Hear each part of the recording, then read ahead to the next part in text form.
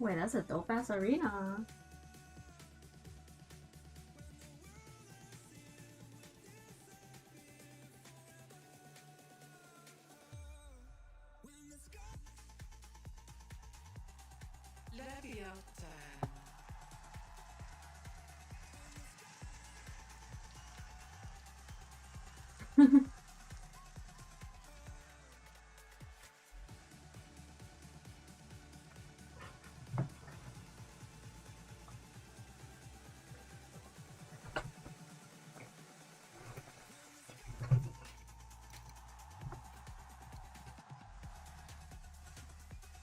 Edward Gaming.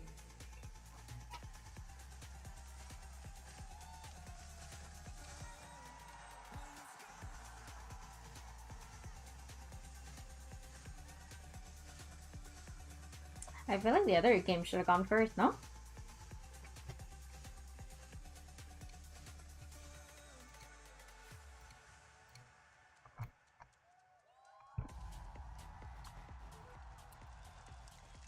This is for a shot at the grand finals and of course the opportunity to make history. What an achievement it would be for Leviathan and EDG after the year they have had. Yeah, and for EDG, they have already made history just making it this far. But for them, it is not enough. You don't want to just go down in history. Oh my God, they're the ones that got the front. You want your name on the cover of that book.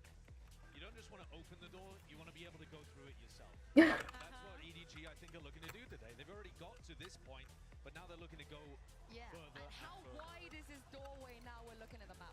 I think it's close.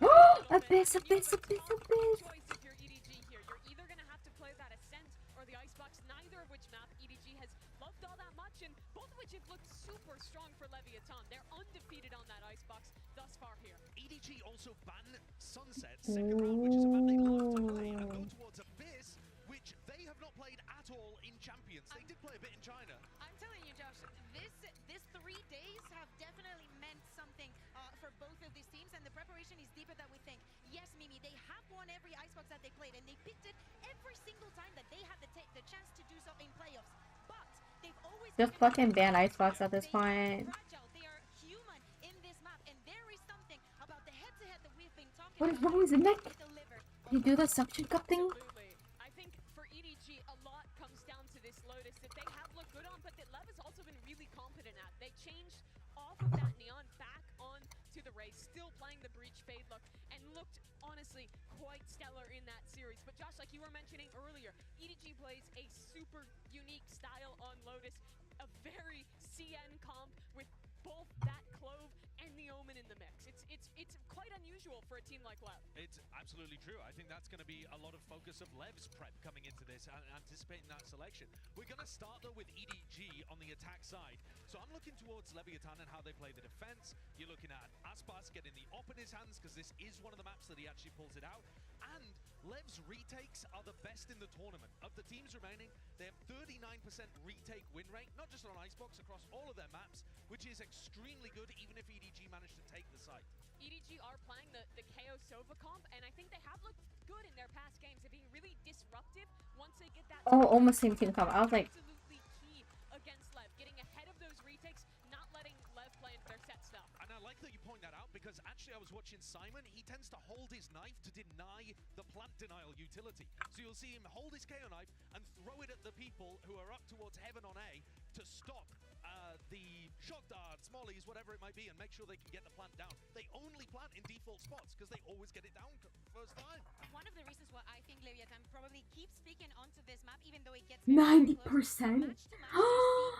There's some mistakes Who the fuck did they lose to? that will never be repeated again. So Let's if look it you up now. are EDG, you know that this map is going to happen, but you should expect the unexpected. Well, the players, they are ready. The crowd is electric. All that's missing are your casters. Pour one out for the Pacific. U2 is Achilles and Paperthin. Thank you very much, Yinsu. And yes, what a stage is set and what a match we have Paperthin. into. Pacific may not be here, but bangers are certainly still going to be found. I'm Achilles, that's Paperthin, and we will be taking you through this upper final to figure out which one of these teams is going to take that first step into the grand final, which team is going to have that upper bracket advantage, that double map ban. And it's been a rocky road.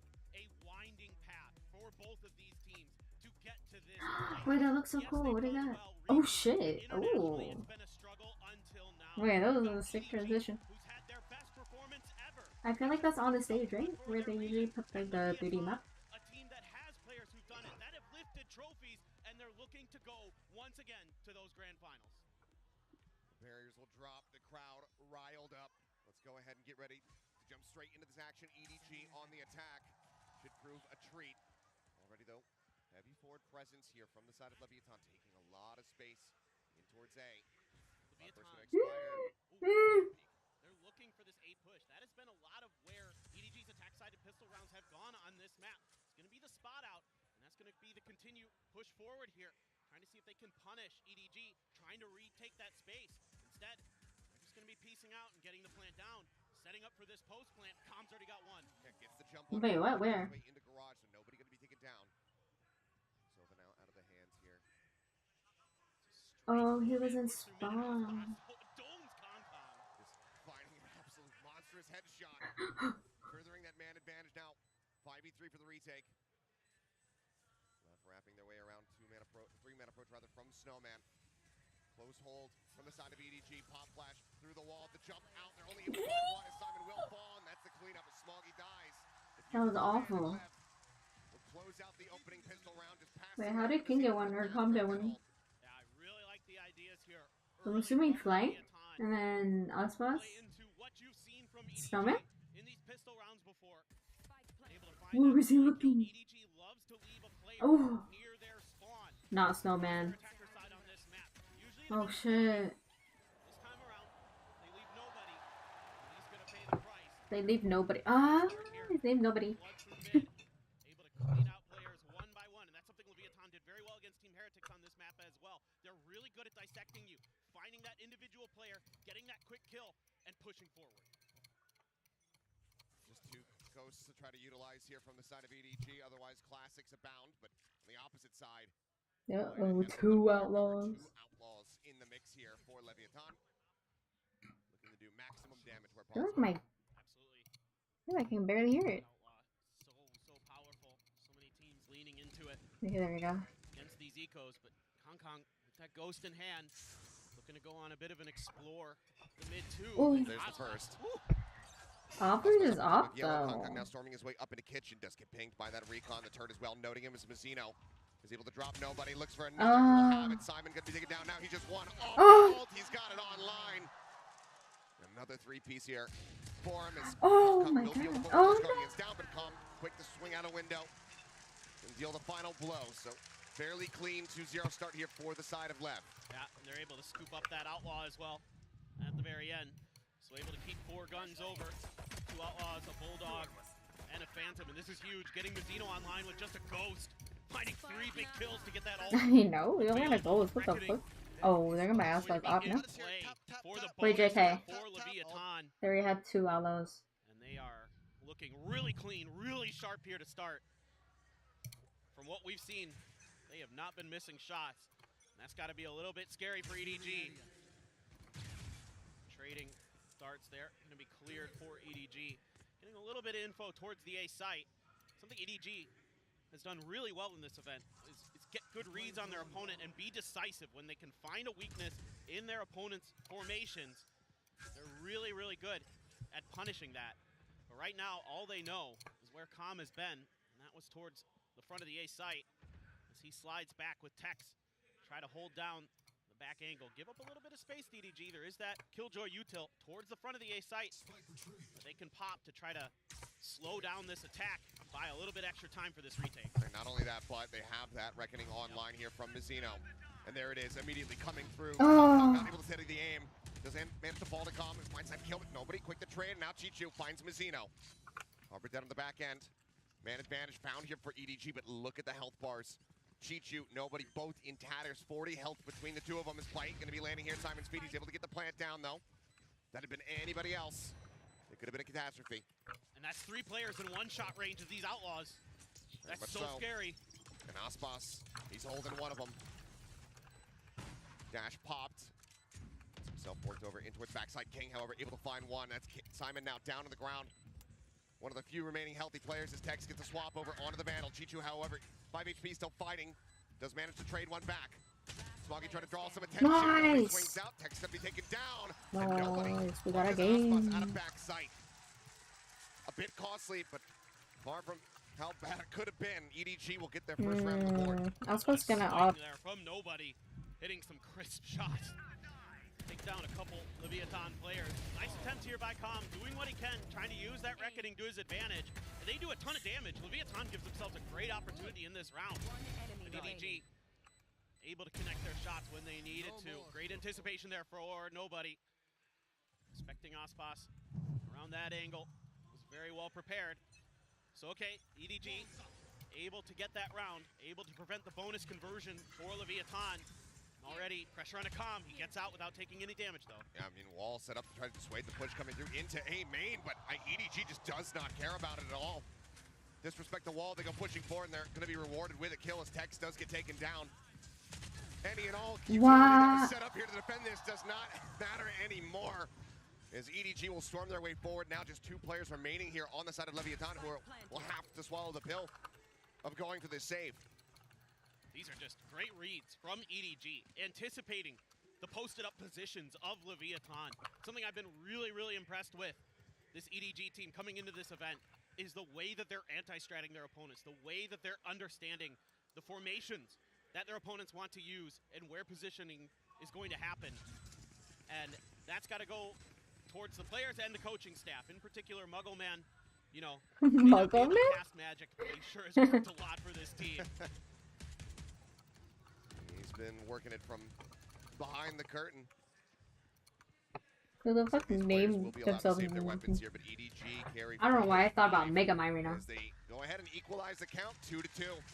And EDG, as many rounds as they can get on this attack, that is going to be a big boon for them. I mean, we've seen the run backs, as Kukuka mentioned on the analyst desk. It's always gone to overtime from the side of LEV, but the run backs for them, it's always been starting on that attack side. Exactly, and this is a slightly attacker favor-sided map, and you know Leviathan is happy to get in the mud with you. We've seen this with EDG and LEV throughout this entire event that you know things can get muddy, and they're happy to play in that respect. They're happy to let their natural talent shine in those moments. Try to take over rounds that way. And we're already seeing LEV contesting the plant a little bit early in that previous round. So I was kind of curious how Leviathan was going to approach this defender side because EDG is so aggressive post-plant. They will push angles, they will push space, and try to cut you off in rotation, try to catch you off guard, particularly Kong Kong. Got to keep your eyes on him, but so far we haven't seen EDG do that. They've been pretty reserved. And, you know, Leviathan. Oh, Aspas saw foot there. Yep. Mazino at the same time able to find Smoggy. Just goes for it, tries to take the fight. Ends up losing his life, but Tex tries to hold things down. 6 shooter in hand, comes up with 1. He and Mazino, though, tagged up a bit. Spike now in play for the side of EDG. As Chichu trying to go on this flank, but he's so very low. Oh, and a wall to cut off Simon. But they're not looking for him at the moment. Mazino turns his sights back for a brief little moment. Another with that Sheriff, and now Simon. Oh shit! In hand, nowhere to go, but into the grave. Calm will take him down with the Hunter's Fury. Wow. And LEV will reestablish a 1-round lead.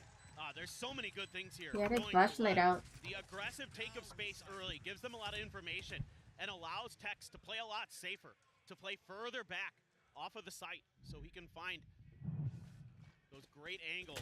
Zeno here winning a lurk out towards mid as well. These individual picks, so crucial for Leviathan. That kill right there for Tex. Wow! Fantastic work with the Sheriff. And then they're able do some to use Sheriff that aim harbor training. utility to cut off Simon, to isolate players. I can't stress this enough. That's something they are very, very good at. And that is why they give teams a lot of problems and why they love Harbor. Using that high tide to your advantage.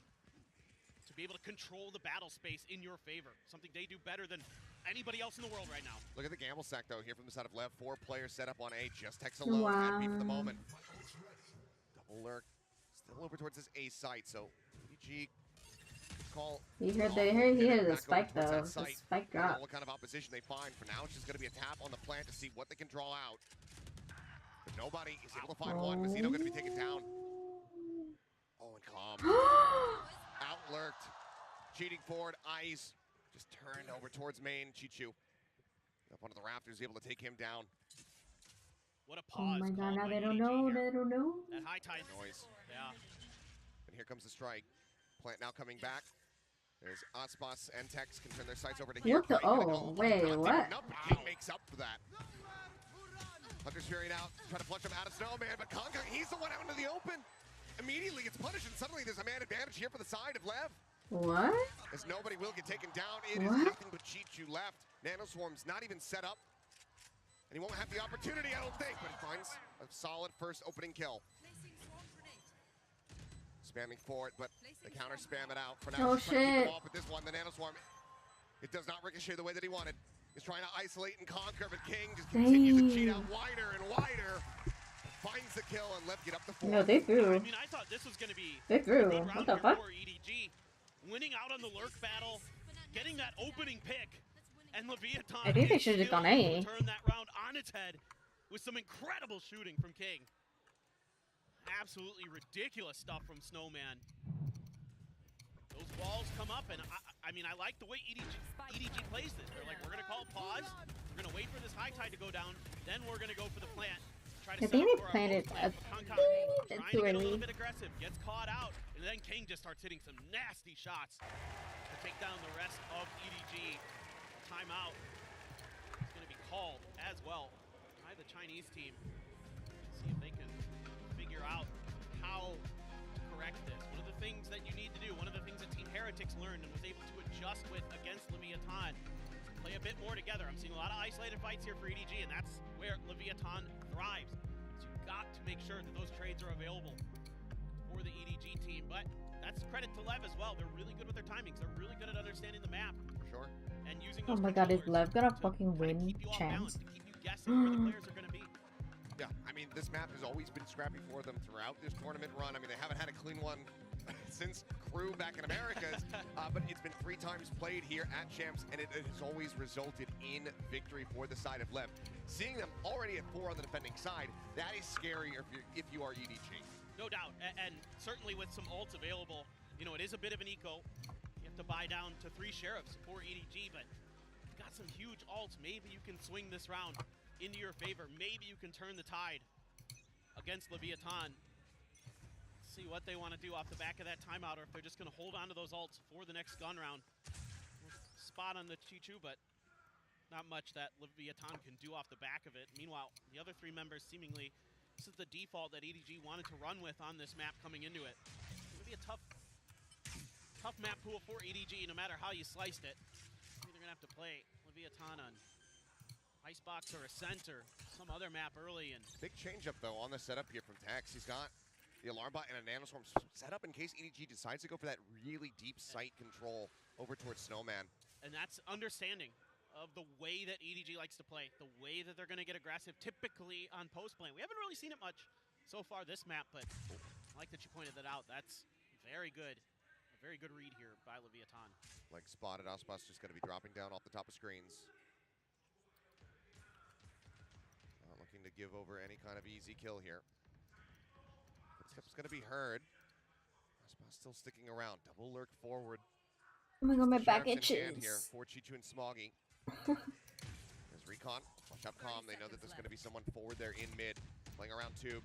Calm holding that angle. Finds the headshot immediately. One of the rifles now on the floor. Clear out some of that util. Chichu going to fall.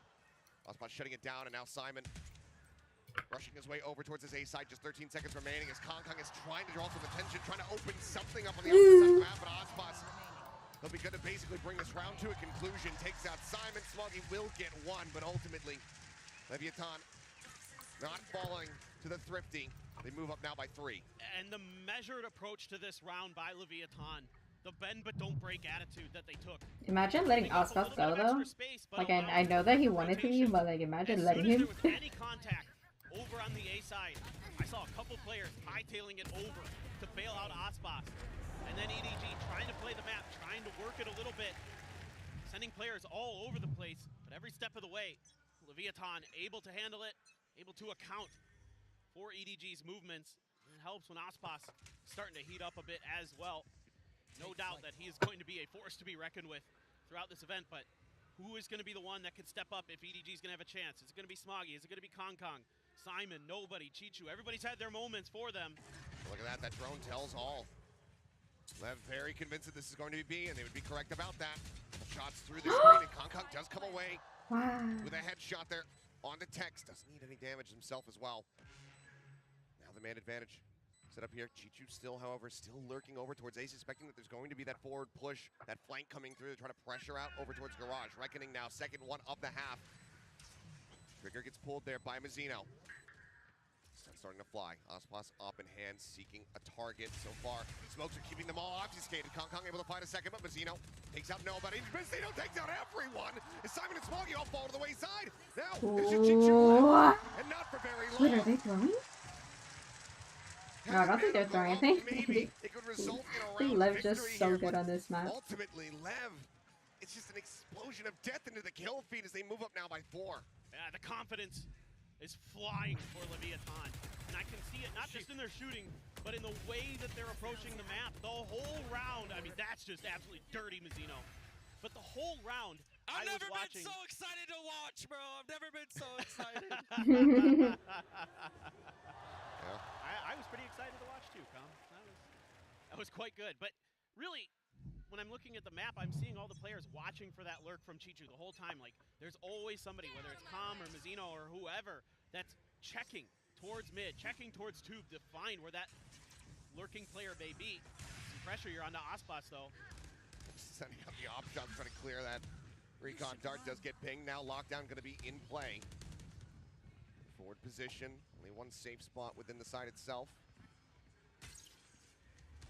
Ospas going to be revealed once again, just backpedaling, getting his way out, not wanting to be detained. No one caught. Attempt at the retake can now begin here. This bite opens things up. Kong sending out a couple blades, but ultimately not making contact there as Ospas up on top of the railing. Just takes one into the shoulder. Nobody deciding to stick around here. Pit now in play as the lockdown gets ready to tick down. Looks like nobody will go ahead and sack himself to that. No, double detain, as well as Smoggy is forward in the pit, just staying hidden where possible. Mazzino, he catches a stray onto Smoggy. Kong will be able to put down King, but Ospas with his own knives is starting to take things down. Swap over, Ospas a little bit faster on the draw. Gets the shorty out, gets the 4K. Who's that? And Lev. Oh my god, Themselves it's another round victory. Unbelievable. EDG threw everything they had at Leviathan this round. The ultimates, the Blade Storm, the lockdown, the Viper's Pit, all in play. But then Ospas, of course, says, oh, you've got a Blade Storm? I do too. And the Leviathan fans absolutely loving what they're seeing. And EDG struggling to find answers against this Leviathan onslaught. These retakes have been so good. And looking for an answer in the way of really Kong, scary. Operator now into this attacking side. Trying to fight fire with fire. He's going to get pinged out, but the weapon for now not going to be revealed.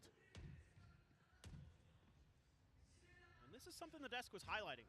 That Kong in particular, one of the rare players who prefers an attacker-sided op over defender-sided. Now they know. Yeah, can't clear the drone, but looking for that duel, potentially, with Ospas. Ospas has been so good at repositioning. That little micro adjustment he had in the previous round to get up on top of the railing in the back stairs. So good. Threw off Kong's aim enough. He wasn't able to connect with that Blade Storm. Now a readjust here for EDG. Reading that the A side not to their liking. And again, this is something they've been very good throughout this tournament, finding the weak side, getting that plant down, and they've been really good in post plants. Oftentimes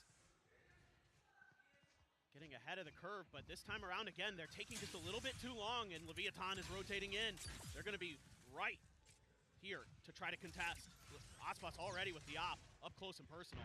And there's that deep util coming into play. Chichu going to be taking out Smoggy as well as nobody. Traded out, and only Calm is found so far. Who's gonna opt it though? With that operator, an all-in bid. And he's just been out in the open again, taken down Simon. Last man standing, completely surrounded. No hope in hell as Lev are just running away with this half, running away with this map. 8-2. They're just so ahead of the curve. They're doing a great job of understanding the way that EDG likes to rotate. They're so on pace. Seems like they've got clocks in their head to read the timing. And they're so ready for these aggressive pushes as well. You've got the high-low set up there on the bridge in the back by Snowman. Able to shut that down, and Oscar already on point. I killed that guy and I pressed them. Well, Aspas, a little bit of a slow start, was 4-4 at one point, but now it's just been 7 kills stacked up on top of that. No deaths to be found. He's coming alive. Here. We might be pressing F on this map here pretty soon with the way it's going. Leviathan is so on point. Oh, cannot find the shoulder. Ash gets himself behind 410. He's gonna reposition, continuing to try to go aggressive. Black in, does not catch him. Oh my Oscar god. tagged up a little bit, but still staying alive. What the f- movement absolutely electric to watch.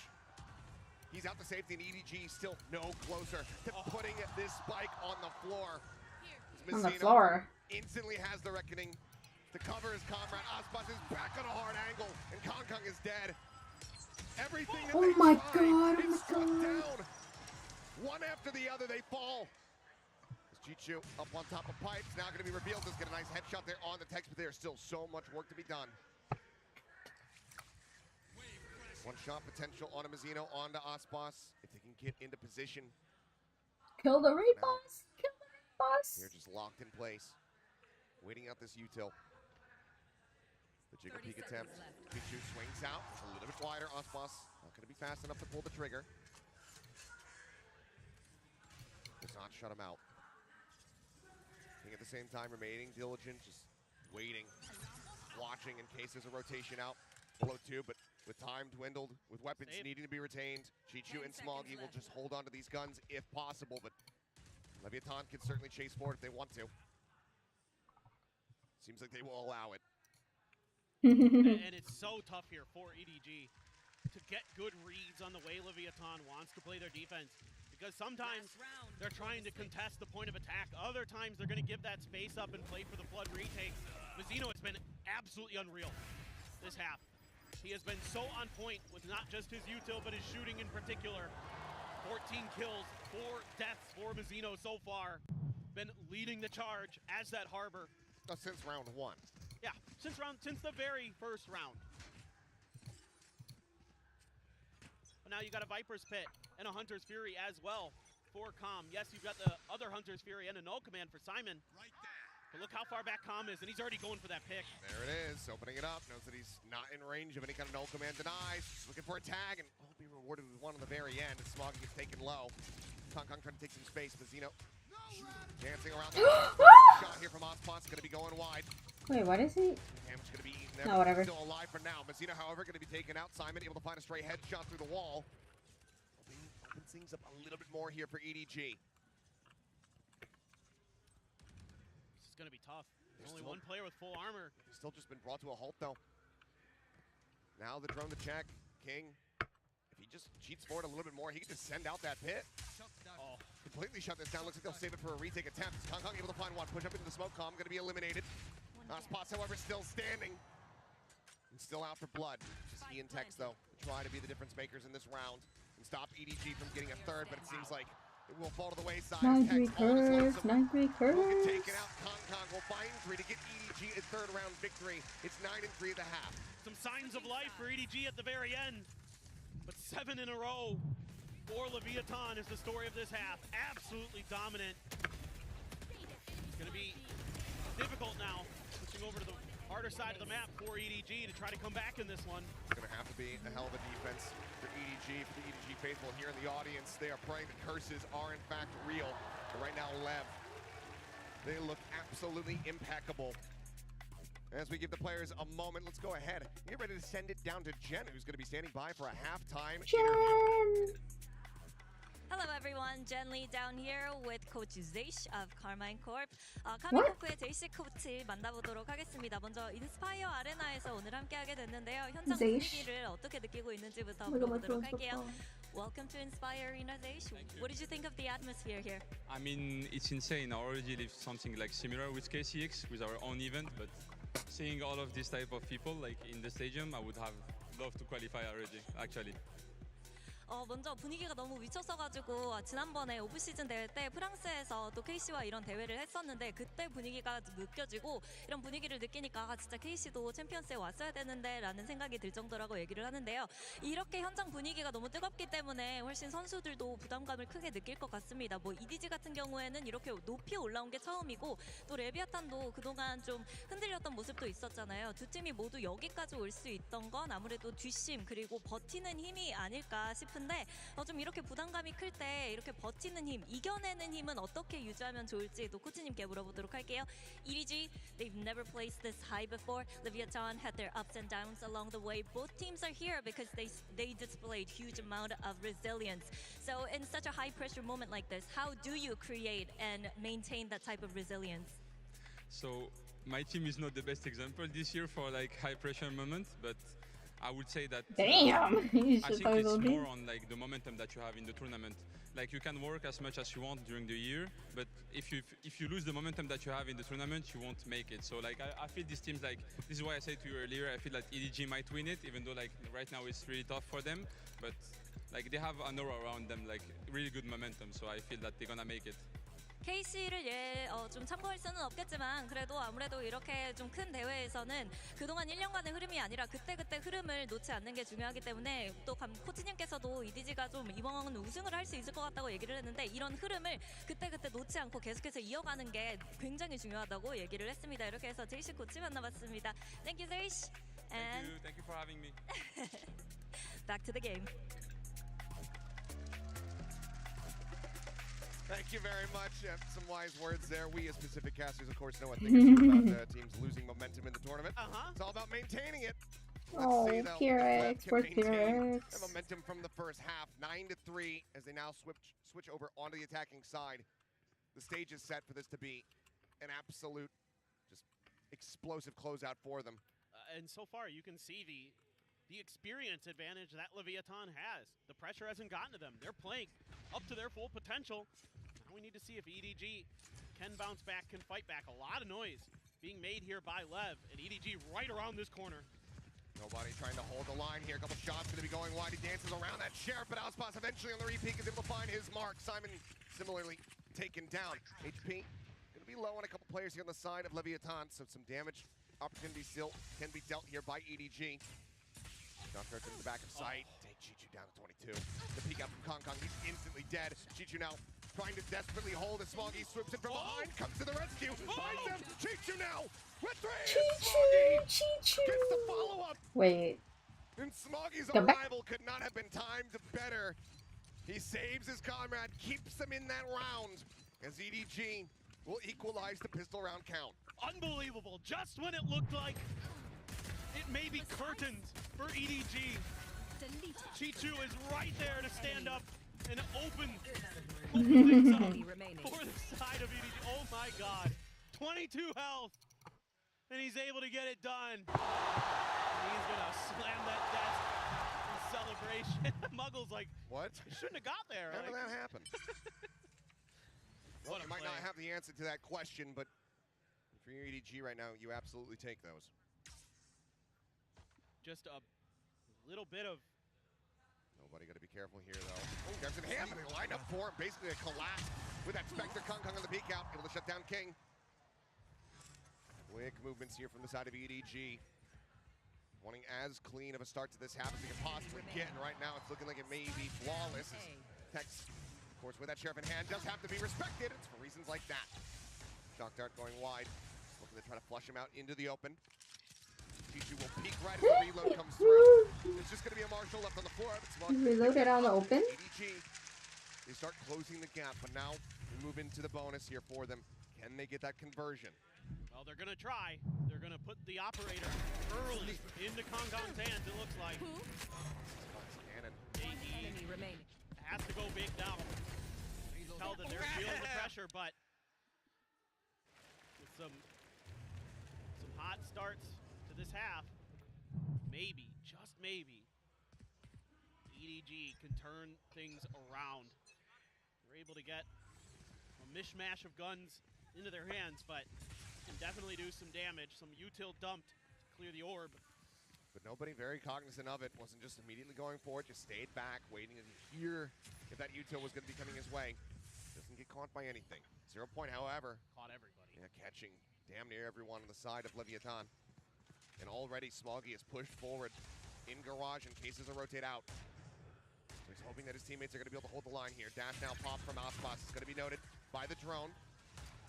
Cuts his way out.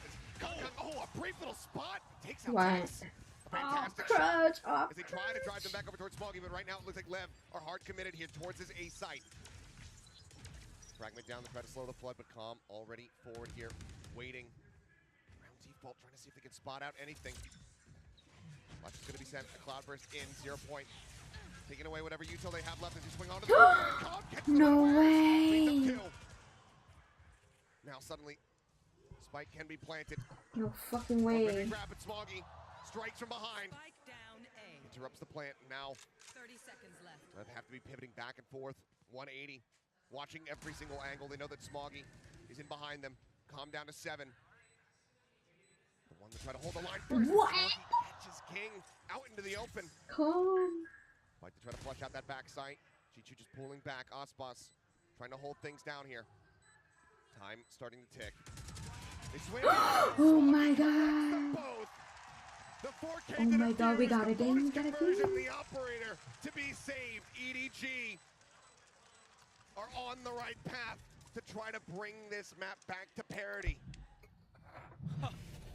Yeah, that is in paradise. Absolutely ridiculous from Kong Kong to start, to set the tempo, and then this lurk from Smoggy, something I was so impressed with Leviathan on the other side of the map. They were doing a great job looking for these lurks, accounting for them, but here, they get into the mud and they lose their heads a bit, and Smoggy punishes the heck out of them, able to find 2 huge kills, and then come in for that 4th at the end. Unbelievable round there for him. And EDG, who would have thought a bonus conversion on their defender side to start this half? Well, this map might be delivering more than we had anticipated after that first half. Lev now going to be pumping the brakes, calling that first timeout for themselves. Still going to be one apiece remaining for both of these teams. But one of the things that we weren't seeing in that first half on the attacking side was that impact from Smoggy. Just was consistently being shut down. Came into this half, just what, 4 kills. But that's that round that you want to be seeing from this guy who has been delivering on the regular for EDG throughout this tournament. He is maybe the biggest reason why we've seen them make it as far as they have. I agree with you. I think he's been the MVP for this team so far in this event. He has been absolutely clutch. Comes up with huge multi-kills when the team needs him the most. And here on Icebox, starting to come alive on this defender side, starting to find those gaps in Leviathan's defense. I think Leviathan needs to start mixing things up a little bit. Show some Oh my god, I different should have taken a EDG, nap, have huh? to spread the map a little bit more. You kind of just tried to bully your way through A. That hasn't worked. EDG's been able to put up a brick wall and keep you from really finding much success there. So now it's time to start trying other parts of the map. Eventually, this is the eco, so maybe if you've got a set play here on this side, try to go for some quick picks. Now, I don't have the stats on it. Yeah. And I'd be curious if anybody does, but it does feel like a lot of bonus conversions that we've seen, people drop the Thrifty immediately after. Like that Fnatic Send series is just so back and forth, bonus conversion after bonus conversion, but then always getting thriftied in that 4th round of the half. Teams are pretty good with sheriffs, is what it boils down to in my mind. You're absolutely right, though. It has been wild this year. Some of the eco rounds that we've seen. Clear the drone. Kong Kong just looking to reposition. And immediately, this is going to send left packing over towards the opposite side of the map, where it is just Smoggy to try to hold the line for now, but already rings out a shot. And EDG has to respect the A-side hit because of how much pressure Leviathan is Oh my putting. god, there's like 3 A little lanes. bit of space here for Leviathan, an opportunity. Let's see what Smoggy has in store, though. Was brilliant in the previous round. Recon out. Smoggy just tucks back behind the wall, but pings come down. Left have a very strong understanding of his position. Does do quite a bit of damage, though, as they all go cutting across towards yellow. Couple HP bars whittled away at here. I just burped really loudly. Hopefully nobody heard that. Retake now. Getting ready to come through, but Kong Kong finds an opener. Aspas going to be on the ground. The Guardian now passing hands as Tex picks it up. Fragment into the back. His tag's gonna be flushed out into the open, and Chichu, it's enough of an angle for him to go ahead and collect the kill. King trying to hold the line, finds himself a second. No way. Gets the other. Okay. And now King is trying to conquer them all. The half hold. Oh my god. Pulls off the defuse, gets the headshot, and says, no thrifties today. I thought you had willed it into existence there. It almost happened. Unbelievable stuff there with the Sheriffs. An early pick for Kong at range. Spam there from Chichu. Oh my And god. then King just comes alive. He has the opportunity as well. Just misses the headshot. Chichu quick to pull off and adjust. Almost. Aspa is clear as well. Not in that round. Not in that round. And But he is still, by far, clearly in the lead. 69-2. Numerous players nipping at his heels. But EDG suddenly just two Did he just rounds read out the away from assist? tying Who this does up. that? And this is going to be a really important next couple rounds, because look at the ults that are coming into cycle here. Yep. You've got the Viper's Pit, you've got the Reckoning, you've got the Lockdown for Chichu, you've got the Hunter's Fury for nobody. So these are the rounds that are going to really pivot, potentially. Smoggy, he's slipped the net a little bit, drags across, managing to find the headshot, but does he suspect Tex from behind? He kind of does, but still ends up falling. Jump out, that is going to be a body tag there on the comm. Gets taken low, but not taken down. His knives now do get popped. You should run. Kong on the fast rotate. As the lockdown gets placed here at B. 4 players alive, but not even a full HP bar between 2 of them as Tex and Comm, both dangerously low. And you don't have Smoggy to cover this plant. You do not. There's a jump out and Comm punished on the jiggle, just trying to get that recon out towards Snowman. Kong shuts down those hopes and dreams. Recon quickly going to be cleared out, but Kong now re-peeks from the flank, and Ospas is now ready for it. Knives going to be a little bit whippy there, but in position. Go ahead and collect one. Shorty now in hand. The flash, he's blinded up. Oh my god. Kong strikes from behind suddenly. Oh my god. Round separating these squads. Oh my god. Are on a monstrous tear. Are ADG gonna? Oh my god. Well, First time he's a Viper when Lev you've got loses Kong ice with spots, an operator. maybe. He's just unbelievable right True. now, starting to Dude, really his heat fucking up. training with his off is Player that for crazy. so long has been so highly You regarded. do not, you with do that sniper not rifle. give him the op. Can he They do need like deep another? when EDG needs it most, and they are one He stand up round and away shoot an from arrow. tying this up, and that lockdown got invested for nothing for Leviathan. It did. There's still some crucial ultimates here, though. Hunter's Fury, the Pit, as well as the Reckoning, is Chichu quick to clear out that Nano, not wanting the turret to be destroyed, but it's going to be a full cut under tube here. As Reckoning comes in and Kong just has the backpedal, but he's still looking to stick around. Goes for the peek, and Mazzino gets taken down! What a Oh disgusting my shot! god. This They're all guy's... locked down now in play, but it's a fairly shallow one sent here from the side of EDG, but it stops them from pushing forward. It makes them think twice. Tex now dropping out from Kitchen. Does get spotted out. Hunter's Barely Fury took any damage. crashing across. As Comm goes on the hunt, just trying to open up some space here for his team, but nobody now. Finding one. Ospas knowing that Kong is stuck in the corner, swings out, does find Chichu. Takes him down, but now they counter Hunter's Fury on the opposite side. They're trying to find that elimination, but looks like widely they will be able to get away scot-free. The Pit now going to be invested here from King. The push up onto the corner, the Shorty. He takes him down. Ospas dead. Weapon swapped. Vandal now in hand, but they still have to deal with King, and he's in his element. He's in his element. At the ready, and Kong gets the fadeaway double pump. Comm is dead, and we are all tied up 9-9. They are unbelievable right now. Kong in particular is making such good reads. Toying with Leviathan's ultimate here. Fakes like he's gonna go back to Snowman and changes direction. Gets the kill, unbelievable. And Ospas trying to do what he can here to hold the line, get some big kills. But Kong able to hide in that corner and wait out his moment to strike with that Shorty, to get up close and personal. He finds 2 huge kills. He came like so Yeah, close. timeout. Dude, he's Just crazy on not the able fucking to off. adjust in time, and Kong so fast, had that dash popped as well. Was able to get the first shot, get the second dash out. Just on point right now, our EDG, and this is going to be the last time out of this map for Leviathan. Second one having to be used. Cash somewhat all over the place, but widely can't afford to have rifle and half armor here on just about everybody other than Ospas, but he has the blades available. But that was still such a huge dump of ultimates here for Leviathan. They now have nothing else, and if things continue trending the way that they are, they're not going to be able to generate any more ultimates for the remainder of this map. Exactly, and that's the concern I had a couple rounds ago, talking about all those ults that were in play.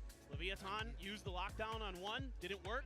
This time they use a bunch, doesn't work. Now you've got EDG, who's got a juiced economy, has a Viper's Pit of their own, still has that operator for Kong Kong. Gonna have to find answers. Maybe Ospas's Blade Storm can be that turning point.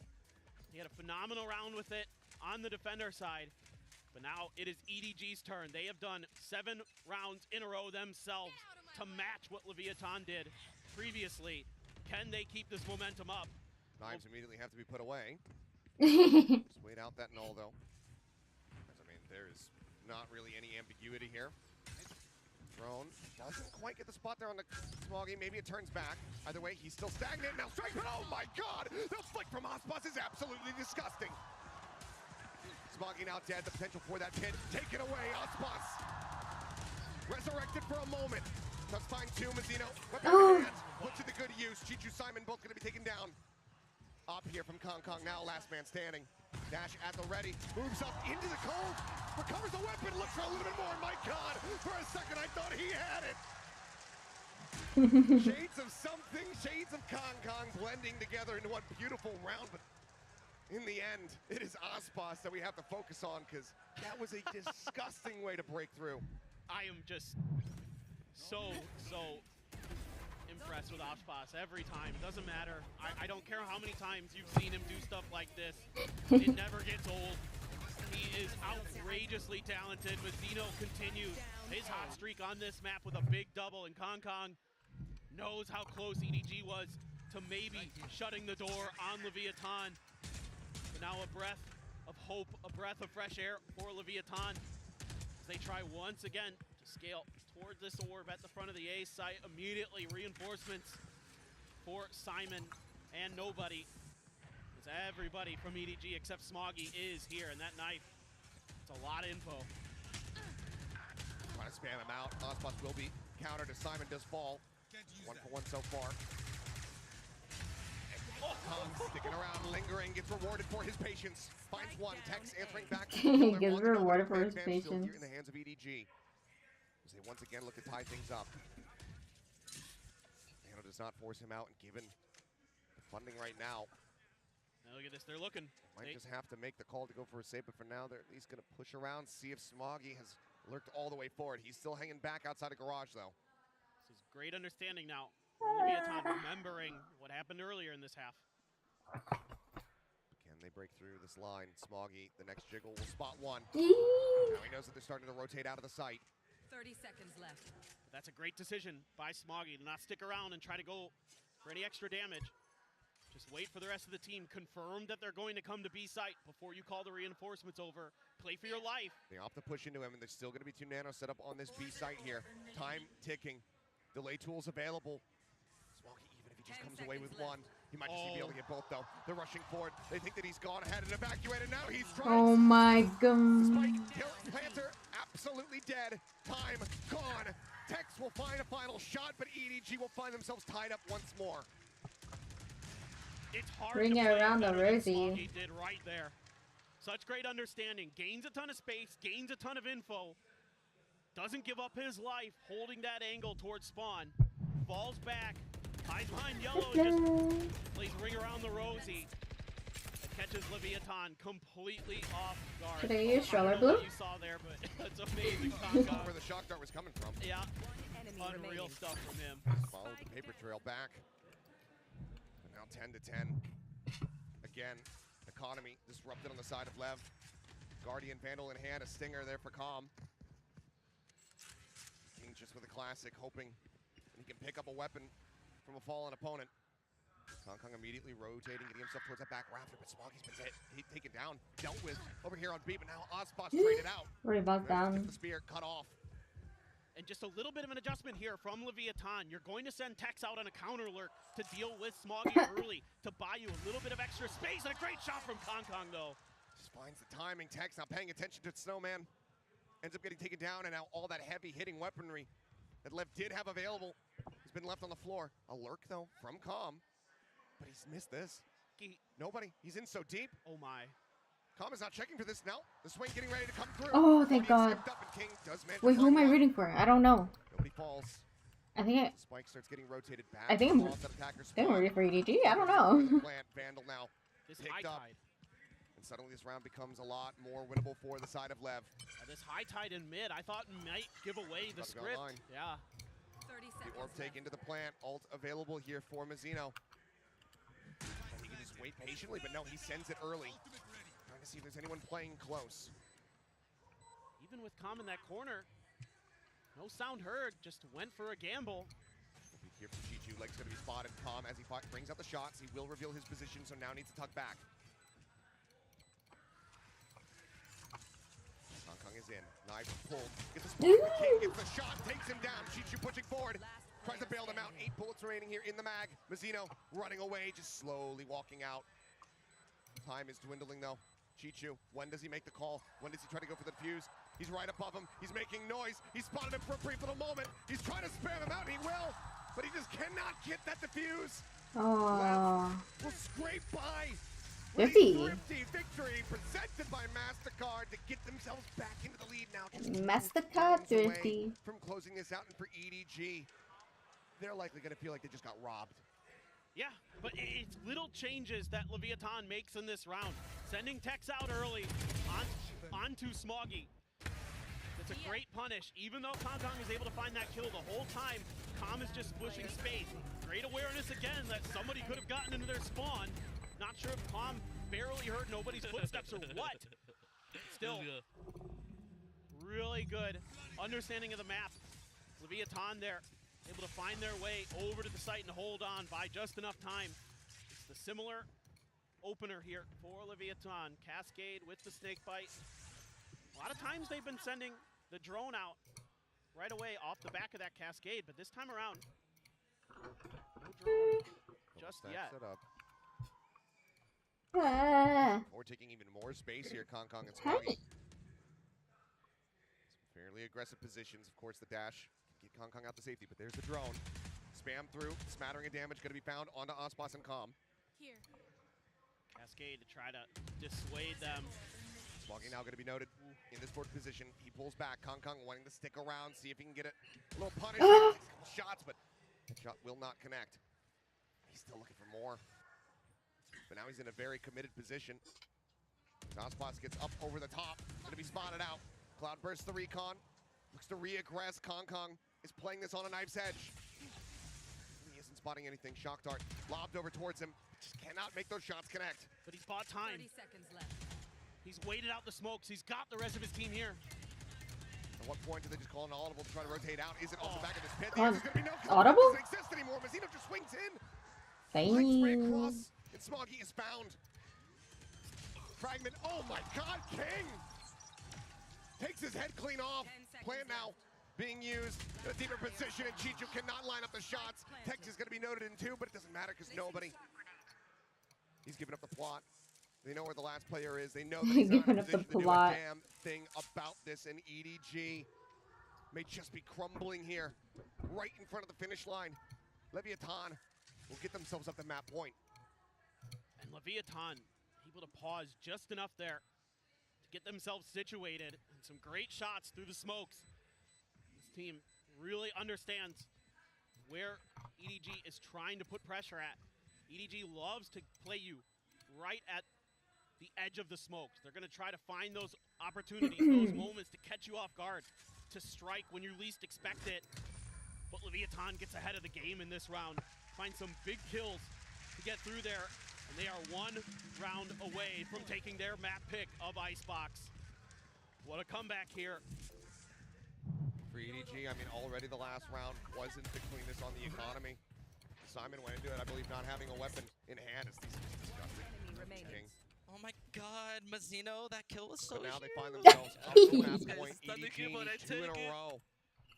For Lev, it has always gone to overtime. Here in the upper final, is this finally the moment where they get a clean victory on their icebox. We'll have to wait a little bit longer to find out as EDG call their last time out.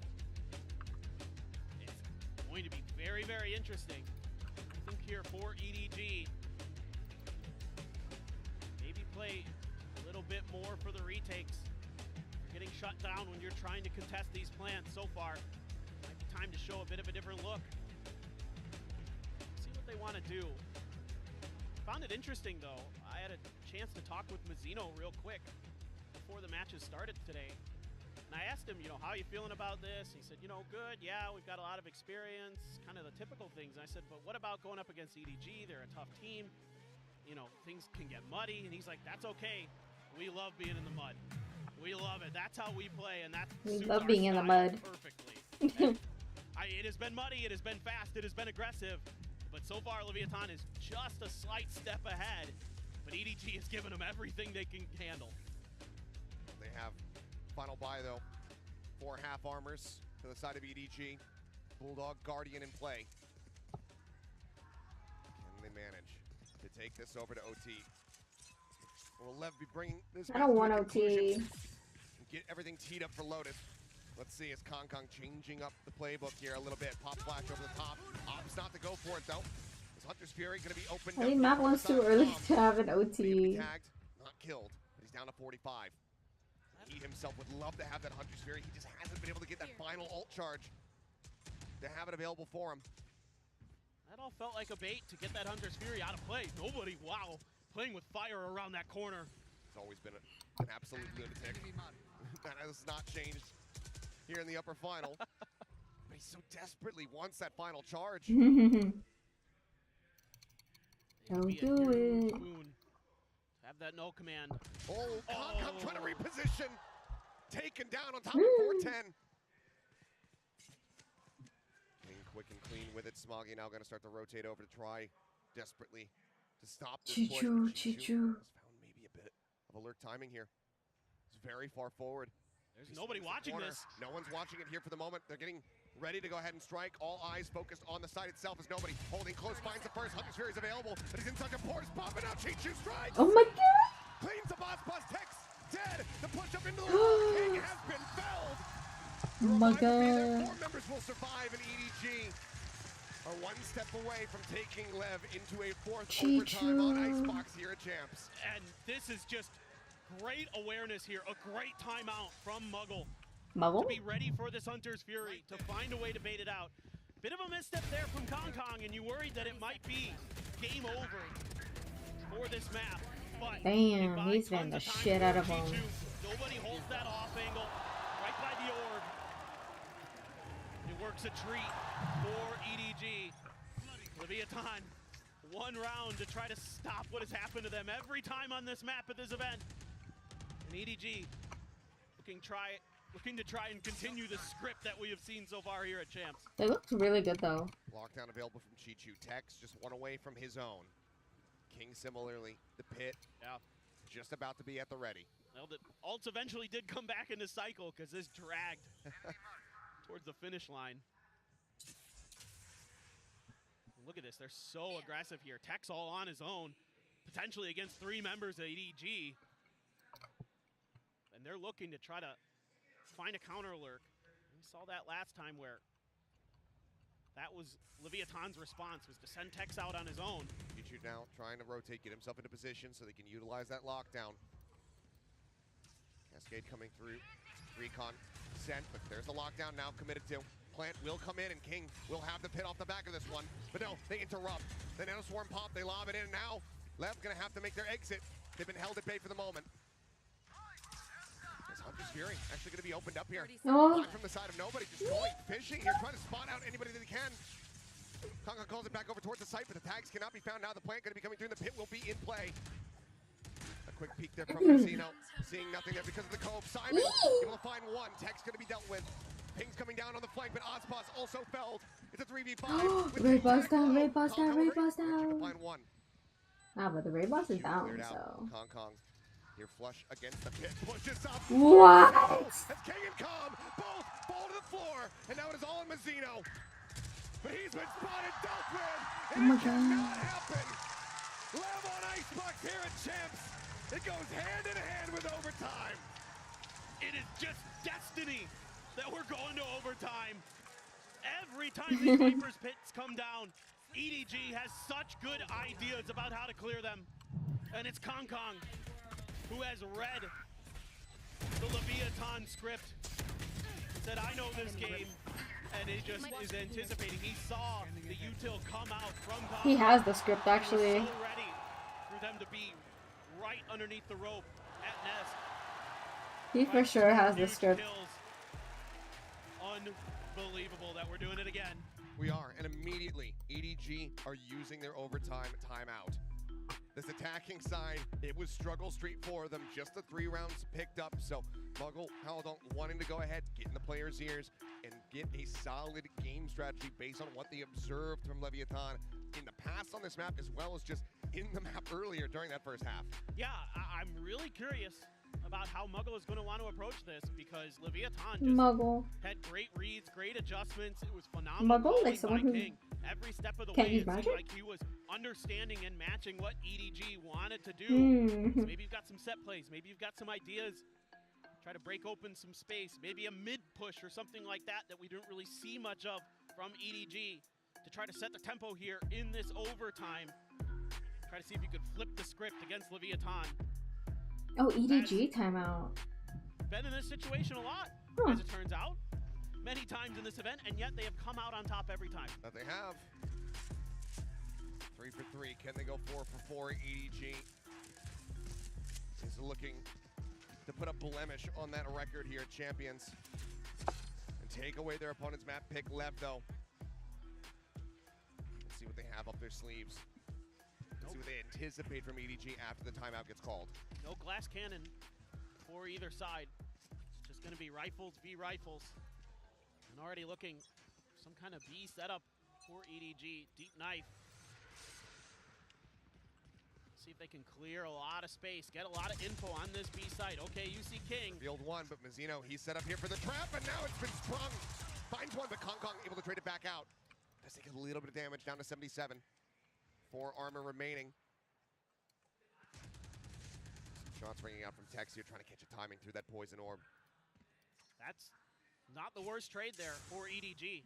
Taking out that harbor, that retake utility, that was so difficult for them to deal with on this attacker side. I think you'll take that. I think you're going to walk away from that fight happy. Now they're going to try to re-clear the space. King's still lurking around.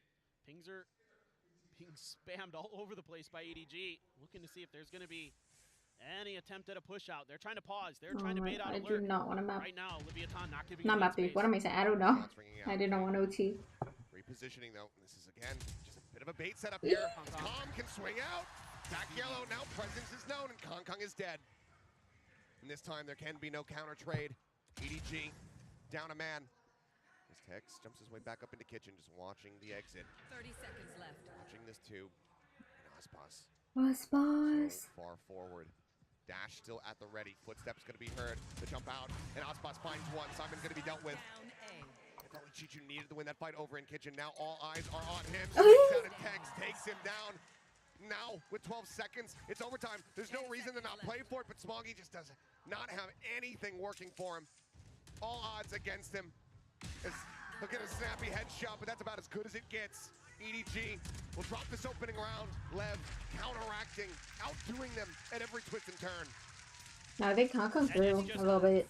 Really good understanding Just a little bit. of the way that EDG likes to play. And a lot of times, Kong Kong is going to be left on his own. Com's able to punish him. Isolated from the rest of his team. One enemy remaining. Like you said, not able to find that trade like they did against Mazzino. And then it just kind of comes unraveled. Your lurking player gets identified and dealt with as well. So it's just the same story for Leviathan that we saw in the first half on their defender side. Very similar stuff, very similar results. Still no glass cannon. Kong Kong wanting that armor, wanting that phantom. As for now, it's just Aspas dropping down, not taking too much forward space though. Drone will lead the charge. Gets a spot there onto Simon. Leviathan worried that we were going to see something that we saw at the end of that first half, where they pushed out towards Nest. So they have to use the drone to check for it. Footsteps going to be made. Chichu, he can hear these. Looking at these decent amount of information there as King. Is this defense sided or attack sided? Now the pressure getting ready to be applied here to Smoggy, who's all on his lonesome at back yellow. Needs to play his life, like we saw a few rounds ago, and is already stepping back. Timing's about to be no. so poor for him. He's up over the top, but Ospas checking for him. And Ospas ends up falling. Coming out from Mazzino. Leave, Smoggy run! able to Okay, come good. back. Gets out scot-free. King again going to be noted, just trying to keep some attention over towards his A side. But Smoggy saying, no, there's more than one. The rotate starts coming through. Smoggy, however, he looks straight through, finds another tags, knocked down to 10 HP. And it seems like we're not going to be getting away with a clean victory in overtime for LEV. It is defense sided, I think. Calm left standing. Spots out one, but Calm now dealt with. King finds the first, he did not get the second. Oh my god, it's the same situation. It's always a fucking Viper that's last. And that round hinged on what happens with Smoggy there. If the timing is just a little bit different, if Ospas sees him before he sees Ospas, it could be a very different round. But he's able to get that kill, able to back out, able to spam down as they try to get the spike planter into place. And that leaves this snowman push from the other players completely isolated. And they have life. They have a chance again. This feels like if EDG can find that attacker's round win, maybe, just maybe, they can stop Leviathan on Icebox, something nobody has been able to do at this event. Out there on the sheet, but he gets the nano across, claims the turret, and ultimately that was his goal.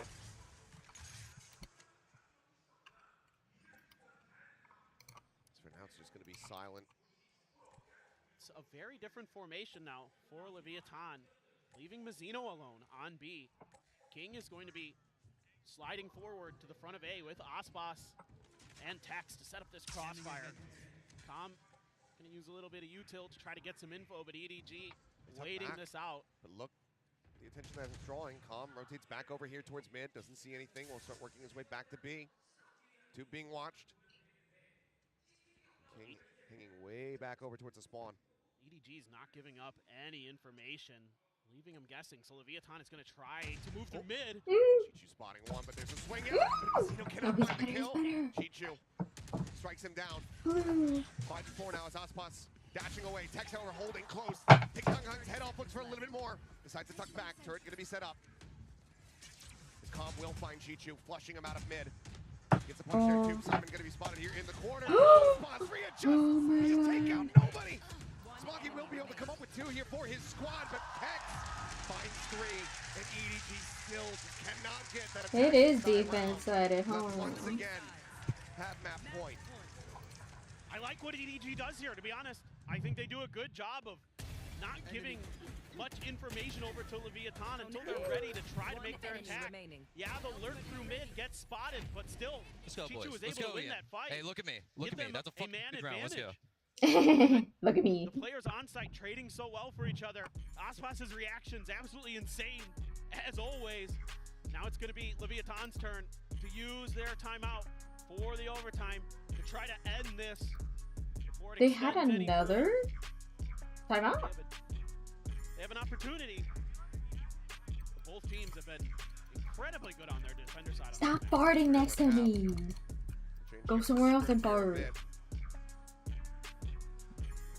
Adjustments come through, but Calm feeling very confident they will be able to close this out right here and now, not let it go any deeper down the overtime or rabbit hole than we have already gone. So far, the furthest that it has gone for LEV was that 16-14 scoreline versus G2. We could go there again. It's been so darn close. I'm down to break it. Sure, why not? I got nowhere better to be. What Are you gonna curse? 1917? I'm down. For a global event? Yeah. Well, let's see. Crowd is riled up and ready to go. EDG, do they have it in them to deliver another reset? Once again, no operator spotted across the lobby. Kong Vandal this time. But Nano out. This time not going to be cleared. It's a turret. Just have to be recalled out. Oh, he called it. I don't know. I thought it was. Players over towards B instead of just Tex. They're They're going to have King join him as well. Try to see if they can deal with some of these EDG players. Smoggy. Now this is all to disguise Kong, who's about to Oh strike. my god. Trying to spot them out, play it patiently, waiting for the moment that he's got line of sight with the teammates still falling around him, but there it is! Gets the spray down! Oh my god. Make it happen. The man advantage there, but this is still dangerous territory here for EDG. Nobody tucked in behind the box. Hearing the footsteps, Casino pushes his way up into the site. He's waiting to strike. Util in Oh my god, both of them? Oh my god. Does not finish him off. Casino now with everything to do to try to bring this map to a conclusion. Oh but my he god. cannot. Deeper down we How did go. that happen twice in one round though? That's crazy. Both teams making slight adjustments here.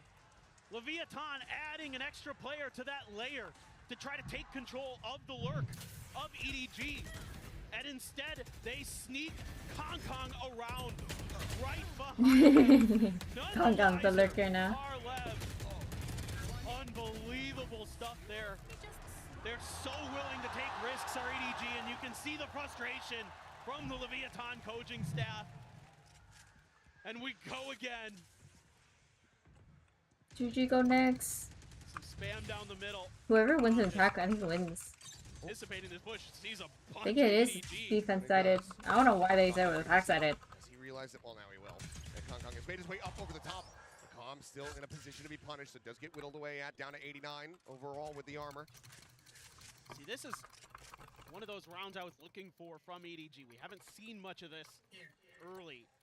Kong dropping down towards the tube. Smoggy looking for that Leviathan player. They're expecting somebody to check mid. We've seen it before. Chichu dealt with it previously on this attacker side in overtime. Now the rest. EDG going to group up. Potentially going for that decisive hit, but once again, got a lot of Leviathan holding their feet. Crossbus here on the close right side. Goes unchecked for a brief little moment, but Kong still able to adjust. Finds that kill, but Texas finds a nice timing, peeks out, gets himself one, Kong gets another! It's Smoggy and nobody now. Last two members standing versus three. It's very much come down to whoever realistically can get this attacking win. And right now, it looks Yeah, whoever can attack. Smoggy has everything to do. Swaps over to the Vandal, 10 bullets. If there's anybody who can. The year that he's had, the tournament that he has had, you would be correct. But odds are stacked against him, and now there's a Cove in play. It's being watched. Ah, nice try. Shit, that's hard. Level once again, get themselves up to That is so hard. It's EDG. They had 3 players and they still fake. The will to keep this going. Not in my rank lobbies. I mean, you take down Oxbox, you gotta be thinking is EDG. Alright, final boss is dead.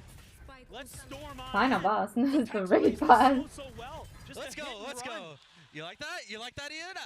Yeah, okay. Tom, he's been there, he's done that. He's lifted a trophy, and he gets a huge 2K in that round for Leviathan.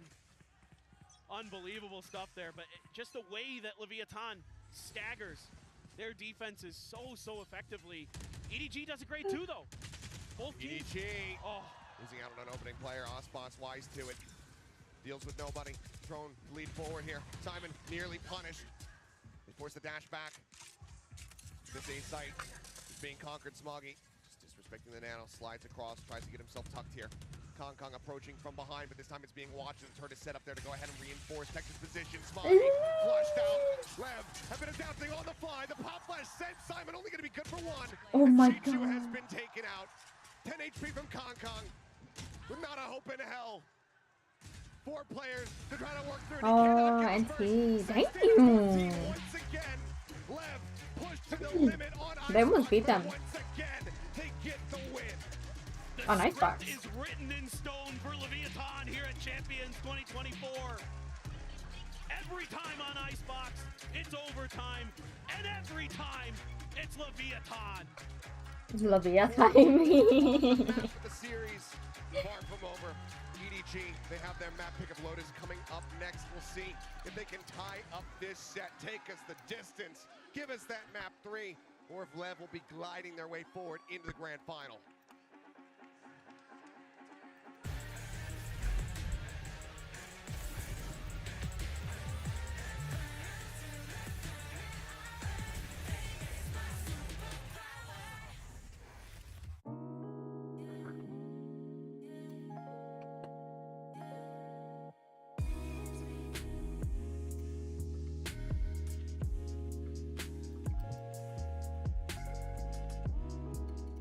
These ads are always so much louder than the game, I swear to God. I'm not tripping.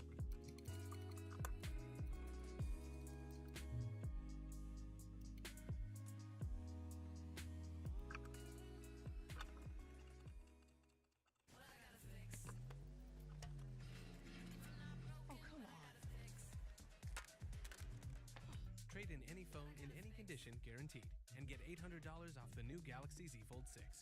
Only on Verizon.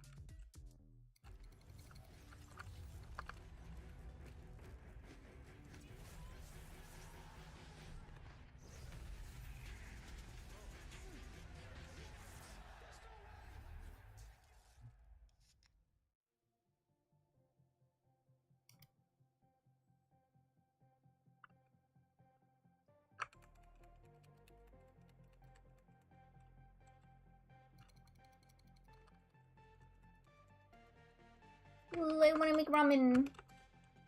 Do I go make ramen? I have 3 minutes. I'm not gonna make it. Wait, next map is Lotus, I think. The Lotus or Sunset?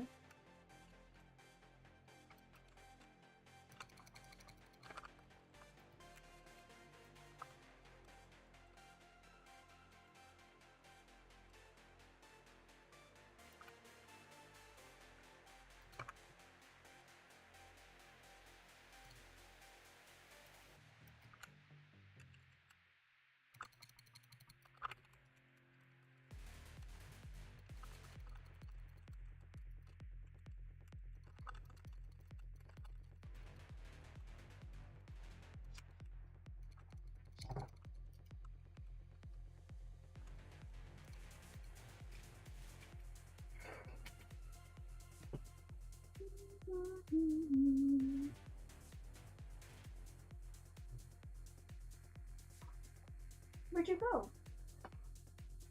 No, hi, people.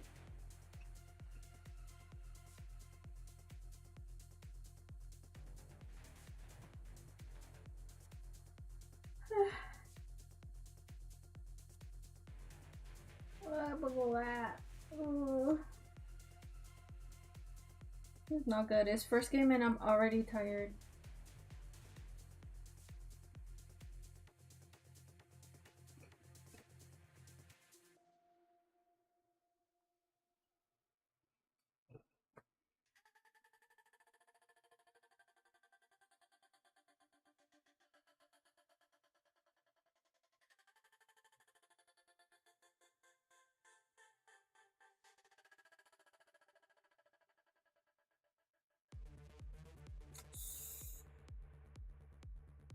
Let me go get some yogurt. Some yogurt. Oh my god, my hair. I have 30 seconds.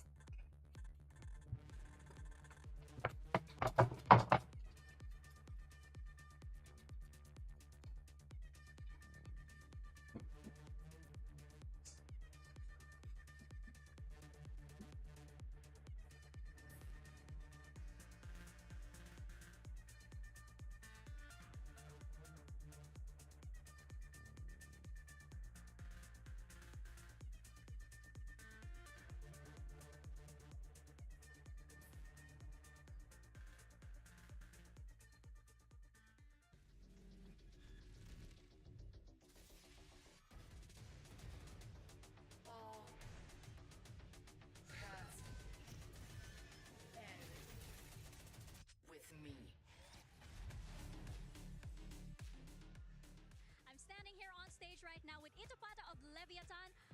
We gotta talk about those overtimes. Oh my goodness, map number 1. Let me know, what are the energy levels like with the boys? Was it going up and down? It looked like it was 2 different sides of the coin every single time the side switched. Yeah, I think the boys kept their composure throughout the whole time, and it was nice to see because obviously with this big stage, some mistakes are bound to happen, but I kind of have a feeling they have like a secret pack and they're trying to see what my blood pressure is going to be at the end of the tournament with those overtimes. But yeah, I'm glad that we closed it out and on to the next one. Well, I hope your blood pressure is going to be okay. How are you feeling about the next map though, Lotus? Lotus, obviously we're 3-0 in this map and we're very confident in it, so I'm happy that we're playing it in this stage. All right, well, good luck, best of luck to you, and keep that blood pressure in check. way to kick off the day here in the Inspired Arena as well.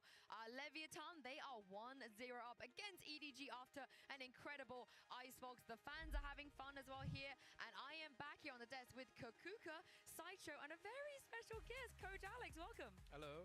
How's it going? How was the fan fest? Oh, it was good. I had a little meet and greet there, so enjoyed myself. Met a lot of people. That's sick. Yeah, and I'm so happy you're here with us. But that game, though, you two, oh my goodness. I mean, Itopata's blood pressure was rising. I feel like yours was as well, you guys. I mean, it was not only extremely exciting to watch. I think that the display that we were seeing, we were talking about Kangkang not using the operator that much in the tournament, and then we get this performance with another OT win for the side of Leviathan.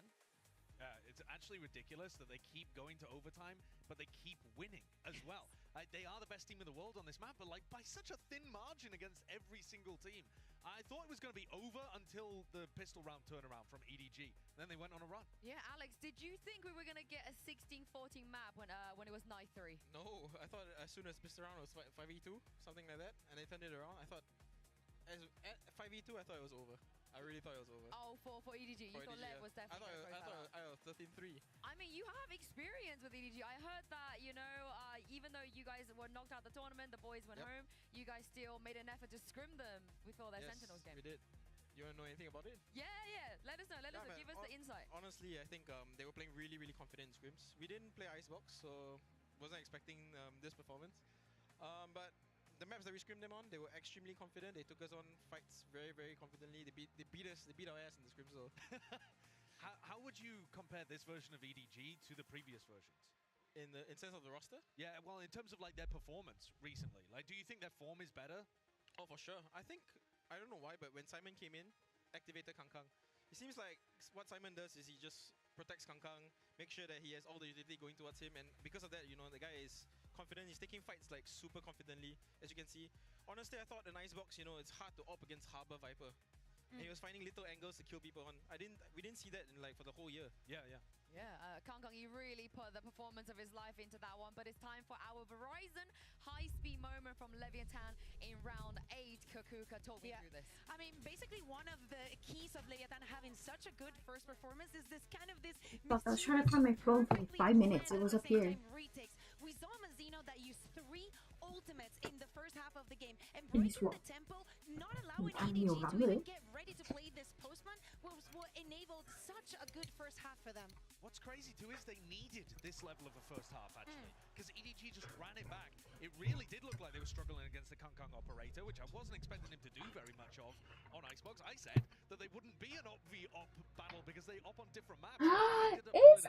It makes me think maybe that EDG have got hidden plans that they're, you know, ready to unveil, because they pulled out something really impressive here, and that wasn't even their map fit. Yeah, they did indeed. But Josh, give me the script for Lotus. What can we expect as we head there? It is Lotus. Okay, I was right. Things about Lotus that I wanted to run through is how EDG kind of approach planting on the C site. And so I've got an image here which shows you all of their plant locations on the map. Now that in itself is not particularly interesting, but if we zoom in onto C, what you see is a really classic plant spot where you can play for mound, but you also see that they are not planting in what I would consider at the moment to be the meta spot.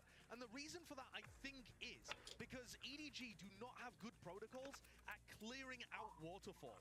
And what that means is that as a defender, you can just spam down this line and you force them to plant in these bad situations at the back here. And if I zoom in again, what's important to note too is that when planting, very good data.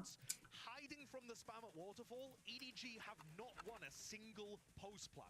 So once you force them to plant in a bad spot like that, you win in the round because they have to play clustered on site. They can't back off the mound. They don't have any space that they take aggressively.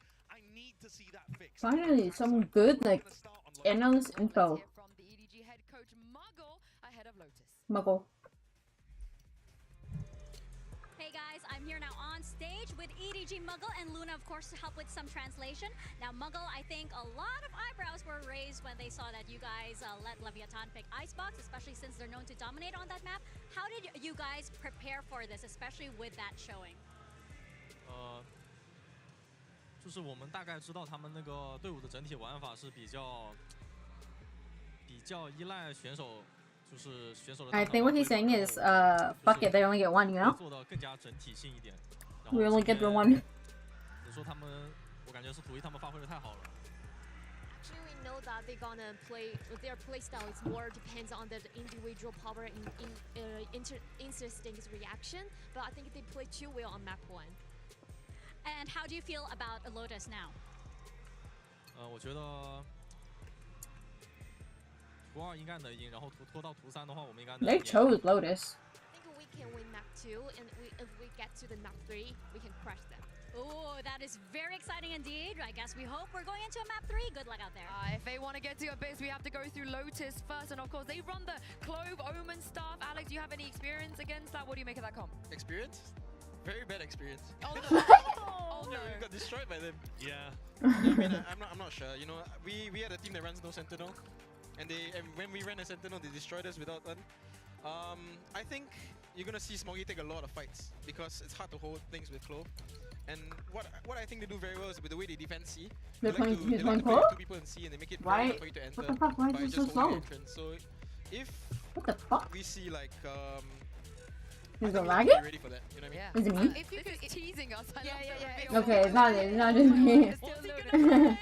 It's Breach. I can see the glow. But you can see the name at least, you know? You don't get the image, but right there, it is the name. So Alex, Oh, if you could the give name. Okay, I one didn't see piece the of name. advice, something that you probably I don't learned see the hard letters. way, to Lev to But win he wants the- EDG to win. Yeah. Well, they're not listening, so. I mean, I think Leviathan have to play very aggressive. I think what they need to do is they need to push into the B main entrance. They need to cut Smoggy off from rotating, because all he's doing is watching the back. You know, if you irritate him a little bit, they can't actually like charge you full speed. I also think if they play retake on A a lot more, it should be a lot cleaner game for Lev. If they try to fight Mound, it might be very hard. I'm going to be looking at the pistol round here. I because, love again, it makes such a EDG's team difference on comp. Icebox This is so that fun. turnaround in round 13. And for Smoggy, when he's playing Clove, he loves starting off with a frenzy in most of their pistol round strats, and he has a pick-me-up. That's so dangerous. Well, I hope they don't do any of the things that you both just said, because I want to see a map 3. Am I right? Me too. But I just want to see Abyss. I don't want a map 3, but I want to see Abyss. Lotus here, the staging ground.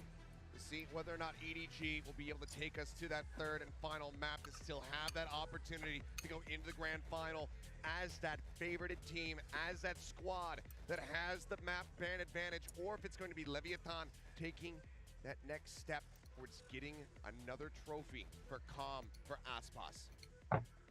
Absolutely. Feels like they could potentially be on their way once again. I really like the way the desk was talking about this, because the pressure that EDG creates with this comp is a little bit hard to understand in some ways, because they're very decisive, and this is one of those moments. A lot of times they're going to challenge A. Instead, this time it's just a quick C hit. One of the things I was curious about for Leviathan is how much util are you going to use to control A Rubble? This time around, don't need to use much, because EDG just sprinted for the C site. We're going to go for that mound plant, not that off weird one. Smoggy though holding close, they're ready for this. A little bit of damage going to be taken down, but a nice headshot from Aspas. Able to flush out that glow. At the same time, going to be finished off another Cypher. Not a worry. Chichu tucked away here on the corner. Blind comes through, but I don't think they've registered this position at all now. He will make his presence known as Aspas falls to the wayside. Paranoia across. King just tucking away for the moment. Mazzino desperately wanting Simon to go for the peak here at Waterfall. He does. Mazzino wins at the fight. But Why? Why did he? Okay. Come on. on. With the classic. Can get that weapon upgrade, and EDG will be taking the lead here in pistols as well as on Lotus. This is a great idea from EDG. Every step of the way, they're ahead of the curve. Alex was just talking about this on the desk, that it didn't matter if they have a Sentinel or not versus EDG on this map. And there's that classic Kong Kong positioning. Loves to get deep towards spawn on this attacker's side, but it's the Is that response EDG's they have closet? to the immediate pressure that It looks so Leviathan good is on Neon. creating through their spawn, through EDG's spawn, and they have setups there. They have Simon with his util kind of cover that position that they're waiting in, and then they're able to strike. Chichu doing a great job being patient, sends out the Paranoia as well to just buy time, delay, get kills, get spams. Great work there. Great pistol round dialed up by EDG. This is going to be an orb for Calm on the other side of the map, but quickly, Leviathan sending their 4 other players towards C and B. EDG also going to be snagging an orb of their own, trying to get that rolling thunder closer for Simon as they begin to work their way towards site. But it is a Marshall for Aspas. Deadly, and there it is. Strikes. Finds the headshot. Kong now on the floor. Site well protected still, even with Aspas here. That's already quite a bit of fighter power. Oh my god. Behind him. Look at the scale up, takes some space. Tech's going to be noted here in the corner of the Seas. Gets the catch. The aftershock to try to take him down, but he's able to dance around to the side of it. Stun though. Chichu through that will still be able to find the kill. Brings it now into a 4v4, but you have the push in from behind. Calm looking to take some space, maybe find a timing. It is just a classic. Aspas bringing out a couple shots, trying to get a connection here. Wait, did he say Mark or Outlaw? Head gets taken off. Chichu snappy with that headshot. Gets them back into the advantage. He probably said Marshall. I'm fucking tripping. Smoke trying to find any kind of straight connection. Knows that the players on the opposite side are going to be weak. Knows that he can get those kills. They're just eluding him here for the moment. Calm flush against the wall. Likely going to play to see if he can try to get any exit frags. See if he can find them here. Smoggy inches closer and closer. Eyes trained over towards Mount. The push out. Oh, he spotted him, and Calm just cannot make it happen. He's blundered it. There's nobody wants to try to get this Marshall out of the hand of Aspas, but ultimately they will go their separate ways, and Aspas will go diving into the spike. He will fall. 4 players left standing. EDG, fairly clean start here to the map. 2-0 on the attack. Well, and after what looked like it might be a pretty good round for Leviathan, EDG is able to stabilize. They're so good on this map about knowing when to pause, about the timings they need to take to know when to be decisive. That's what was so impressive for me when I was watching the VODs against Sentinels coming into this match. They just have tremendous understanding of their space, of how they can utilize the Neon, how to wait out these util dumps at Rubble. They're doing a great job dodging some of these early Seas nades, things like that. This time around, it's the haunt. The Seas comes late. Seas is in. Nobody's forward, trying to take some space here. Does get quite a bit of damage across onto Calm, but Aspas eventually able to go ahead and take him down. Spam through, ensuring that no one is hiding, tucked in behind the box. The world will get tapped, and now LEV starting to reposition, rotating some players around over towards rope, towards stairs. I must wait a moment. Camera gonna get a lot of information here for Leviathan. See if they can shut down this push. Kong just trying to spray through the smokes. Smokes are being cycled, but this trap wire is set up on them. Potentially protected, trying to play off of. Not cleared yet. EDG don't go for any kind of deep presence here on the site, then those trips are scary. Nullify them effectively. For now they have. Scary ass trips. They just pop. Kong pushing forward, works his way over towards stairs. Fire now can be noted. Swing out, Mazzino going to be good for one, but Simon trades it back. Ah! Right in, Kong unable to stabilize that aim, ends up falling to the wayside. It's Smoggy dragging back, finds one with the Spectre. Just now the Sheriff in hand though, shoulder to shoulder, alongside Aspas, who's just lingering within that smoke. Paranoia going to be sent. He has to pull back, gets himself tucked into towards tree. Weapon scooped up, a Bulldog now in hand, but 3 players to try to play against it. He cannot find the first. 2 on the floor, but the defuse comes in. LEV not allowing for a bonus conversion to be found. And this round to me shows that Leviathan has done their homework. I'm seeing so much in here to anti-strat, the way that EDG normally likes to play these at A attacker sides. It's a delayed Seas instead of the early Seas nade at the door. Sentinels was attempting to slow down Kong and this aggressive push out from EDG. And the trips are a little bit further back, expecting EDG to try to get aggressive, I flagged you, to try but I to saved push. you as well. I was like, wait, what do you mean you missed? Yeah, he doesn't miss often. No. So now, right. What? Oh my God! Kong is finding King. Jiggle peek, I believe. Didn't quite get to see it. I'm sure it'll make the replay package, regardless of who wins the round. That's a man who shall be found. And a very bad target if you're LEV to have be on the floor. Omen now out of play. Smoke's gone. Aftershock to try to delay the approach here. Kong just waits that out. Now looks to push forward, take some space. The fade lurking here within the smoke. Calm pushes out, does manage to find one. Mizzino as well, picking up a kill before getting traded out. Right now to come through. 3v2 with Simon down to 21, but that ult is available. I can hear an echo. So I don't think that's supposed to happen. You're trying to find an angle where you can dodge this ultimate, potentially go for this retake, but All lines back available for him. so much patience being shown. We'd love to not have to send the rolling thunder, but looks like he will just go ahead and do it. A solid timing, catching them both, and that should just go ahead and force the save. Another fault line gonna be sent. Yep, Lev sent packing. As EDG will get themselves up to 3. Keeping themselves at distance, not allowing for Lev to tie things up. And it's just a great round for EDG. This time they're able to find those trades on site to get those kills when they need them Let's most. go, EDG. And it's tremendous patience shown by Simon, the rookie coming in. And even though he may not be putting up a ton of kills, he has great impact with his utility in this round. Really doing a nice job just keeping everybody at bay. Can they just have like a translator for like the international teams? I wanna know what they're saying. Kong getting close to his overdrive, but the ults are coming into cycle for Leviathan. One away from the showstopper for Aspas, a couple away from Mizzino and Com ults as well. Tex, Neural Theft 2 away, so big momentum swing potentially for Leviathan if they can get to it, but so far EDG firmly in control here on Lotus. They have a great just feel for the tempo of this map. I'm just so impressed watching them throughout this event. Fault lines at the ready here for both sides. Gonna run forward, King. Gonna be stunned up the slide in. Chichu finds the first, and Chichu finds them both. Mizzino dead. Not before he takes out that enemy Neon.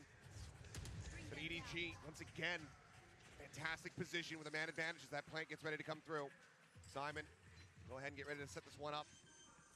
Forward on the stairs, Paint Shell's gonna go in, bounces back, it'll do a smattering of damage and flushes him forward. They're able to get a couple more tags onto him. Just managed to go ahead and disconnect from the top of the site. Still a bit so more much, safety. So much util here for Solid EDG. check, the clear out comes through, Aftershock to stave them off over here in Waterfall. Chichu now setting up the smoke. Watches the angle, Com taking a bit of damage. Sends him out in reply, but nobody eventually finishes the job. Swings out, looks for a little bit more, takes quite a bit, down to 32. Tex drags across to find Smoggy, but now it's just Aspas on his lonesome. Nothing more to be done as EDG continue to fight back, looking alive and well, not allowing for the finish. They don't even need to take down the raid boss. Well on their minds. They're now up 4-1. This is just phenomenal from EDG. They do such a good job of reacting to this little trap play that Leviathan tries to set up at Mound. King's in an off angle, and he's dealt with quickly. Reveals his presence, and Chichu just having none of it. And they're able to hold these deeper post plants quite nicely, and you don't even give an orb over to Aspas. He's still one away from the showstopper. Yeah, you've got the Neural Theft and the Rolling Thunder, but it's hard to have that round go EDG's way any more than it did. Absolutely incredible read. Sees nade gonna be dodged. Kong just gonna get out in time. But again, that's a little bit of a change up here from Leviathan. They haven't tried to contest that in that fashion until this round. Contest it, go, go, go. And this time EDG, they like to shift their weight quickly off of all that contact. They like to try to take advantage of that weaker site. Well, looking like Seaside Simulator here. As EDG once again storm the gates. Simon fault line ready to try to intercept these players over in Waterfall. They know there's going to be a couple as they push down off the back of the stun. Aspas cannot get out to safety. Chichu will go unpunished. Chichu. It's another concise strike. As EDG are looking to run away with this half similarly to what Lev did to them. Tex now felled, and it's just Com left standing. A death, a kill. We'll have the Nightfall for the next round. His footsteps will be heard, and Simon draws down, delivers the headshot immediately. 5-1. EDG unfettered, unhaltering in these attacks. Unfettered? And this Unfeathered? is just quintessential EDG on this map.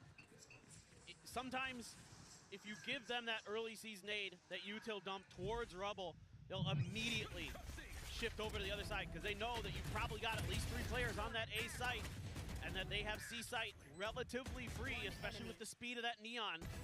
They can get over there faster than you. They can out-rotate you and try to take advantage of their numbers. Or sometimes they'll pause. Sometimes they'll wait you out. Sometimes Kong gets ahead of it, gets to the other side of Rubble. And early on, Leviathan, I thought had good answers for that, but that round just fell right into EDG's hands. Oh, Chichu going to be taken down off the rip. Showstopper holds a slide back from Kong. Reestablishes his aim. Be able to take out Mazzino as well. The key ultimate dodge there, but Kong does still eat quite a bit of damage. Advantage in theory for now here on the side of Lev. Daspas pushing up past Mound, taking a peek, not spotting much. EDG needs to break out and re-clear some of that space. Kong going to be the one to do so, to check behind, see if there's any quick lurks. Seen Calm go for them. Aspas flirted with it, but holding his ground. Carly hits the trap. Tex finding one. Smoggy not dead yet. Pops the ultimate to get himself back in, but Tex is just unfailing. Fuck. But before they fall, and Lev will break this win streak here from the side of EDG, finding their second round win on the defending side. And finally, Lev is able to get some of that pressure that they're trying to create at the beginning of the rounds to work for them. They have to invest quite a bit into it, but keeping Kong stuck behind that door. Sure, he dodges that ultimate, but you have trapped EDG at this point, and they don't really have anywhere else to go except for B. It makes it easy for Tex, and Mazzino, spirit's still high, even with that rough start to this map. 5-2 now, and a lot of ults for both sides. Tagged up, does get spotted there. Damage not going to be found yet. It's Boombot will lead the way up into the smoke, but Kong finds the timing, just slides right past it, and the flash comes through. Major opener here for the side of Kong. Smoggy is ready for the jiggle peek. Just takes his head off, and now, I mean, Clove is so good. Pick. Yep. What site do you want? Okay, he's good on Clove, but Clove is also really good. Wisely. Tex out into the open this time, not going to be finding those snappy shots like we just saw in the previous round. He'll be forced back. Nobody wants to just continue to try to fake, keep some interest here on this C side, but Lev very much aware of the game plan here from EDG.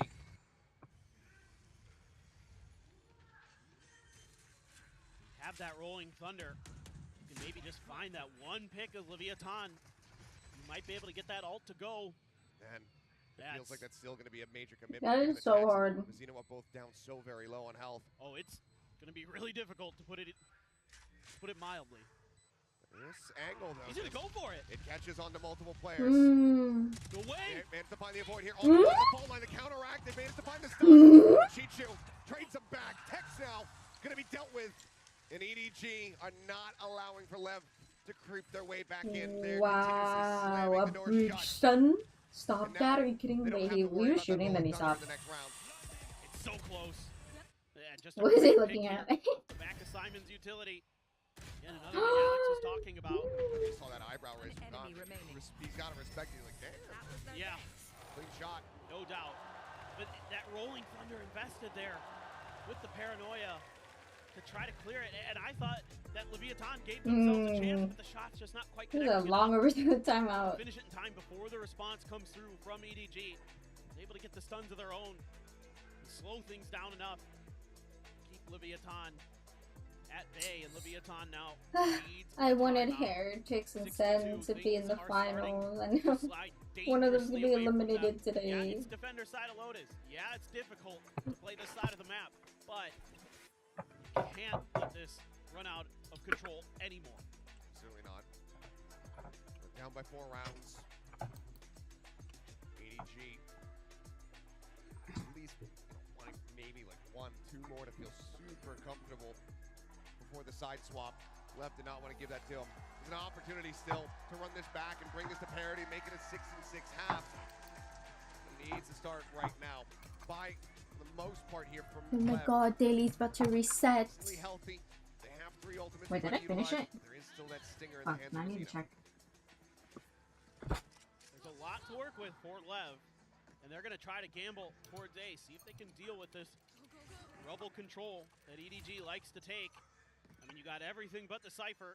So you got that Nightfall. Look at Kong. He's sprinting for the door. Way forward, but is going to be hindered up here. Gets a spot onto Onspots, who just swings out, takes his head off.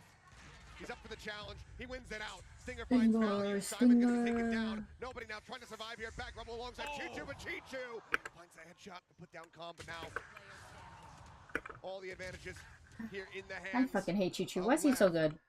Nobody making it a little bit more costly here. Finding one, swings out the double face. Will guarantee them the round victory. Leviathan off the back of the timeout, find that win. It's just up to 3.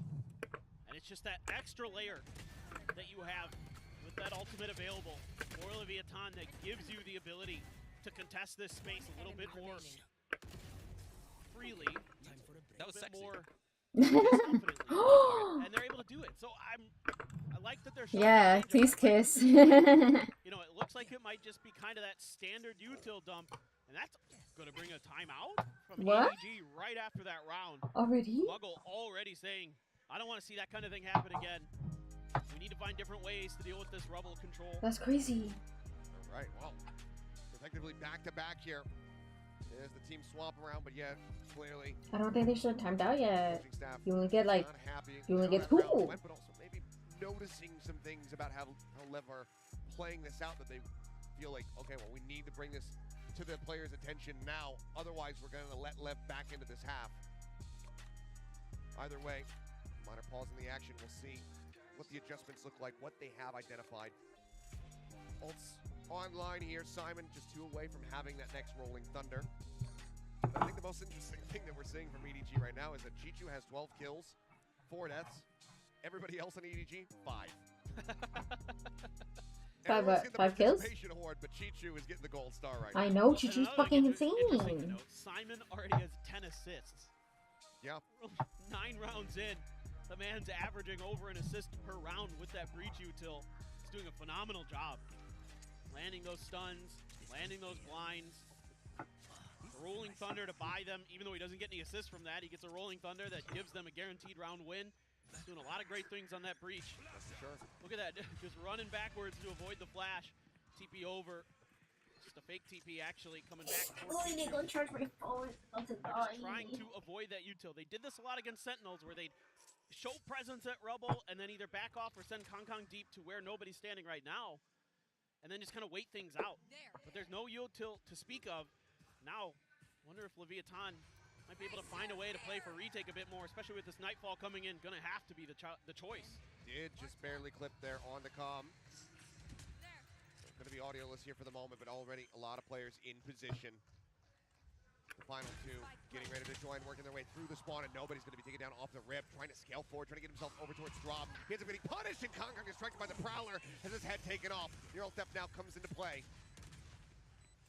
The ping to reveal them all. Tex pushing forward, gets past that aftershock. Do they register this? Saucepots will get full flash. Chichu on the peak, finding one, but no, they weren't ready for it. Tex finding one before getting taken down, and Chichu cannot hold the line. It's now all down to Smoggy. Has that overhealing coming through, finds the first. Nearly gets himself a second, but Lev will ensure that victory cannot be found off the back of the timeout. They take things even closer. Now just 2 rounds separating. That 6-6 half is still very much a reality. Perfectly played and understood by Leviathan. Expecting that adjustment from EDG where they don't aggressively contest Rubble. So they don't commit any utility to it. And the whole way, Calm is playing for retake. As soon as that Nightfall comes through, gets out of dodge, sets up, regroups, and then Leviathan starts knocking players down. Very patient, very calm, collected flood retake that shuts EDG out of that round. That is so well done by Leviathan. Let's see what the strategy, the game plan looks like here from EDG. Rolling Thunder at the ready once again here from Simon. Smoggy nearly with his own ultimate ready to go as well. This has been just a phenomenal comeback now for Shit, I Leviathan, didn't finish especially the at the back of EDG's timeout. To take another round off of them has to be a bit demoralizing for this EDG team trying to continue on this run where no Chinese team has been before. They've already made it as far as anybody in their region. They are looking at trying to get even closer. King over in Waterfall, just waiting things out. A couple players there. You got a lot of util to throw into EDG's faces if they try to break through that C site. So clearly we're seeing that part of the adjustment Leviathan is making is to reinforce the C site. Like you said, it was C site simulator. Don't allow that for EDG. Play for those retakes at the other sites potentially. But here comes the strike now. Seaside Simulator. In place. The Rolling Thunder going to be used here proactively. Does get the stun here onto Comp, but the smoke will obfuscate, and King immediately TPs over to this side of the map. Aftershock this time will hold him at base, stop a player from getting down to the drop as the plant comes through. Kong up top, wins out the fight. Comp going to fall, but they still have not scouted King. Do they anticipate that there's going to be somebody in this position? The answer is absolutely not. Simon caught unawares. Deals with the one player. Kong going to be taken down. She just has not been able to flush him out. Now just 6 bullets. He's reinforced. Mazzino joins in the fight. Chichu dead. Nobody in Smoggy versus 3.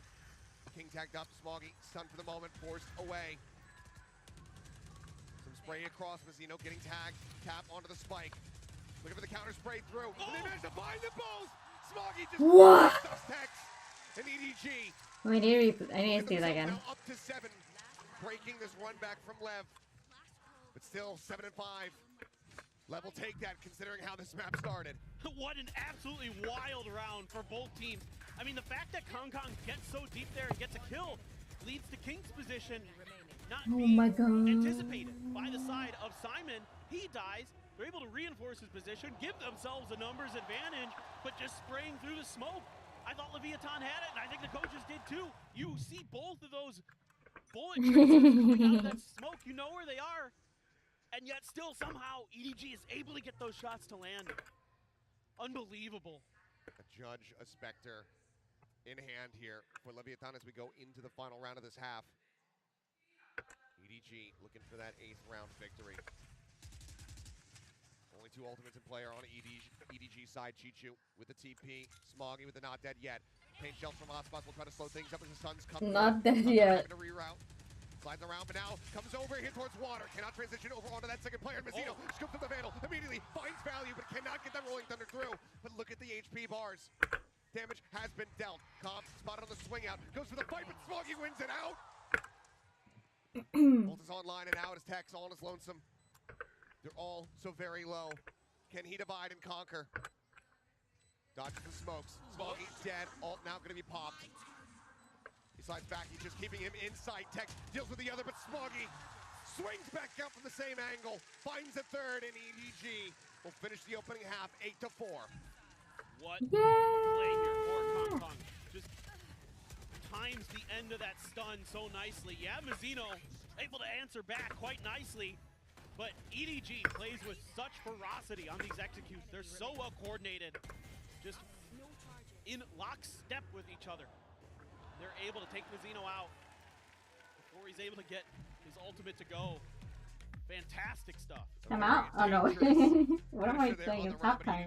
Out in front. We got an interview though. Not exactly. Almost 2. Hey, what's up, guys? Jenny here with EDG's Spotter. 보다 감독님 만나보도록 하겠습니다. Oh my god, she's so tall. 디펜딩 챔피언인 콤 선수에 대해서 여쭤보고 싶습니다. 아무래도 잘 알고 계실 것 같은데 콤 선수가 이렇게 중요한 경기에서 팀에게 어떤 역할을 해주고 또 어떻게 도움이 되는지부터 여쭤보고 싶네요.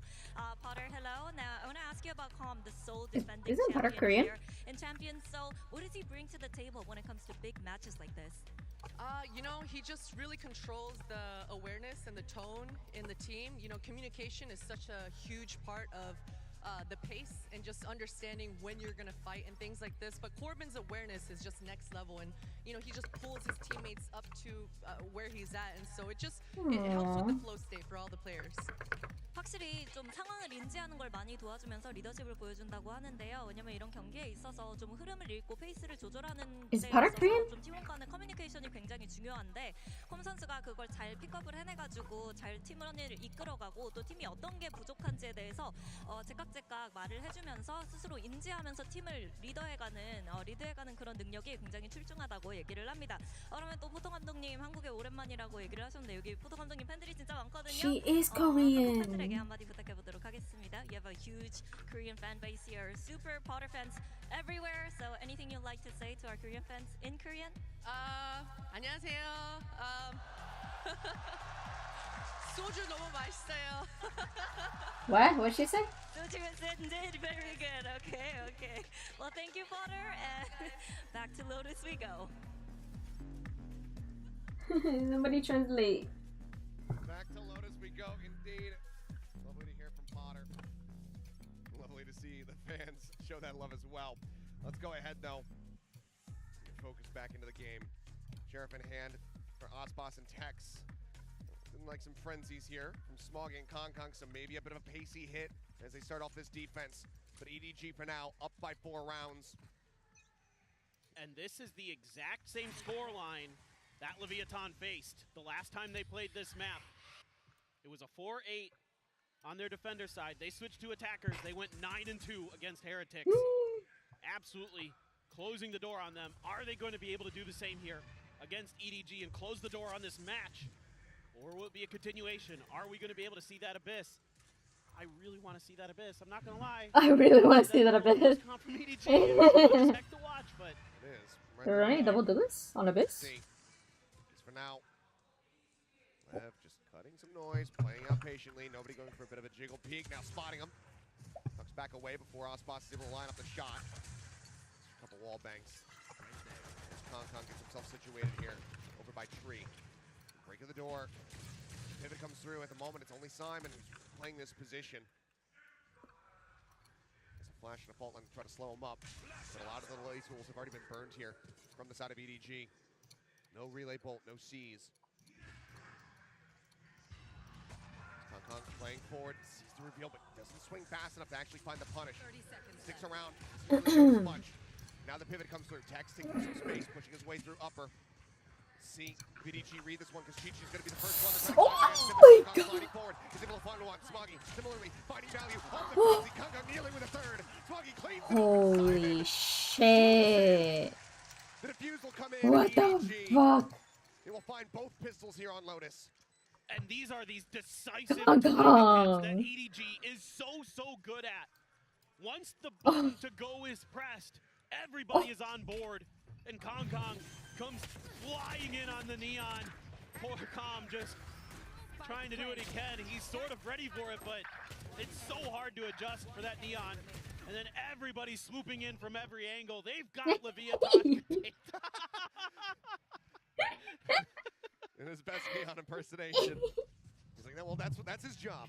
You run. Yeah. You just force so cosplay. funny. You run everywhere. Well, Sheriff investment here from LEV. 3 players picking these up.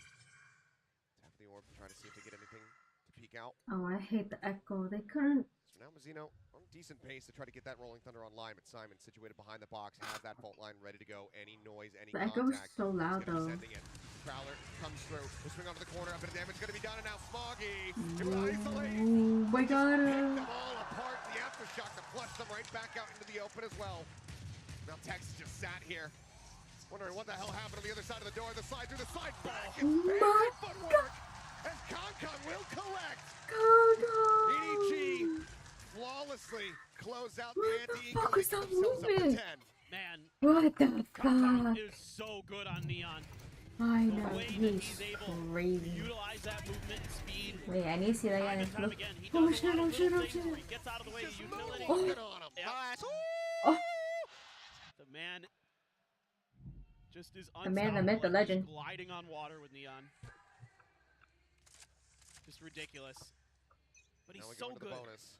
at all the little things too. Oh, Helios. sure. Certainly has mastered this. Heavy stack though. As Tex right now, lone player on this side. Slide forward though, and Kong once again putting that stinger right to his temple, takes him down. Simon playing limit testing here within the smoke. Seeking the timing. They have no idea. The plant's coming through, silently creeping across the plant, interrupted. His presence made known. Swaps over to the sheriff. Down to 87, and he will eventually fall. Spike can now be planted, but he ensures the man advantage. I think he should have played for a little bit more time, no? And convert this bonus. Paranoia across the slide in, the haunt revealed, and Kong does get taken down. Kong with a solid headshot is able to go ahead and bring numbers back to parity. Tries to get up onto the box. To find Smoggy before being taken down, but now it's nobody. Could recover a weapon if he wants to make some noise. For now, it's just the Spectre in hand. He's reading it decently well. Snappy with it. Real just. And the defuse will come through. EDG up to 11. They convert the bonus and are just 2 rounds away from taking us to Abyss. They are so good at playing in and around smokes. The way that Simon hides himself, he has just enough room on the ground to keep his feet obscured. And he just waits Leviathan out. Unbelievable patience. And it's so close. The coaching staff for EDG could barely believe it. Going up against Aspas. Nobody with a Spectre. Sits him down. And we may be looking at a map 3 relatively quickly. And look at Kong. Dude, I want map 3, but also I want to sleep. On the other side, he knows that the economy is in tatters and that they're all going to be having these half armors. And he wants to take advantage. They're on the Prowler for now. Simon again pushing his way forward here into the smoke. Paranoid crashes across, but already Smoggy finding one. Pushes out, looks for a little bit more, but he's got the ultimate to play off of. A peek in from Simon, a spray across, he finds one, but Aspas quick to trade it back. Aspas trading up. Will be eliminated. While that outlaw is in play, suddenly it is not the weapon that Kong wishes that he had. He's trying to take some space, pushing forward, taking out a blind shot. Ultimately, comes up short. Can get the swap, Vandal in hand. If he can deal with Tex, he's going to be in a good position. Some wild spray, a reveal off the haunt, and Aspas getting ready to strike from behind, the slow creep up. Kong narrowly avoiding these pixels, but it seems like Kong is not registering this at all, but now, with the ult popped, he finds one. Paint shells coming through. Kong, he knows where he's at, he holds it to half, eats a little bit more damage. Oh, he got it. He got it. He's out of line of sight. He's outdone him. Oh my god. The Red Bull clutch as EDG get to map point. Holy shit. That Kong has pops the ultimate when it looks like Leviathan may have finally stabilized, may have found a round when they needed it most. It's a scrappy play off the rip. Leviathan able to just barely get over with a couple big kills from Aspas to get to the site. Oh my god. With the lightning finger. He is not happy. The finger busted. Across the stage. As Leviathan are being pushed to the limits here on Lotus. EDG. As they should though. I wanted a game. To send us to Abyss. And it seems nigh impossible for Lev to turn this around even with this last timeout being called. Yeah, I just love the confidence that Kong has in moments like that. He's just making all the noise in the world. The haunt comes through. There's zero ambiguity about where he is. And he goes, nuh-uh, it's my time. And just goes for it. Gets the spam through the wall, the ult. He's unbelievable. Truly one of a kind. The last time that Lev get to talk to their players on their own terms here in this map. 3, nearly 4 ultimates to try to utilize to start getting themselves back into this game. But if they have to dump everything just to be able to win, to break that win streak here from EDG, to get themselves to 5, well, they might just be screwed in the follow-up. Once again, going to be half armors abound here across the board for Lev. 2 Guardians in play. And an Odin from nobody. And he's pushing out towards Mount. Showstopper pops here from Aspas. Holds them back for now. Gets himself up over the top. Sends it out blind. A little bit of damage going to be taken as a Prowler. Scout Simon over here towards the door. send him out. Simons doesn't need audio. Oh my god. Okay. But cannot take the shot.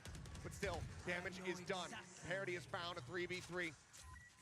And health, the advantage here for the side of EDG. Zero Theft gets a second ping, fast lane to try to slow them up, but they're just going to disrespect that, go gliding across. No way! Kong has spotted him out, but he runs out of bullets, and Tech swings the corner, finds that kill, but Smoggy shuts him down. And now, it is Mazzino with no util, just a rolling thunder and a fault line to somehow try to turn this round on its head. A 1v2 versus Smoggy and Chichu.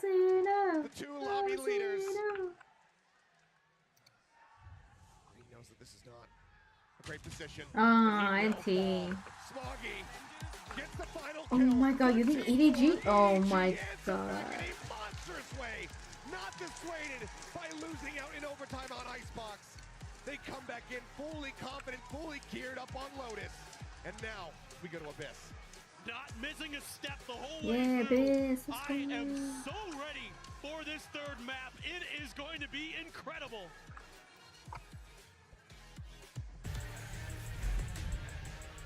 I wanted Abyss so bad. And I got it.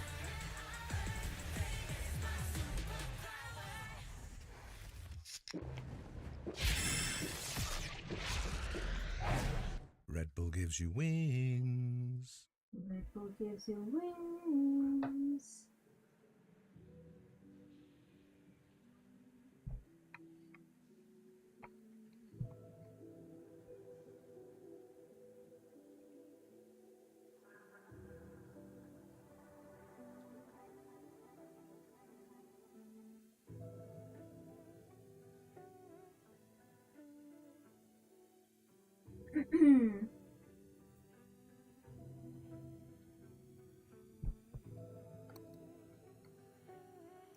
I want EDG to win, but also I want LEV to win. So I don't know, I'm kind of conflicted.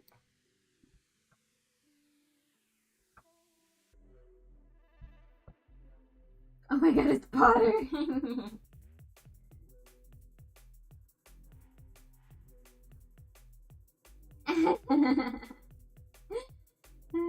Fucking love Kong Kong.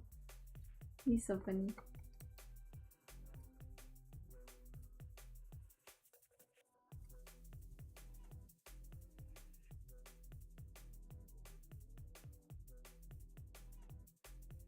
Aww, look at him.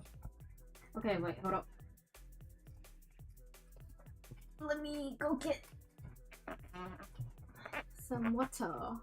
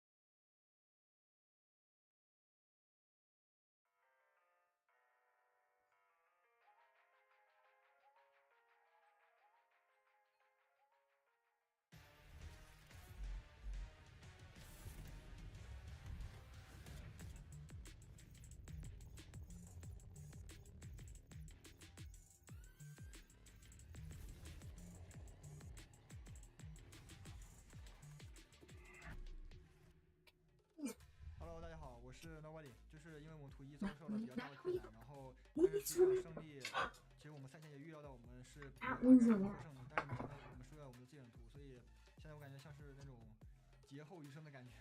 那我觉得给所有来自 CN 的队伍做个表率吧，我觉得意义非凡吧，我只能说，因为我们也是首次就是经历这个我们能够进入到下一个场馆比赛的这种事情，因为之前从来没有过。然后现在感觉像做梦一样。Down to Smoggy, he's holding it down towards the back, beaming him down. Still got the ult as well. It's not dead yet. Nobody up and over the top. Punish onto tens. Nana swarms, shredding them to pieces onto the back of the side here. But as the smokes dissipate, Smoggy. 我觉得利维坦现在是一个个人实力非常强劲的队伍，因为他们刚刚在美洲拿下的冠军，说实话是比较出乎意料的，因为他在之前的成绩并不好，所以我觉得现在虽然说利维坦输给了 TE， 但我觉得当时他们可能状态 I can't believe they lost a TE， 非常值得人尊重的一支队伍。我想对利维坦说，上一次在 LA 我们输得很可惜，但是这一次我们要像在东京击败 Aspas 一样再击败你们。IGL EDG back hard on Lotus, which means we're definitely going to get a map 3. I've got Sideshow, Kakuka, and Mimi here with me. It's happening. Yeah, it certainly looks like it. I mean, they just broke a 7-map win streak for Leviathan, and they beat them harder than Trace beat them, which was the last loss that they had. They're kind of bookending both losses to a Chinese squad. I mean, I think it's also the fact that we could predict how they were going to I think play, EDG wins, no? Facing all of the issues that they had on this map, and they just took it to a different level. Yeah, this was a ridiculous game from EDG, and that first half in particular was incredible. They got the plant down 10 out of 12 rounds and were converting the lion's share of those. And I think the biggest reason because of that is that LEV was just having to give so much respect to these executes with the neon from Kong Kong. And once they got in the post-plant positions, they did such a good job of disrupting the Leviathan retakes and closing out those rounds. And the momentum was going in for them, even when it got to those clutches. I feel as Zypher should have just done C. At that point. Time again, they were doing it. We know that Leviathan, on a map like Icebox, they're super good on the retakes, but they did not have a plan B for this one. A couple of rounds, they tried to confront it, but EDG was ready for it. He was shooting at him, he literally stopped shooting and he couldn't kill him. They were losing. And that meant that they weren't in a 5v5 retake scenario, which their comp excels at. They're playing a retake comp and they only won 2 out of 10 retakes. That is not good enough if you want to be able to get to the grand finals. No, EDG, they were taking advantage of that. And I want to talk about Chichu, which you gave him a lot of kudos before we went into this game, and how great of an anchor, side anchor he is, but also he's just shooting. Man, and I think he fits so well into the plans, especially when we go into the defense, and they knew that they have a tendency of how they play Mount. I love how they tripled down on it. LEV was struggling so much to face this kind of early encounter, and again, every single round was a bit different from them. This guy so often is asked a lot on these attacking sides, where Chichu is put alone when the team is playing a forward setup, and he has these opportunities to lurk up, to create space. It happens on a lot of their different maps, and he's so successful in those positions. But on a map like Lotus, some of the time he is playing more with the pack, going for these faster execute rounds, and he's just finding the same value there as well. Chichu has kind of had a sleeper, outstanding tournament for EDG. Yeah, you want to know a bonkers stat? On the attack side, Chishu wins 73% of his first duels. What? Ridiculous. What is he doing? That is just ridiculous. What?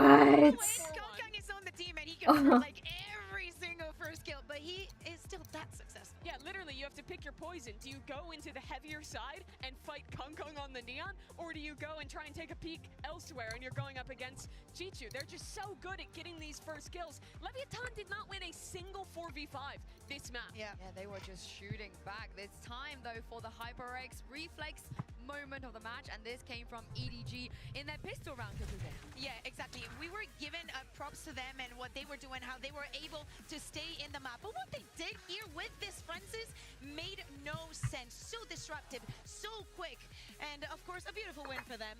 They're converting, I think, 3 out of 4 of the pistols that we're having so far in this match. Chaos. Better than their average. You introduce chaos and they thrive. This is coming down to, yeah, pretty much. So it's It's a lot of it's coming down to Smoggy. Smoggy on Lotus, on Clove, one of the best players that we have at the tournament, and put him with a frenzy and an overheal in his hand. It's ridiculous. I love him. It's ridiculous indeed. But let's talk about this elephant in the room. EDG, they could have gone to Sunset. They was their choice. I love when they people chose Mimi to go to Abyss. What do you think this? play Abyss. I think it's really interesting, and it makes me think they have something cooked up. They've shown this map twice, playing back in CN. They were running a double duelist Jet Yoru with no Sentinel on the map, and I think the biggest question now is, do they go back to the same ideas, or with the 5 days off from the group stage, do they have something new planned?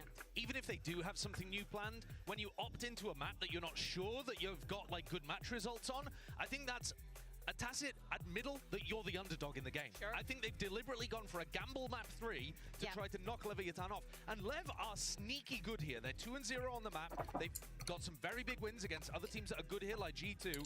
It's going to be very tough for EDG to close out when they could have 2-0'd today. Exactly. Just think about the momentum. Everything is back on their face, but we need to see, is the double duelist going to be back? And it's not. Astra. Okay, so this is a little bit more similar to the comp that they were just running on map 2 with this double smoke idea, this time with that Astra instead. Now, surely they didn't see the DRX beating everybody with a very similar comp and just steal the comp about the ideas. Surely not. I cannot wait for the Chichu highlights, but definitely something that they've seen too. But Leviathan has to be incredibly comfortable with this composition. Mazino is probably the best harbor that there is in the world. We saw it on map number 1. Lev's protocols on the retake with these harbor comps are killer. Teams rely a lot on the post plants here, and Lev are one of the best in the world at winning these late round retakes. The Smoggy Omen has not been as successful as the Smoggy Clove. He gets almost half the kills per round that he does on Clove, so I'm going to need to see Smoggy step up. Yeah, on the other side, Lev, they didn't change anything here. How do we feel about that harbor? I mean, I like it. I think that if there is a team that is going to be running it... Why is this shining him in one guy's face? Think about the faces and the reactions that we were seeing during that map 2. Things were not going well. People were trying things and nothing was working out. But for this one in particular, everybody's playing a little bit of like best in slots. When things are going wrong, you should be able to step up. But if you think about what EDG is doing, they played with their minds. They were not expecting this map and not this Abyss. Yeah, we're just experiencing some in-ear issues right now on stage with a very small delay. But yes, Mimi, what did you think about Lev's comp? I think it's really Leviathan, to be quite honest. They're the only team that is playing Harbor, and only other Americas teams have even experimented with this agent at this point in time. And like you're saying, Mazino absolutely world-class here. I think besides just those retakes we've already talked about, their protocols to deal with mid with this harbor are really good. They have a lot of different walls to condition and threaten and walk down in that area. And I think it makes it really hard for attack side teams to mid-round past that utility. I totally agree with you. I think it's going to be really important for EDG to fight over that space. Another thing to take a look at is that this is one of the maps where you see Aspas play with the op on both sides. He loves playing with the operator at backside towards A, on top of the box, on B as well. But he will sometimes take it on the attack to try to find entries into B too, which is a little Kong-Kong-esque. So that's certainly something that both teams can rely on. Thus far today, I feel like Kong-Kong's had the better form with the operator. Exactly. Let's take a little bit of look at the numbers at the beginning. He'd been doing those TDMs, Speaking about this head-to-head between Kong-Kong and Aspas, right now, kills is 11 to Kong-Kong, 8 to Aspas. 2-2 in op kills, just in the head-to-head, okay? Just in the head-to-head. And in the first kill, first death department, still Kong-Kong is winning 4-3. But still, is a very, very small margin. Yeah, Kong-Kong was excellent on that map number 2. If EDG is going to make their first ever final, this performance from Kong-Kong would be the way to do it. It would be indeed, because of course, whoever wins this map, may it be EDG or Leviathan, will go straight to Sunday's grand final. Somebody give that guy right, buddy. Then I cannot wait to see who makes it. This looks so cool. Can, but we will, as we wait to see what the conclusion of this map of Abyss looks like. New agent revealed there, but it all comes down to this. Is that a Thor ring? This map determines whether or not you go straight into the grand final, gain that map draft advantage, being able to ban out two that you do not want to play, or if you're going to have to make the run through that lower bracket and risk elimination. So much pressure here onto EDG. Trying out a new comp, adding in that Astra like we've seen with Fnatic and Heretics. To some limited success, teams have done a good job adjusting to it. Leviathan using that high tide to gain a lot of space and information, but EDG wise to it, setting up some defenses of their own to try to counter that move, and it will be Leviathan who readjusts and moves back to their starting positions. King, though, going to be jiggling at that angle along with Calm, trying to watch mid, trying to take control of this. The smoke's going to come up for EDG to allow this cross. But it's pinged out. You don't have a ton of info, though. Damn. Hard to get a read right now on where EDG is, what they're thinking. The only thing you can really see is that star that's right in front of Tex. Tex watching into main, not at window as Kong slowly creeps out. Oh, Shot across onto him. that was so close. Confirmed the kill, but certainly takes him lower. Cam around the corner. Start coming through, now will be cleared out and removed. Tex just tucking back here for the moment, expecting this push out, but he glides back into the smoke, breaks that line of sight for a moment. Meanwhile, Ospas over in mid, able to win out versus Chichu, taking down the enemy Astra. So now, don't have to worry about those grab pulls. I can't believe people still put Astra on the map. Sends it out. King not That gonna was come by that, but does catch a crazy. bullet. Shots through, reveal coming down, push onto the corner, and Mazzino clean the last two eliminations. Leviathan will go ahead and pick up their first pistol since Icebox. A huge pistol round win. And even though EDG able to keep themselves kind of obscured, able to deny some information about how that round was going to look, Leviathan has great protocols in place. The only thing I saw that was a little bit off, I think one of the Calm shock darts went sailing off the map, but other than that, really, really good for the side of Leviathan. And they're able to get such valuable information. The spot makes it so easy for Mazzino on that harbor. But early mid-control with that harbor is going to be something that the desk talked about and something that I'm very keen to keep my eyes on. How does EDG try to deal with that? You have this Astra in here. Try to give you a little bit of extra post-plant utility. Oh, Kong? Kong takes out Tex. I mean, he had an outlaw in hand. Had the weaponry to be able to win out in that fight, but quick peek in and the kill rewarded. It's a very solid start here for EDG. But all the pressure very much lies on Kong's shoulder, given that everybody else widely just classics. Chichu with a ghost, maybe an opportunity to do some damage. Trying to see if Smoggy is going to attempt to make a push in towards the vents, but for now, EDG continues to take their time. Register. Only will now. Yep. And an immediate cascade in response, just in case there is a push off the back of that drone. Instead, more time being taken here by EDG. Trying to draw this attention towards that A site. Yep. See King starting to drift back, get himself into position for a fast rotate. I mean, they're using their Yuto really nicely to keep Leviathan really off balance. Star's now going to be set. Nebula's going to come up. 30 seconds Recon left. reveals nothing. Ping coming down, suspecting somebody on the opposite side of that wall, and they would be correct. Mazzino looking to push forward, catches a glimpse, gets a couple shots across. Smoggy going to be down to 30, but Spike's now planted. Shocked to try to soften them up on the approach, but damage not going to be found there. 0 point sent. Just the one. Calm. Utilis here for the moment. Just has that one shock dart at the ready. As nobody swinging across. He's been absolutely unscouted here. Finds a headshot to put down King. The Kong's dead. The Marshal out of play. Cove being spammed. Fragment comes in. They'll hold it at least for the half.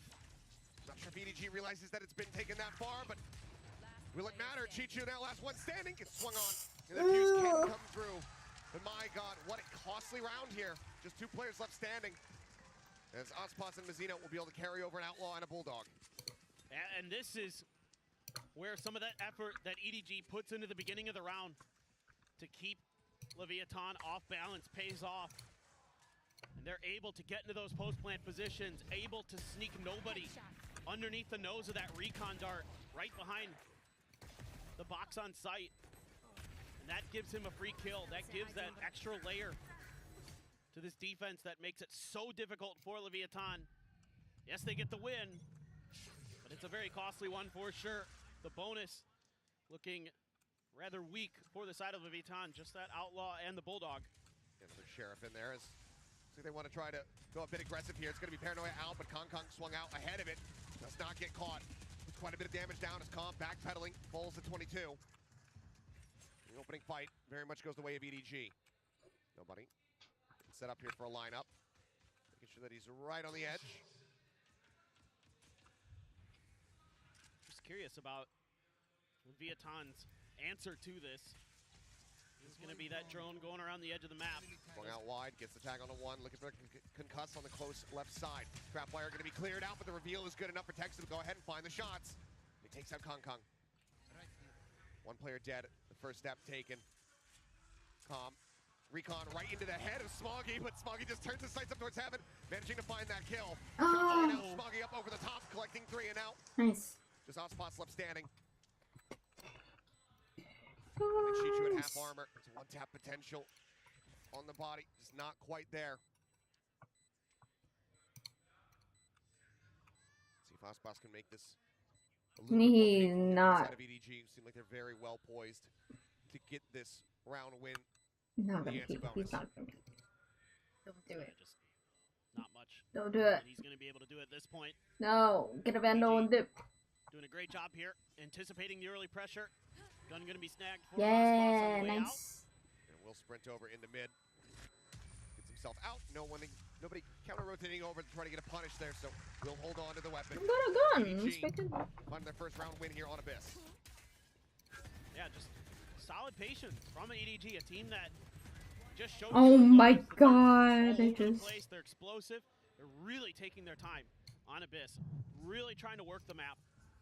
Trying to find the utility of Leviathan. Trying to bait it out. Trying to get an understanding of how they're posting up in their positions and working around it. In this round, though, Leviathan tries to turn up the tempo a little bit. Not much doing. Now we go over into the full rifle v rifle. And ult already, though, for Simon. He has that null command available. Mizzino close to a reckoning already. Just like on Icebox. Cycling those really quickly for Leviathan. They love to play the retakes off the back of that Harbor util. Getting that in there early, such a huge advantage. Just a bit of a peek here from Kong Kong. Nobody wants to challenge that one right now. Oh, jiggle peek, but just a spot.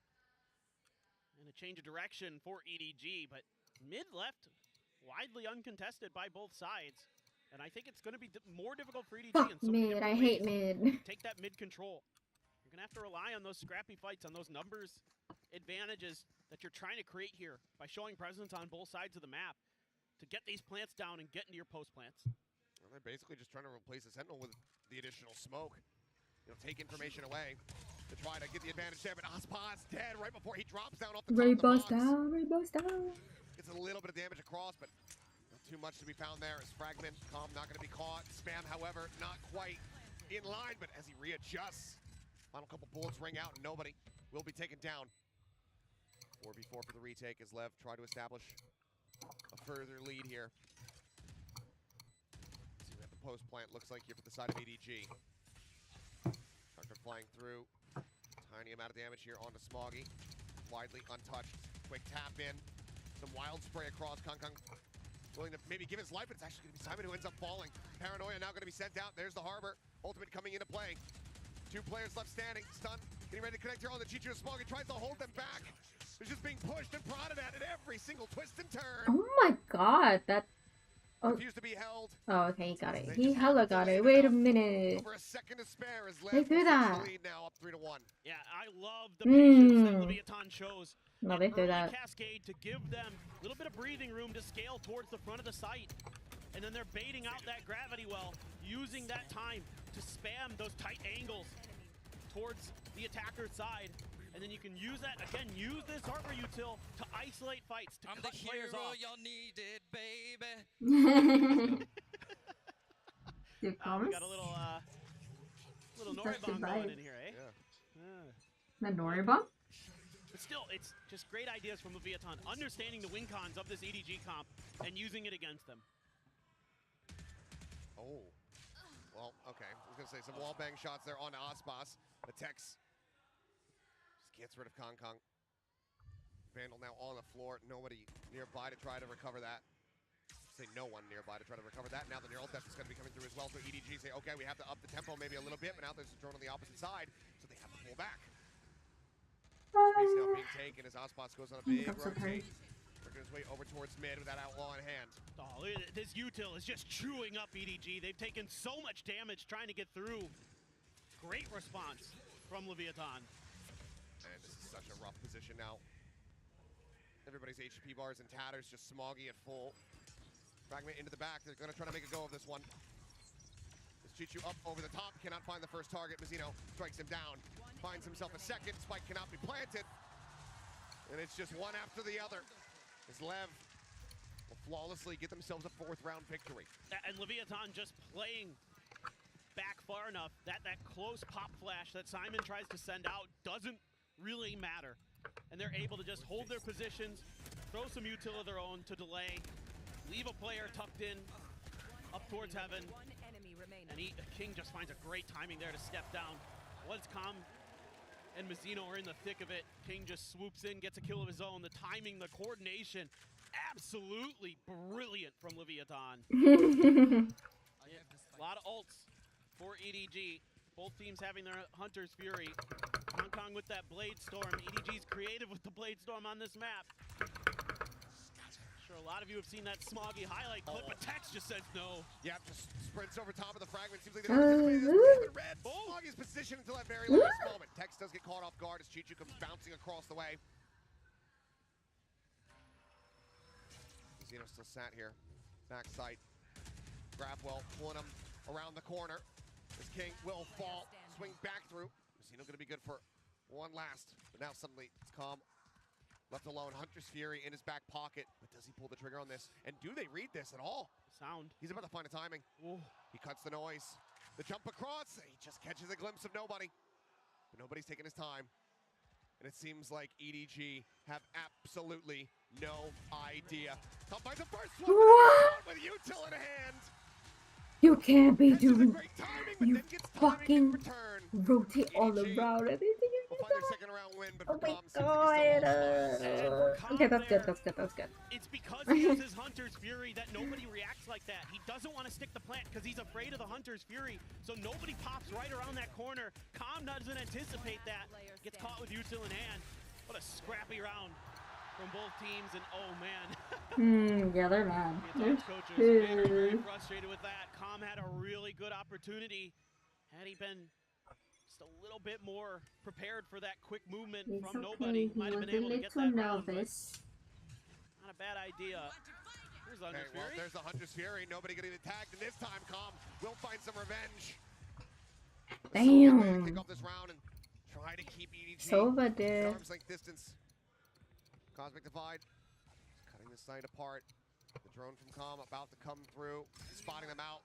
Unable to hear it on the opposite side of that wall. Now the reveal, but Smoggy on the top of the box, gonna be good for one. Mazzino taken down. Peeks up for a little bit more. Simon just goes pushing into its back sight. He ends up falling with Kong Kong. Quickly replies, trading it back. A 3v3 with an operator on the opposite side. Spike ticking away. As Calm works his way up here. Right here. Gets into the tower. Right here. Recon to try to scout. Ping's coming down, having a solid. Oh, he's got him again. Landed on him. Pinned him. Wait, what? Now they look for the clear up at Smoggy. I didn't even see that. I don't even know what happened. Like range finds the other. Chichu, last man standing, Guardian in hand. Gotta go. Planted here on the bridge. The time, it's ticking. Osmos just trying to wait for it. Sets up for the cover, the grab. They're trying to deny it away. But the time is just ticking away. Wow. You need fucking. What's his name? I forgot. Now just one round away from tying us up. The economy. They've been losing so many players in these rounds. It's not in a firm place. But I think there's just a few moments here where Leviathan just oversteps Mazzino. Leviathan. Back of his own cascade to see if he can find a timing or something. But he gets picked off for free. And that's that extra man that Leviathan may have been able to use in that post plant against Chichu's positioning. When you only have two, it's so much harder. You don't have that extra smoke. Chichu just sounds like G2. The jet smoke is so short. Oh boy. I thought for a moment maybe Aspas might go for the play that Smoggy did over in VCT China, where he went up and around the edge. He is going to do it, but it's not an all-in gamble if he goes the full distance, but Chichu will snipe him out of the sky. Chichu! A couple blades there into the shoulders. A wild attempt, but will not find find value. To be fair, Smoggy's attempt was all the way towards attacker spawn, so a little bit of a shorter try for the side of Leviathan, but we're gonna lose Aspas early. Why did they say Leviathan? It's Leviathan.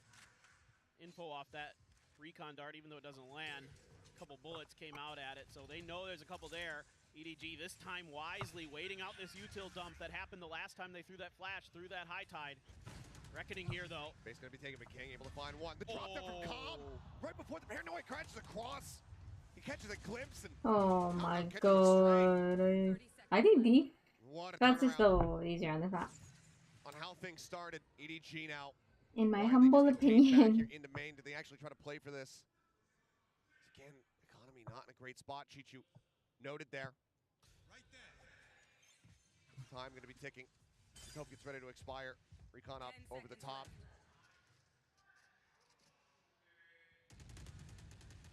And yeah, they're just going to be sat here, waiting it out. LEV find themselves a business. Mazzino finds Chichu at long last. Simon, the only one to retain a weapon. You guys, fucking forehead was speaking out. They didn't see that? This is so difficult for EDG to deal with. Okay, this doesn't work. They wait out the util, but there's that extra layer for the side of Leviathan this round because they have the Harbor ult. They can wait for this execute, use that, and then flood towards EDG's attempted site take and just shut it right down. Like you've been saying, the money's weak for EDG. And now it's reared its ugly head. And Aspas has an outlaw once again. See if you can find a little more damage this round. It's only Kong with full armor. It's King getting a little bit of damage, but Kong quick to adjust over that left side approach. Mazzino taken out. That is filthy from Kong. Just cold as ice. Gets that kill and dips. Still though. As he should though. Well, I think that Kong push really had to call attention to this space, right? Where Kong is. Oh god. Nobody out with a classic. What? Some tags in there from Smoggy, but Kong now going to be taken out, dealt with. Looks like Smoggy. No way they let him. No way they let him get that kill with the classic. They will carry forward at least one vandal. That was Chichu. Grabs up Kings. Sat here. The recon coming through. Full flash into his face. Still manages to get the recon out. It's going to be cleared. Pushes forward. Now going to be concussed. Just staying sat here, hoping he doesn't get spammed down. Shock dart. Oh my god. Nobody. But not before the plant comes in. Calm alive means it's still going to be a 3v3. Can they flush him out again? So difficult. Previously it was the Reckoning, just keeping everybody stunned, contained here in Maine. This time they don't have that. They don't have anything. Push up into the smoke, and Chichu comes to the rescue, keeps Simon alive and well. An attempt here at the no-scope, but they hound him down. And it's going to be a MasterCard thrifty for EDG to once again get within touching distance.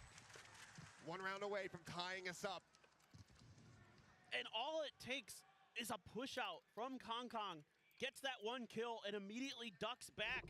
And everybody on Leviathan is super worried about some kind of Vents hit. And then you lose this fight. King there, not able to get the aim down in time as two players Dude, this guy's down with weaker weaponry. 50. Kind of panics a little bit. Dude, they're kind of crazy. Just not landing. And There's a little bunny rabbit in the smoke. Simon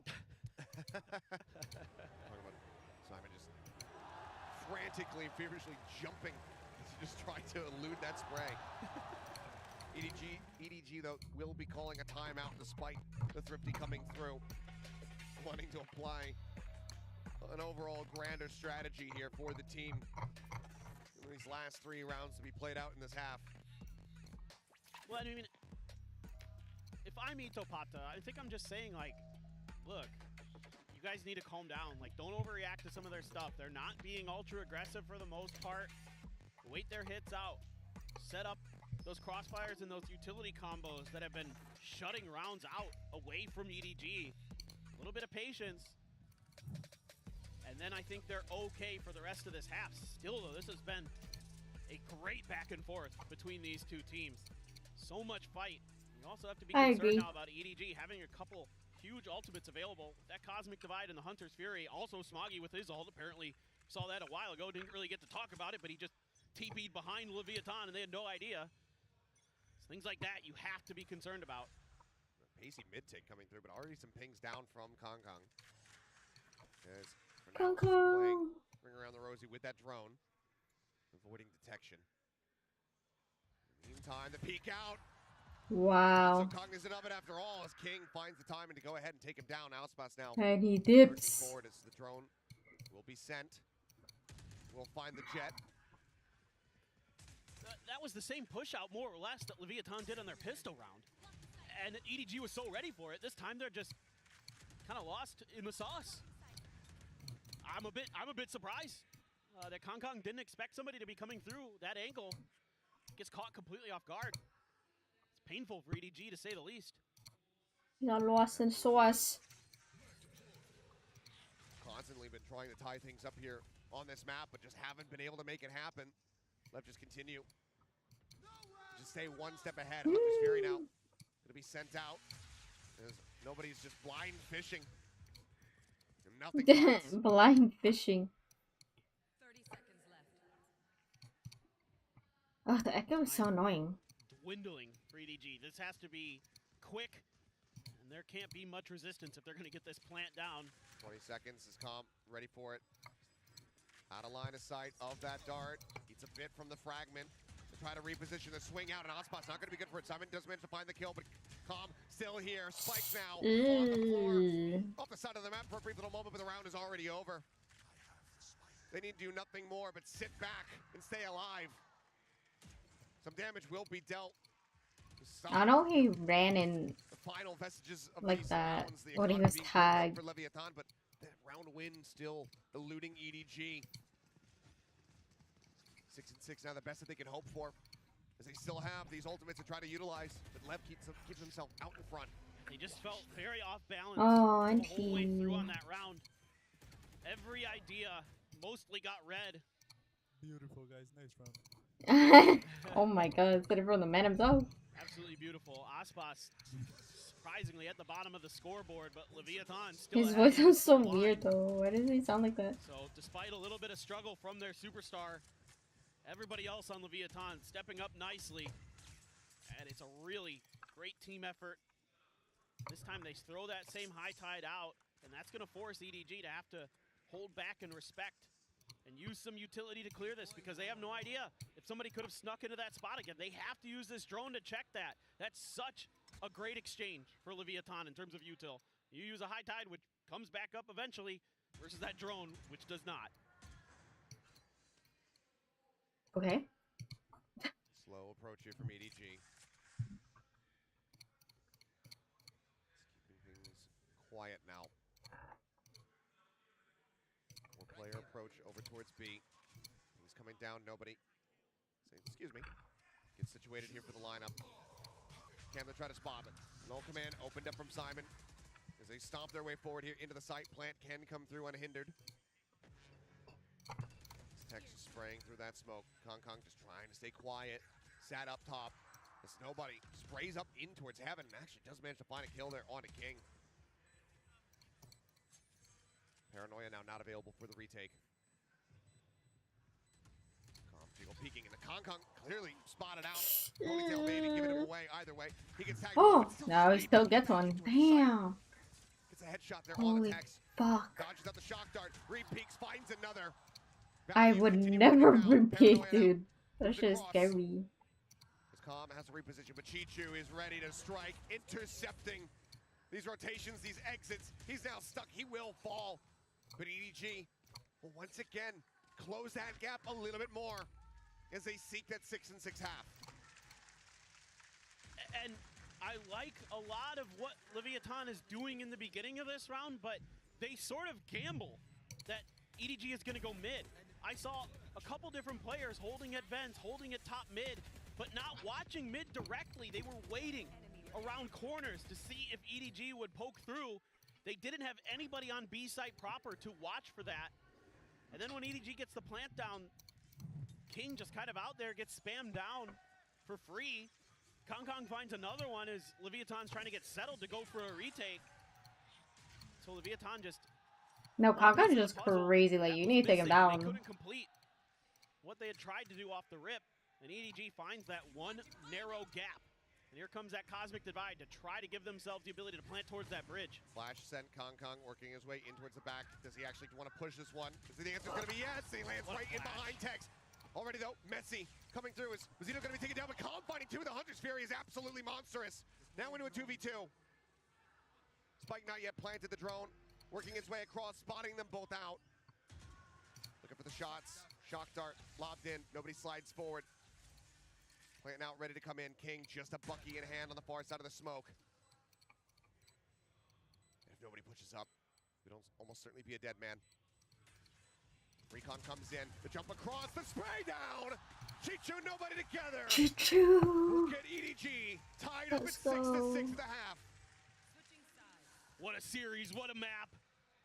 Incredible back and forth. EDG able to stabilize and find 5 of the last 7 rounds. We would not want to see it any other way. Complete parity here at the half in this map 3. We're going to go to a halftime break. When we come back, we'll see which one of these teams goes to the grand final.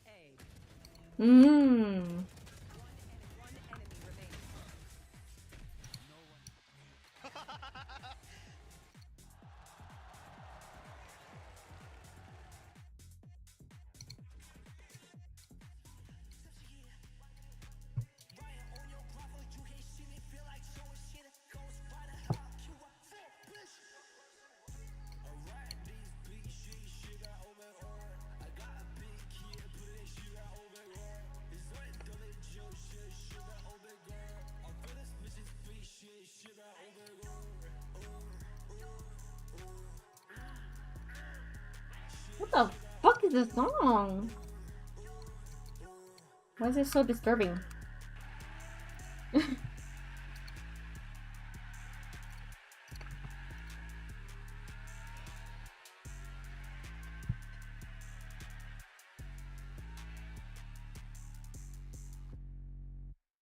Okay, thank you.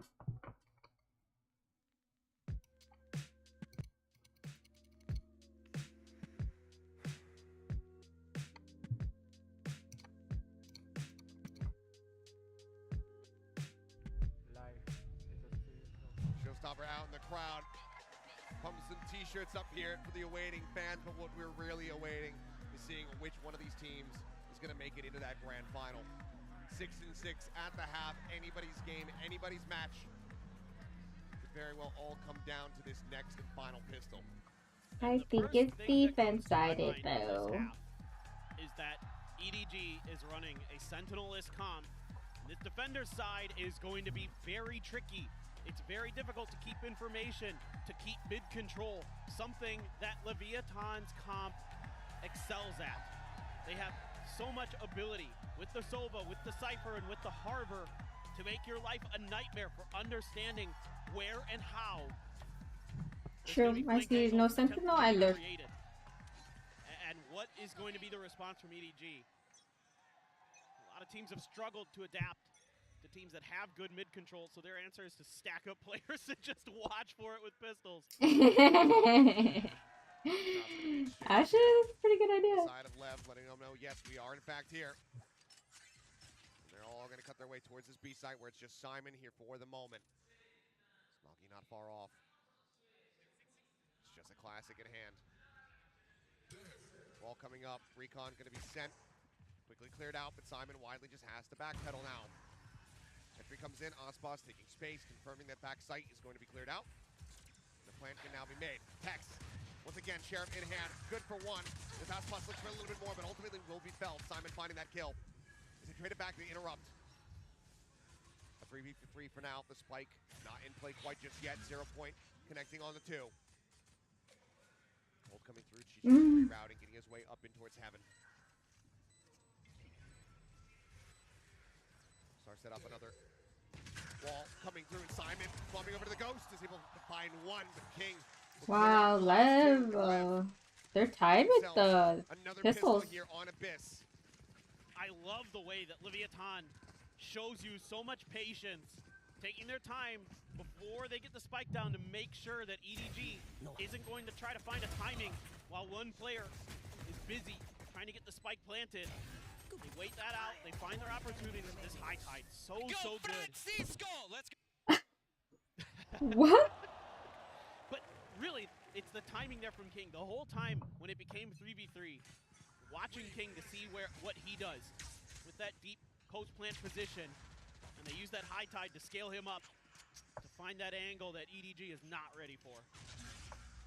Couple players spotted out there on the recon. Ultimately, nobody winning the fight to claim the orb as his own. Kong try to line something up here with that Sheriff. Swings out and just narrowly misses the opportunity. Ospas gets away. Smoggy now. Clean up on top of the box here at the B site. All on his lonesome. Pings coming down. The jump across from Tex, the instant headshot. Smoggy, though, I was saying a bit there. Takes a bit of damage, but he does put King down to 53 and gives the team a fighting chance. Goodness, that is sick from Smoggy. Oh, man. Nasty, but still a hell of a lot more work to be done. Lev very much in control of this site. Recon exchange. Cove now going to be sent to try to slow up the approach even more. With the Spectre to hold the line. The players on the opposite side of this very dangerously low, and he will be able to find those kills. Kong going to be good for one last. NT. Ultimately, Lev losing out 2 players as they move forward here into the bonus. Still though, not a ton of weaponry recovered from their round, but looks like they are going to be purchasing up a little bit on the side of Leviathan. Up close and personal with those sprays with the SMGs. What the? Oh my god, he got that one too. It's a couple kills. Let's see if that gets him fired up. See if that gets him back in this match, because if he comes alive, that is generally lights out for any team he's going up against. Very much so. Guardian 2 Vandals here to try to convert the bonus on the side of Lev, and it looks like it's just going to be a very pacey hit. Because there you go, the Reckoning going to be sent out. Kong dashing away. Oh. Let's get caught. Oh, an arm going to be spotted there. The flash connects on the Ospas. Now, sight cleared, but the ult's gone. They've been held at bay here for now, but the full rotate has come through. EDG now need to send players back over towards A, where Tex is still just pushing his way steadily further forward into the site. And look at King. He's taking this opportunity to gain space in mid as well. So does he read this timing? Or does he get timinged? Slip the net. A quick turn back, but Chichu's not looking for it. He's not peeking in towards backside. He just has his sight set here on main. Catches a glimpse there on a Mazzino. As nobody nearly caught with his own hammer down. The jig is up. They know his positions. Continued taps here on this. Bro's banging. Not actually being committed to quite just yet. Paranoia already set, but Kong play with a sliver of visibility. Finds one. Tex resetting the aim. Mazzino up on top. Oh my god. Kong gonna be taken low. King. Reload has to come through, and King, yep, slinking in around the back. Decides to strike now. Shock dart avoided, head. Oh my god. Dead. The dash down, the drop. Mazzino, low on HP, but the shot does not come through. Smoggy, however, catches it for a brief little moment, and he's cognizant about this flank. The seconds dwindling, the wall to be broken. Tex some warning shots, but Smoggy's so wise to it, it would seem. Plants coming in around the back. He's going to drop down. He finds Oh no, no way, no way. 1v1. The smoke's situated. He sees the drop, and he knows that he's taking him low. Shots have connected, but King waiting it out. Right click spam. He goes for the punch. Oh my god. What the? Oh my god. But it is narrow margins and an immense amount of damage dealt. What do you mean, what? One weapon carried over. It's EDG. That is a rocky anti-bonus, but one that you will still be happy to win in the end. But I think Leviathan might be a little bit salty about this round. They did so many good things here, buying all this time with their utility to get King in position to backstab, but then they just can't quite displace Smoggy. But man, oh man, the EDG fans here on their feet. The hero for China once again, just barely nobody. Oh boy. You can see that this map, this series, it is starting to take its toll. Emotions running high, whether it's elation or despair. Simon tagged up a bit, pop flash sent out. Holding Aspas at bay for the moment. Here's this mid control. Sen cleared. They have everything. It's the entire center of the map is theirs. Chichu, the one holding on the opposite side, over here towards A. Smoke now coming down. He saw him? Did he catch a pixel out of place? Oh my god. Nebula comes up, just cutting off that line of sight. Kong now. Kong. Finds Tex over outside of B and window. Three-man push in towards Simon. He's here at the ready. Dude, I didn't even see anything. How the fuck? Charge. That outlaw scoped in. He sees one. Flash now sent. Forces out the dash. They're still here. Chicho around the back. Caught as Mazzino comes up with the kill. Kong now trying to sit, but Aspas will strike him down. Just peeking in with the outlaw. Finds its mark. Looks for another quick peek, quick shot, quick death. Smoggy eliminated, and now it's nobody all on his lonesome.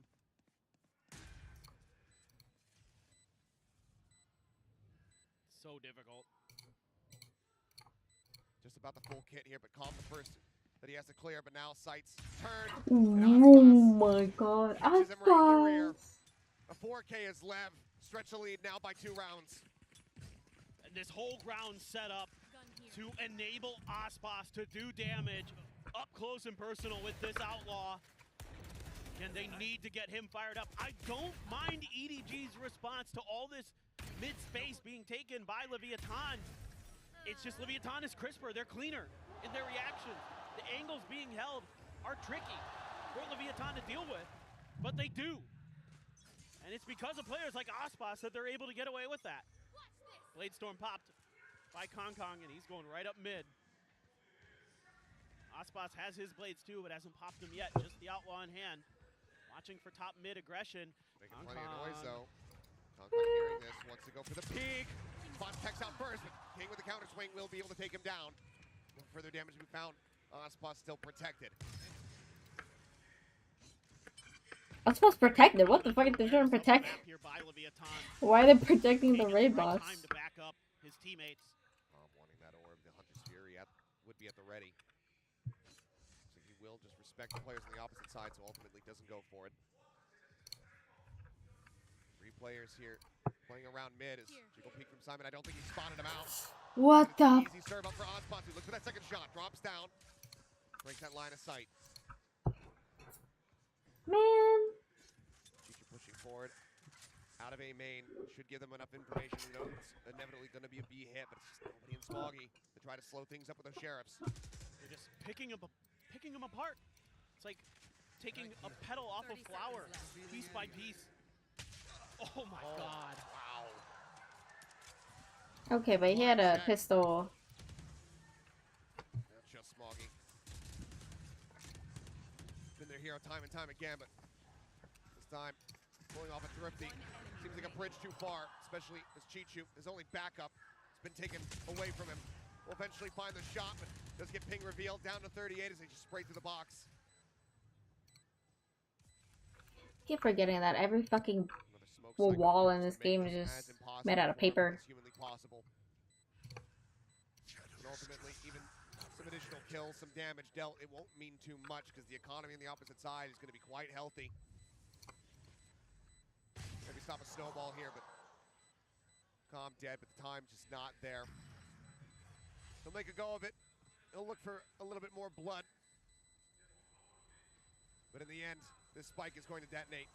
Left. That's Aspas. Will end up falling. But Lev will get themselves now up to 10. Double digits. 3 away from securing their position in the grand final. This is such great awareness here by King. The IGL for Leviathan. Finding a great timing to shut Kong down before he could ruin the round. Nice attempt here. That's Mazzino's fault. I agree. It's a nice attempt there by Aspas to keep himself alive. Could have drifted off the map until the end of round timer ticked down, but got caught there by the edge of the explosion. And yeah, the timeout for EDG. It's even on some of the rounds here on this defender side where I thought they made some good ideas, had some good reads. Aspas is Aspas, and now he is right back up there, up to 14 kills. Has shot up the scoreboard with that outlaw. Yeah, it's been a big resurgence from him, but EDG, this is the last time out. Leviathan still holding on to 2. Should that run back start to occur, they can pump the brakes, they can slow down EDG, they can course correct with the assistance of the coaches. Granted, yes, that gives EDG the opportunity to talk to their coaches as well, but they right now are very much in the driver's seat, is what I'm getting at. Both in the score, in the kills, as well as in what is available to them, because you look at this, it is nearly the full set. One charge away from having that Reckoning online from King, having the teleport. The rest is already prepped and ready to go. And it's op the op. Once again, just like we saw earlier in this series, both the duelists are going to try to do what they do best. That's use those snipers to take rounds over, take maps over. And Aspas has been so good with that outlaw. Is he going to be able to continue that here on the attacker's side? Reckoning now at the ready as the orb gets taken. And there's the send. Simon and Chichu now going to be dancing here on the site.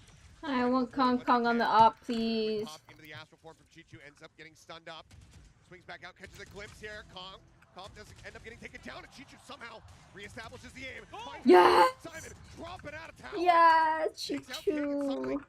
this round has been turned completely and utterly on its head. It's got to be a save almost. It has to be now. Chichu. It's just the operator left. You don't have the money on Aspas at least to afford another one. Would have to be gifted over by Mazzino, who is quite flush with cash, but this has been a fantastic response here from EDG to shut down this push. Well, and because you have the operator in Aspas's hands, that has to be a much slower hit. Taking a little bit of damage there. Aspas trying to get away. And Nobody's trying to fight him. Fight him. So, okay. Able to use the smoke to cover the recon dart. Doesn't actually scan his position.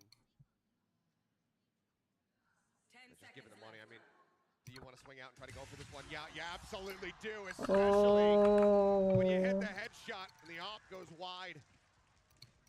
Nobody more than happy to die in that position because it gets him his ultimate no matter what, but he wins out the fight. Still, 2 more rounds to go to tie things up. EDG are still on the back foot, and they still have to play up against these 4 available ultimates on the side of Leviathan. And it's just a fragment and a smoke that mostly stalls up this hit by Leviathan. And again, because Aspas has that operator. Whoa! And clearly, like I said, they were happy to send him to his demise. Oh, yeah. Surprised to see that he actually found the elimination. It sends Leviathan onto an eco. Blade Storm there, but looking to find an opportunity. Going to use that high tide. Cut off some space. Smoke in response from Chichu. See if he can delay. But this round seemingly looks to be Leviathan trying to scale their way through mid. The drone to try to check. Moves down into the smoke, tries to go for the blind check, but does get a glimpse. So 2 players going to be spotted there. Aspas once again dropping down. Counter drone now from Calm. For a peek in, but nobody. Quickly go ahead and clear that one out, and then just sent the back pedal. It's a game to get ahead of this no command. Simon showing that shoulder and Oh not my reading. God. Aspas takes him down. That's going to be a weapon now scooped up into this Jet's hands. He peeks. A couple knives going to be going wide. Dashes over the side, grabs the rope. I know exactly where you are. Pressure now getting built up. The neural depth going to be sent out. Hunter's Fury. Calm seeking target this time. Looks like won't be quite rewarded with a kill, but get a final shot there. No way. Can collect 2. Looking for a thrifty of their own to get themselves up to 11. Stop EDG from building up any kind of momentum, and what a round response. Made it so fucking hard, dude. After that flawless shutdown from EDG in the previous. There's no hope. And it's going to have to be a save. I mean, I just love this. From the side of Leviathan, keeping Aspas obscured at all costs, making sure that this Blade Storm is not noted because... Oh boy. Oh boy. They're completely stuck. They're here on the side of the map. Will run out of knives. Nice. Hold his ground. There's still plenty more players to try to go through. Shock dart going to be shorted. As there's the ping out on the Tex. The swing, nobody trying to find it. They will be able to hold on to their weapons. Zach Oh cannot my be taken away from god. them, but the match start for Meek They're supposed to is bound all low. the same. Lev, one away from having match point. Still, I just love the way that Leviathan does this because they know that Null Command is there to shut down that Blade Storm. And they're doing everything they can to find the opportunity to kill Simon, or that ult is able to shut down their own ult. Great stuff by Mazzino there. The ping off of the Hunter as well. Chef's kiss on the round. Absolutely. Cooked up a Thrifty, and now Osbot still has that operator in hand. Goes for the peak, Kong immediately. Wow. You can tell he's now feeling it. It was a slow start, but it might just be an explosive finish here for Osbot on this map. There they are. Ping out, but he's on the low ground.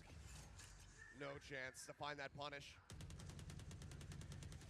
Drone now on the chase, on the hunt. They have to fight mid, like it's so hard. Some semblance of mid control for themselves because it's been killing them in this half. And Leviathan is just happy to just spray at it, take op shots to keep them from being able to challenge those sight lines, to be able to reestablish control of the map. Now, oh my god, I'm not gonna stay for like 7. Come up big again. 2-2 split. Ball gonna be sent out. Orb scooped up. Chichu out in front. Close left hold here from nobody. As Spike gets swapped over. So push up here from Mazzino will get punished. They don't see anything else in the back of this one, so they relay that, and Smoggy starts rotating back over towards B. Smoke gonna be set up here on main to try to intercept, and nobody's gonna start trying to creep in from behind, but there is a trap wire set up to intercept him. Oh, this Cosmic Divide right in front of both sites. Time is ticking. 15 seconds remaining, the spike still being brought forward. But is this all a bait? Is this a ruse? Seems like, given the player count, the answer is going to be no, but King could just TP across the other side of the map. Oh my god, oh no! Time still dwindling. Hunter's Fury opened up, looking for the interrupt here on the plant, but the plant still comes in. Chichu, however, spots out the final player, and he's already cleaned up 3. The re-swing! Oh my god, fucking... And Chichu will keep EDG in this. Stop Lev from getting up to map point. Oh my god, he flicked. Chichu has been a real nuisance on this Astra, especially Chichu, on the A site. please, He's Chichu. able to swing over and bail out his team in time. He needed him to come alive. Ooh, great. Oh, that shit was crazy. God. That was a nasty flick. We're gonna need more of that. They've done a great job of making A very, very difficult for Leviathan to hit. Let's see if Leviathan can find some more answers. Has 3 the players, up. Let's go. for EDG and an operator right towards mid. They want to see if they can shut down operator of Ospas as well. They know it's going to be there. Looking for the duel again here in mid, perhaps, but Ospas changing up the script, doesn't go for the upward approach. Tries to see if there's going to be a deep lurk forward that he can go ahead and get a punish on. Well, and they're leaning towards B because they've been so thorough about keeping Leviathan from getting into A. But Leviathan, if they're going to go A, needs to create an extra angle, needs to go through vents, do what they're doing right now. This is so much better. This is such a good adjustment here from King. A great call from the IGL of Leviathan. Drones will try to check and see if it spots out anything at all, but I don't believe anything was noted there. Calm makes his way through. Ready to strike. Another Reckoning available here. Sent Chichu once again in a similar position. Drops down off the top. Just trying to play evasive. Keep himself nice and safe. Nobody moves forward here onto the side to try to reinforce. Calm now going to be spotted, but Ospas starts going for the P. Gotta have it. Tex spotted. Doesn't register that nobody's there. Mazzino finds another kill. Kong now so far forward in a committed position. Takes the off shot. Cannot find it. Has to swap the weapons over. The backside is being filled up. Oh my god! What the fuck? Wait, I need to see that. What happened? The round comes to an end. We have to see the replays. Yeah, I need to see a replay. What the fuck happened? What the fuck happened? Go to that A site. What just happened? It looked like maybe Leviathan was going to be able to get over the line there. I mean, they've got the site control. Oh, I mean, fade away. 1, So damn good for 2. Oh, the Oh, crossfire here okay. is so good. As that club just goes down, they just have it set up, and Simon swoops in the tower. I thought they lined up. Unbelievable. So swift, so concise. We couldn't even register what had happened in the moment. Leviathan, I mean, you saw it on your screen. It's not a spoiler whatsoever. They've called EDG. their first time out. Not happy with the way that these last few rounds have been going. No. And every time they've tried to throw different looks at this A site, there's been an answer that EDG has been able to dial up. And credit where credit is due, I loved that idea from Leviathan. It's just EDG has a better response there. They've got the crossfire, they've got the better reactions. They are so good at understanding smoke timings and when they're going to be able to set up and go for those pushes, set up for the crossfires, and they just dismantle Leviathan. in the blink of an eye. Now, a weaker buy has to be brought out by Leviathan. Yeah. Sheriffs, Hero Vandal for Aspas. Just a few pieces of armor. King, 0 armor. Early check for that positioning of Aspas. The high tide to try to take some space. The recon as well sent out. Trying to scale Aspas ahead. Similar to the round when he had the Blade Storm. It's going to be marching their way forward. Trying to make some noise towards men. Nors. Got Australian for a second there. I did a bit. Yeah. It's Atlas's fault. Been spending too much time with him, man. For now, things going to be slowed down. For EDG, still every need to be cautious. Have been thriftied already on this half. Need to avoid it happening again. Only classic in the hands of Calm here. Push up towards the door. Nobody backing off the angle, but the door's been broken. Recon quickly dealt with. As Aspas and Tex going to walkabout, sliding around the backside of this. Smoke. This wall for now keeps him obfuscated. Seems like nobody is reading this though. Nice shade in, but now the smoke gonna be dropping, and they're both lined up. But Chichu answers one back. Drops down into the site. Tex swooping around, but it loses the timing. He ends up falling, and now it is just Calm. Oh, he did get him. I was like, Chef potentially collected now. Panel on the floor, but time ticking. Simon is setting out the fragment. What the? His demise. We are tied up. he 11, ran 11. through EDG that. have been chasing after Lev this entire second Yay! half, and they may have just caught them. EDG. But that's a thrifty avoided. Now we go back into a full purchase round to see which squad is getting themselves up to match point. Oh man, and they're so close there, Leviathan. If Aspas can find that transfer onto Chichu, maybe could have broken it open, but Chichu's just been too quick. This Astra has been ridiculous, shutting Leviathan out of so many rounds with those tremendous individual plays, the understanding the timings, and now they're really starting to understand this mid-control and how they can find some good counters to it. Oh, the push up. Kong misses the opportunity. Not even damage found through the corner of the wall. Drone from nobody. Does get a spot here on Amazino. Because once again, it's heavy presence here in mid. Lev wanting to conquer this side of the map. Peek out Kong and just hair off. Cannot quite land the shot. Just trying to look for those players who overstep from EDG, but EDG not willing to fight for that mid space once they've given it up. Then they start holding some angles, trying to cut off Leviathan as they try to push through. Leviathan. Aspas basically leading the Get it right. Operator in hand. Kong sending out a shot. The jiggle peek here for him. Aspas warning shots, warning shots. Oh! Kong comes up with one. Calm now going to be taken down. An advantage for them is Kong repositioning. Getting on a different angle, and he hits the shot on the updraft. Sniping Aspas. What? Barrels forward, up through main. The jump out of the smoke, though. Bro, what the? No. Why did it? Why did it updraft? Oh. Ah. Chichu. Let's go. Wait, why did it updraft? I don't get it. Oh, he updrafted to make it fair for the enemy team. 1 round away from punching their ticket into the grand final. And are we finally going to see China making their way to a finals of ECT? China! And it's champions nonetheless. The 3K from Kong Kong, absolutely ridiculous. Chi-Chu, unstoppable. Let's go China. Oh my god, I didn't think I would ever say that. What could very well be the final round unless we get a repeat of Icebox go once again into an overtime. EDG want to avoid that at all costs. Operator still in play here for the side of Kong Kong, has the knives in the back end. Cosmic Divide in the pocket here for Chi-Chu.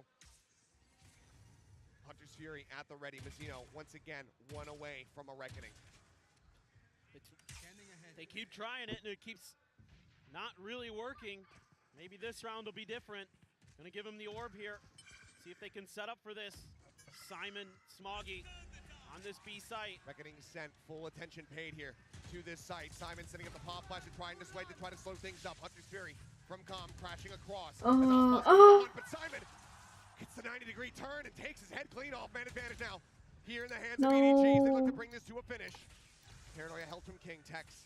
But he's been spotted and nobody claims his life. Oh shit, oh shit, oh shit, oh shit. Okay, GG.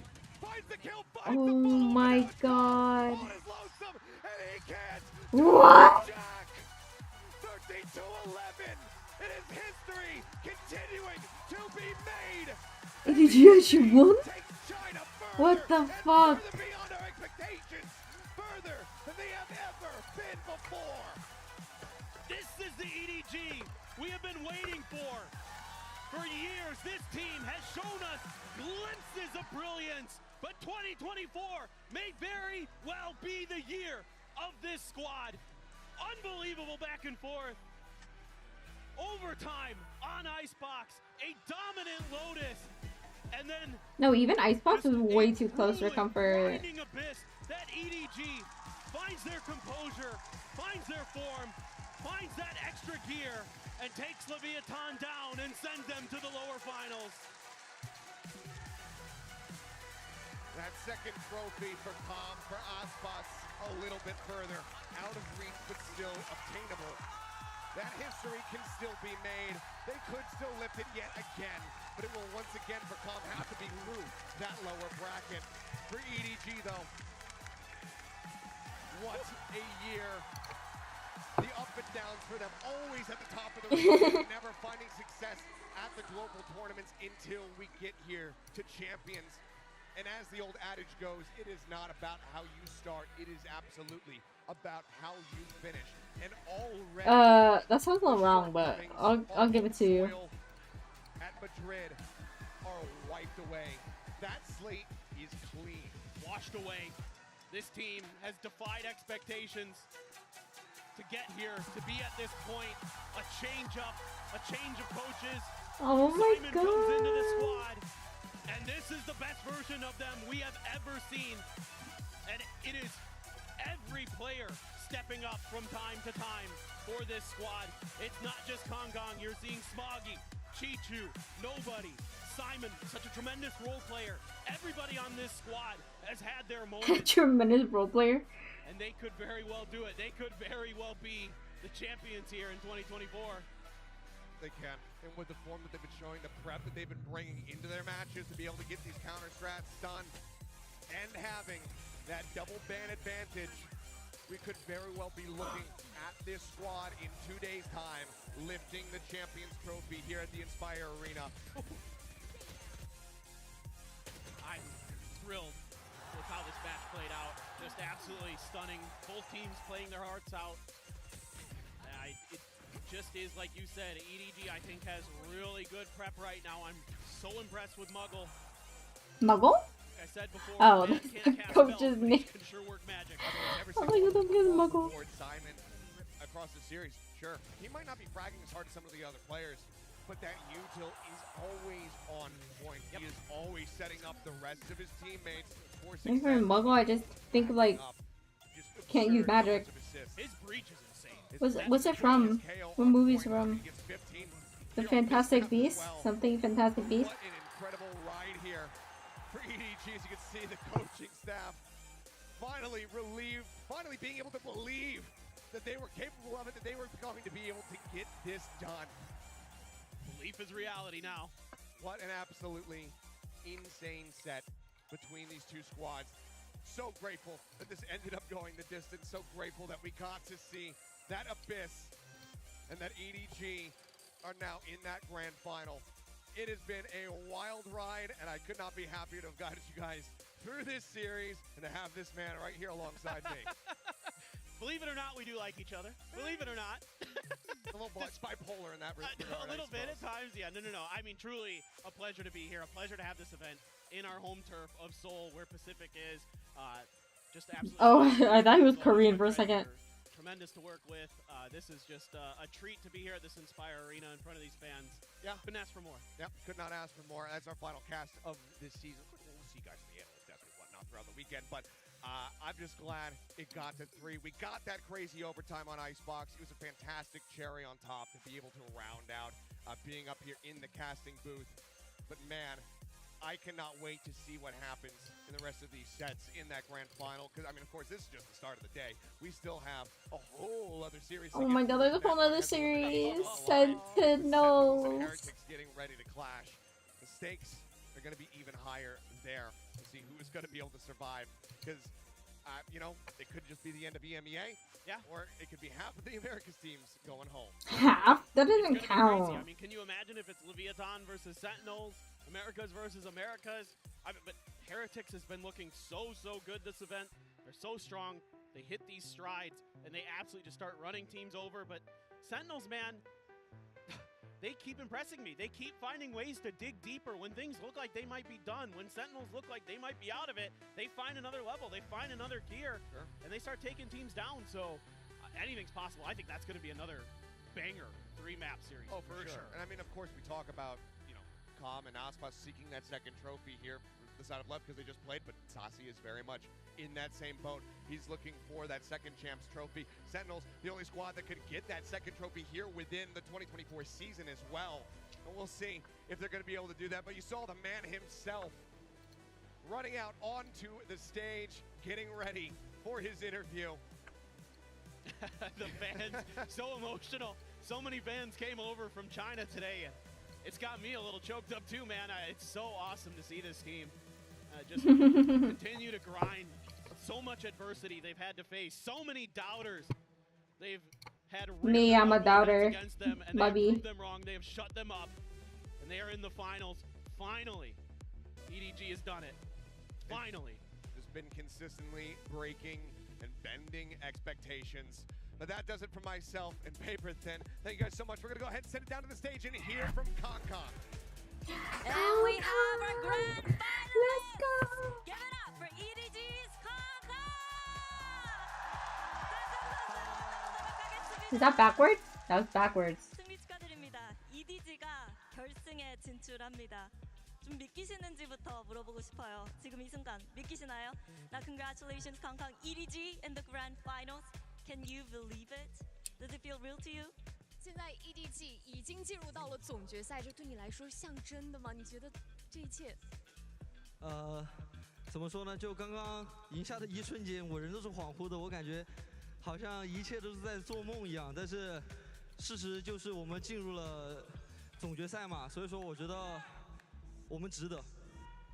At the time we won, I was like, wow, it was like dreaming. But the fact is, we get into the grand final. This is the truth. We're worth it.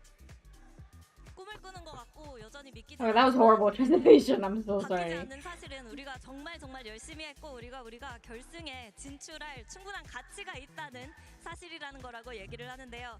사실 작년에 마스터즈 도쿄에서 탑 6에 오르면서 정말 많은 사람들을 놀라게 했는데 1년 뒤인 올해 챔피언스에서 결승에 진출하게 됐습니다.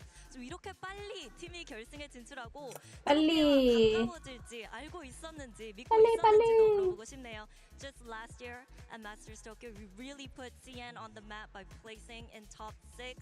A year later in Champion Seoul, you guys are in the grand final. Does he understand her? Did you know that your He's time nodding. was going to come this soon? 其实，在去年东京大师赛的时候，所有人都为你们的精彩表现所惊艳到了。那今年在冠军赛1年之后，你们现在进入到了总决赛，一直以来你坚信你们能够做到这么棒吗？那肯定是坚信的，就是真的很难得到这么好的团队，但是我们还需要更加努力吧，我觉得，因为冠军这个东西对于我们来说，就算是我们进了决赛，还是很遥远的，但是我们一定会努力的。I mean, it's really, of course, we believe it deeply. It's really nice to have such a good team, and of course, we're gonna working hard to finally get to the grand final. We're definitely working hard. 당연히 믿고 있었고요. 또 이렇게 좋은 팀이 있기 때문에 계속해서 열심히 해서 결승전에서도 좋은 결과 있기를 바란다고 얘기를 합니다. 마지막으로 캉캉 선수가 정말 감격스러운 순간에 캉캉은 세계 챔피언이 되기까지 울지 않겠다라고 얘기를 했거든요. 그 순간이 정말 이제 코앞에 있습니다. 지금 어떤 기분인지 그리고 앞으로 각오가 또 남다를 것 같은데 각오 또 빨리 물어보도록 할게요. Just lastly, back in Tokyo, you said 캉캉 will never cry until he wins the world champions. You said that yourself, and you're only one match away from actually becoming the world's best. So how does that make you feel?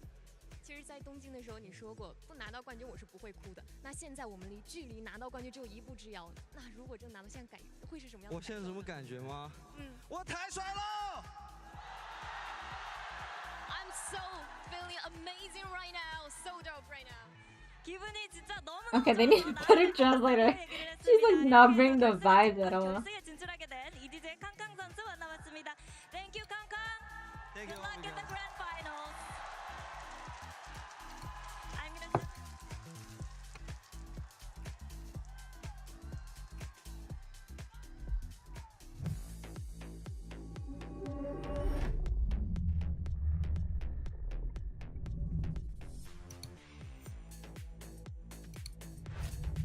Fuck, I want Heretics to win too. Oh, it's so hard. No, I want Sen to win. I care about Sen more. Way more than Heretics.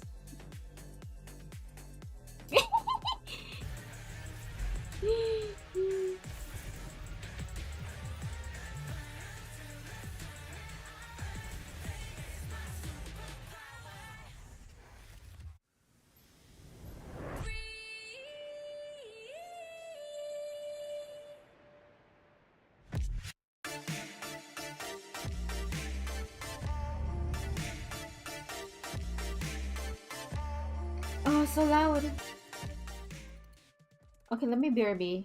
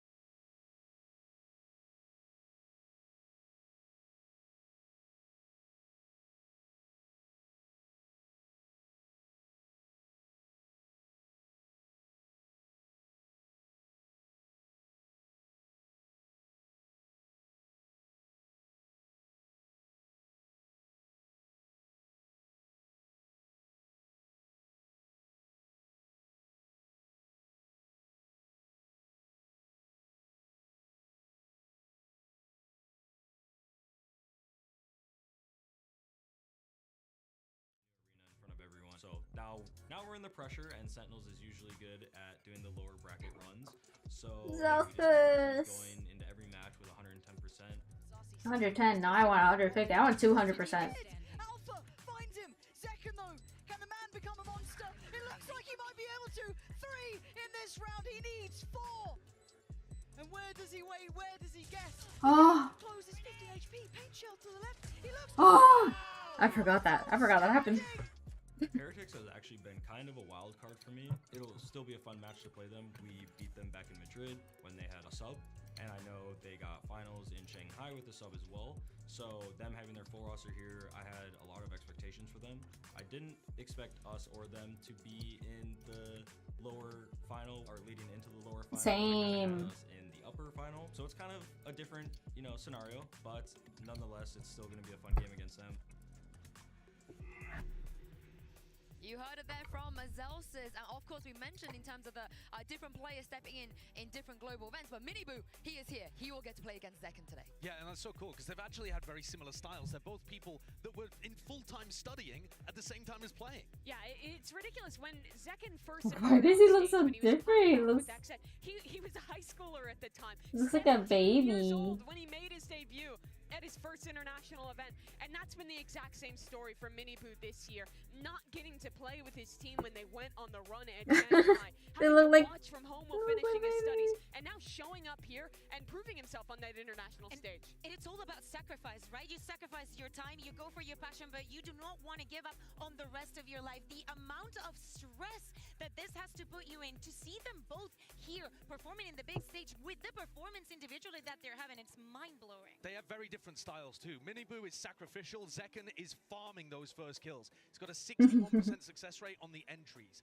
That has got to shift. They've got to shut down Zekken if Heretics want to win this game. Yeah, I think it's a similar story on the other side, right? If you shut down Miniboo after the performance he had last time, and you guys spoke about sacrifices, and I just love seeing all of the emotions in the crowds, the family members of all these players coming to support them. And we saw it in the CoReX arena with Heretics when they won. I don't think there was a dryer in the house. No, there absolutely wasn't, and because there's so many people who From care Fortnite? so about these players, their families, Oh. and showing what it means, really. But when you're talking about sacrifice in the server, I mean, Miniboo is so often dying first, being that team player, putting everything on the line, and not always putting up games like he did last time, but he's so committed to the system. I mean, his brother is the IGL of this team. I feel like we forget about that sometimes. It's so cute. It's crazy. Like, just bear in mind, I know that in Americas it has been the same, but of course they have their families, but they've also a little bit of our family too. We see them every single week. They're supporting their family. Mama Fishy the other day told me, oh my God, it went to 9-3 and I thought it might be cursed. Was that your British She's accent? sorry, that was terrible, but she is amazing. It is crazy to think that they are so young, and it's like going to watch your kids playing football at the weekend. And they are. I don't think that's the same thing. Bring up. It feels like they're somewhat experienced as a team, but they have a ton of rookies out there. But what's different is that, well, Zekken, while some of these Sentinels players are also young, they have a lot of experience. When Zekken was in Miniboo's position, that was 2 years ago at Champs 22 with Exet. It's been a very different story since then. Zekken was at Exet? It feels like this team Heretics Really? squad is following in those footsteps of what some of these Sen players have done in the past, trying to achieve that first international trophy. I want to hit on Miniboo again though, right? Because Team Heretics are the only team in the top 4 who have more first deaths than they have first kills. But they are so winning, even when Miniboo ends up dying first. They've got the highest 4v5 win rate, whereas Sentinels have the lowest 4v5 win Oh, rate. shit. So much comes down to these first kills because you have to shut down Zekken, and if you're winning those opening duels, I don't think Sen are going to be able to hold on. I mean, this is the thing. This is a familiar matchup. We've seen this film before. I didn't like the ending, but are the expectations the same this time around? What's different? I mean, I don't know what the expectations were last time. I thought that Heretics were going to do well at Madrid, and then they didn't because they had so many rookies. I actually think Heretics are going to do well today. Madrid? I'm in the, that's not gonna like. Okay, most people voted for them. Most people voted for Sen. It's just as the same as the first match that we saw. Everything is so evened out. My expectation for this one is the same as the match that we just witnessed. Wow. I want upsets. I want things to go crazy. And I think for Team Heretics, if they're going to win today, Sentinels has been defined by a star player. Team Heretics has been like defined in the consistency, winning those 4v5s. Guys like Benji Fishy, guys like Boo, all stepping up and having incredible performances this tournament, and also having insanely good set ideas to start out these rounds. If it goes down to the mid round though, John QT has been calling a masterclass at Champions thus far. Yeah, and I can't wait to see what the maps are going to get. It's going to be a very, very important map pool because this is an elimination match. We already have one team in the grand finals, and for both of these teams, everything is going to count today. It's time to bring Sentinels and Team Heretics onto the stage.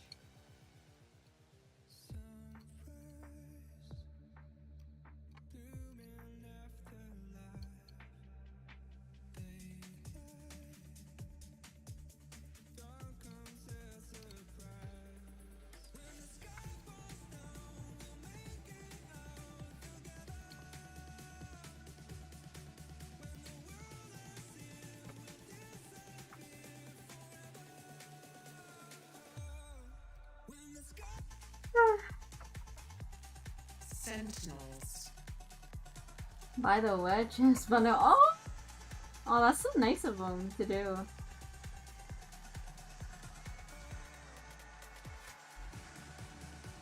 Free advertising for Riot.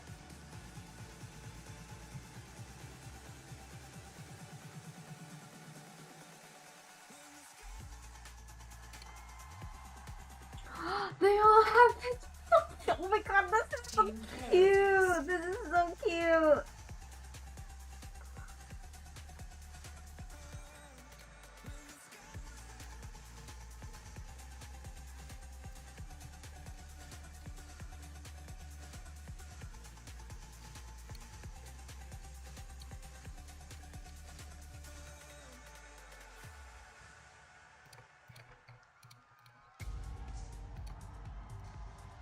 They might both think they are the lower bracket on Demons, but they could only be one. The loser will be eliminated today. And as we talked about before, the map pool, where are we going to go? Are we going to get all three in this best of three as well?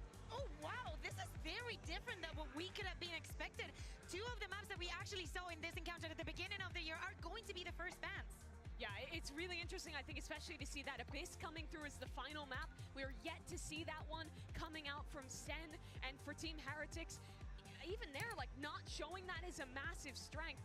Earlier in this series as well, Haven does feel like a big advantage for Sen. They love slowing these games down, playing into the mid-rounds, and I think they've looked right on that map.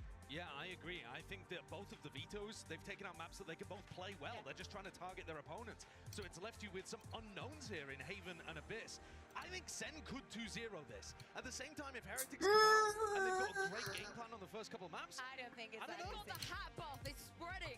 Benji Fishy is spreading. Benji's at his ultimate form right now. There's nothing that can stop it, and the rest His final form. He's evolved. I also to say, Haven, though, we're going from a Sentinels that decides to ban it against Fnatic as to picking it right here. And that is also comes into the time that you had to prepare and how you want to play with your opponent's mindset. Is this a map that they would have expected to be playing at? Yeah, they're both very prep-heavy teams, and they finally had a little bit of time. We remember hearing Kaplan saying, we just want some time to be able to dig deeper and to prepare more, so we should get an incredible matchup here. And if you remember the run for both of these teams, when Team Heretics made it to the final, when Sentinels won Madrid, they had no time to prepare. That's so cute. Back-to-back matches in that lower bracket. It was brutal on these players, but now they have that opportunity to come into playoffs with something new in these final 3 days. Well, let's see if we're going to get anything new in terms of agent compositions on Haven. That's what I'm expecting, and my goodness, we will. My dear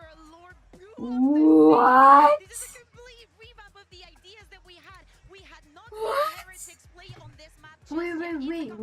But we have seen it back Leon, in second, okay. you, And Paige. nothing like this. Apparently, Woods, after trying the opening, decides why he wants to go. He said it himself. He loves this role right now. yeah, I think this comp looks dodgy on Haven, though. Very dodgy. I'm looking towards Rienz to trade out Miniboo. I think that's Sova, or one of the best Sovas in the competition, and he goes for Gecko. Yeah, I think that he's fantastic at trading out Miniboo. He's having a wonderful tournament right now. Wait, that's so cool. How are the others going to get involved in this? Yeah, I can't wait to see, because this is the EMEA's last hope, and who better to take them through this than Pansy and Steel.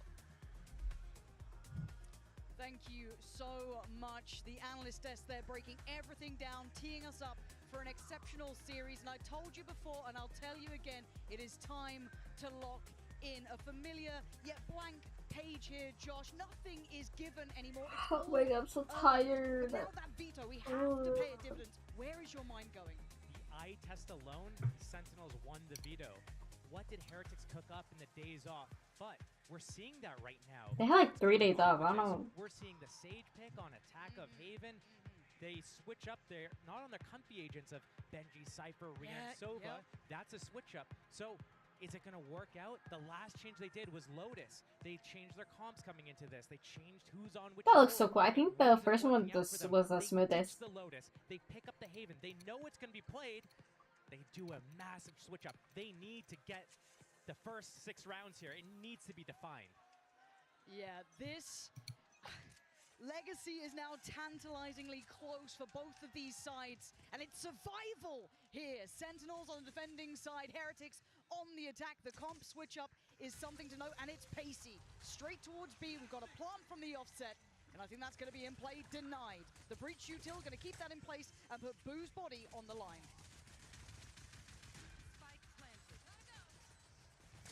Can't get out. What? Is all this? What the fuck? Oh, and they're still fighting for that space, Josh. They've already taken over the site here. A little bit of a flash to come. They've got to swing here. They've got to clear that back line. Zekken going to be flashed up. It's Miniboot to take him down. Time being bought on the spike. You can see the util coming in. That's another problem. Another couple of precious seconds. John QT, if he wants to break that back line, he's got to get a move on. You're right, the turret should note him, but it's chaotic. For the time, there's going to be so little left now. They've got to make a go of this. What the fuck am I watching? Quick back to back. The time is ticking. Tens takes away Benji. And it's Did they get it? Oh, he got it. He got it. But they've got it. First round to Sentinels. That was a whole ass anime battle. Sentinels as well. They're so good when it comes to these retakes. They start with their gamble stacks. They don't budge until they are needed to. But that first breach aftershock to stop that wingman from getting that spike planted. Those were the crucial few seconds that set the tone. And Team Heretics, they're picking the Sage for a reason. They want to get in. They want to use these walls and these slows to disrupt Zekken's retakes as that Neon. He can't sprint in for free. How did they know he was gonna go Neon though? So good. He could have gone any other agent. Millisecond. I was kidding. He could have. It's like Jet Raise Neon. Mini Boo the other. For Sentinels, you will see this clean. Don't really want to be suffering losses here. Mini Boo looking again, pressuring towards his B side. That's a big hit. What the? Shot from Mini Boo, and that's so early in the round. They can wait. They can get that heal off. Boo can heal his little brother up, literally. Try to figure out where that next action is. See if Sentinels decides to slip up here. But what do they have to clear? Tens. That's what I'm looking for. You still got Dizzy, you got some wingman action, but you got to clear this, man. You got to respect it, and they're eyeing this up. I'm terrified. If they walk around this corner to tens, they could be left in tatters. Honestly, a pause and a re-hit to B would probably be the best course of action here. Will they do it, though, is a different question. They have that wall still. And they have those sheriffs to walk in, that contact in. They don't even have to use their abilities. And I'm looking at John QT, whose eyes are already towards this. He's the one shouldering off of that C connector, waiting for contact. Smoke did just get put towards Garage, and I think Tens is going exploring, but there's the turret there in play. Once again, going for the plant from the wingman, this time nothing to deny it. They have the plant, they have the time, they have the bodies, but do they have the wherewithal to send? They have She the just weapon fucking rap. By all means, they still overpower Heretics. This is still, they wait patiently before they start actually moving in. Try to make sure that they're grouped up, wait out the smokes, and then they move together. Here comes the strike, out the A-Link right now. Will they see him top site though? Boo, he was pinged out. John QT seems so aware. Finally removes Boo, and now gets towards trying to deal with that spike. Beautiful! Oh, and wrapped in a bow by Sarsi, unaffected by the pressure. Sentinels take a second step. When we look at a team like Heretics, Sunset, one of their better maps, is basically sit in B main, get those spam battle off on that spike defuse. Haven B site is set up almost the exact same way, where you can take these mid fights, window fights, you can get these late flanks from Garage. Sentinels is doing a pretty good job, granted. First round was pistol, this was an anti-eco that they convert, one, but he got healed, so I just Sentinels, body shot and knifed out. they'll hold their gamble stacks and play their retakes. So Heretics, they need to make sure that they're not afraid and they don't give Sentinels too much respect. Get in their faces and disrupt them a bit. Yeah, First get in gun their round coming faces. out here, though, it's going to set the tone. And they feel so precious when you have these rifles. You feel so worried that you might lose out. Fantastic scam, but a limited connection from Zekken. Gonna have to fall away towards long, but they try and take the space here early on. Heal's already used up. Mini boot on the receiving end of that early damage. And a pause from Aw, Heretics. so cute. The I crucial bet they difference grind between the two teams together. here is that what Team Heretics likes to do is move together as a pack of 4 or 5 players and go and do a just mass dump util everywhere. Take the site, plant. They're going to get the site for free. Again, it's about this retake, though. How are they going to jam Sentinels, prevent them from getting here? The flank already coming in from A. This is going to be a lot of pressure onto Benji. He needs to go big here, as the rest of the team still in the site, peeling off ever so slightly. And Benji. this guy used to be clutch. Has he still got that capability? Cleaned out Oh in a my heartbeat. God. Sassy breaks the back line, and suddenly the floodgates are open. That's problems for Miniboo. That's problems for Rienz. The gap is closing. The net is closing, and Miniboo looks a little shaken here, and he gets put down. Zekken slides through him. And now they're being overwhelmed. There's nowhere to fall back to. There's nowhere feeling safe. You're going to need a big round from Rienz, and he doesn't have even a chance. Zekken is doing damage this time. Sentinels proving it. They don't even need the better weapons. They just needed the bodies, and they have 5 alive. It's down to the wire, and he's got it! Of course he got it, John QT. 6-4. Sentinels has been flawless. Please don't this choke half so map far. to Team 3 Heretics though, crumbling please. a little bit. Maybe an early timeout coming in. These coaches have so much impact for this team. But what Heretics needs to do is they cannot lose that first fight. Benji going down there was the difference maker. Opens up the floodgates, as you said. And now everyone's coming in from the back lines. Team Heretics, they don't know which way to look, front or back. They need to set the tone and push forward. Miniboo needs to be the spear, the tip of the spear. We talk about momentum when it comes to Sentinels, and Interesting. once they get that in their favor, it's almost unstoppable. It's very hard to quell that, to break that. Very few teams have that accolade against them. If you're watching Heretics so far, they've looked a little bit shaky to start with. I think that's a fair assessment. Couple of shots going here and there, these high-tempo hits. Yeah, they've been getting the sight, but as you said, that retake has been elusive for them. For now, though, in this round, we've got Sheriffs out and Stingers. This isn't going to be one that you're going to be calling home about, but what a switch it would be for Heretics if they could actually do some damage now. This insert from Tens down at the C cubby is what I look to. We're looking at a They're massive too far away lead from their Sentinels monitor. I here. think if Already they're like 3.5 right, players like 2 towards that inches C away site. from it, It's they'll come only and kill. Saucy down towards A, looking at that long line. Heretics, though, they don't do these audibles that well, but this push, the timing. It might just start and end with Tens. This round could be all for nothing. The one-way goes up. He's got him locked down in there. Paranoid mind. He knows exactly where the split's coming in from. Smoke goes up. This round's done. The threat was nullified the second they ran into Tens. A little bit of damage here or there could be good, but it's not happening right now. It's okay. All right, Boo, that's nice. Gonna need a lot more, though. And he's pretty much surrounded here. The slow eventual creep as well from Sassy closing that gap in. John QT just sitting a little bit safer on the corner. Lovely. Well handled, a little bit of a threat, but Tens won them that round. Wow. What felt like a minute ago. Not just Tens, though. Great timing on that push, gets those 2 kills. But look at how Heretics is setting up, though. Omen's got the smoke in their hand, Killjoy got the molly in their hands. They're trying to set up these elaborate plays. And when we get to the opposite side, Sentinels goes on that attack, you'll notice that they're only really setting up these small 2 or 3 man plays, trying to do these small incremental things to take the site control. They're not trying to full 5-man util dump on a site. Another thing, though, is they don't budge. They win the rounds. Oh my god, his hair is so cute. So easily. They know next round we're going to defend C. And we've been talking about Tens a fair amount, and I think touching base now during this Heretics timeout, I do have to note he's off to a flying start. 5-0 so far. I wouldn't say he'd had the biggest impact in the tournament to this point, but put the man on the stage and he seems to thrive. But for Heretics, stepping onto this stage has seemed to be a bit of an issue for them so far. It feels like they're not off those starting blocks. They definitely aren't off the starting blocks. We're seeing that in some of the duels they took, Miniboo and Benji on that round 3, for example. They need to do way better than that. One of the things I'm looking forward to, though, is beyond the fact that Heretics crafted this composition to stop Sentinels, right now, you mentioned it before, Sentinels, their momentum picks up when they start winning these rounds, stringing them together. It's not like yes, they are good at that, but what Sentinels is really good at is when they're down and they find that little way in to, you know, break through. They win on an eco, they win an unwinnable 1 versus 4. That's what really propels them forward. Right now, it's no contest. All of the players on Sentinels are fighting back. Nobody from Team Heretics, really. We see a couple kills, like 2 kills on Boo, 2 kills on Mini Boo, 0 for the rest. They're not on.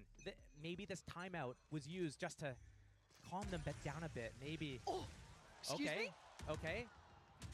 Okay. Minibu didn't get his reward. And look at the space already filled by Zekken. He's already going to be able to control all of this area. Okay. Yes, he got spotted, but that's nothing. He got himself alive. Yeah, took a little bit of damage, but that's fine. All of that and no reward.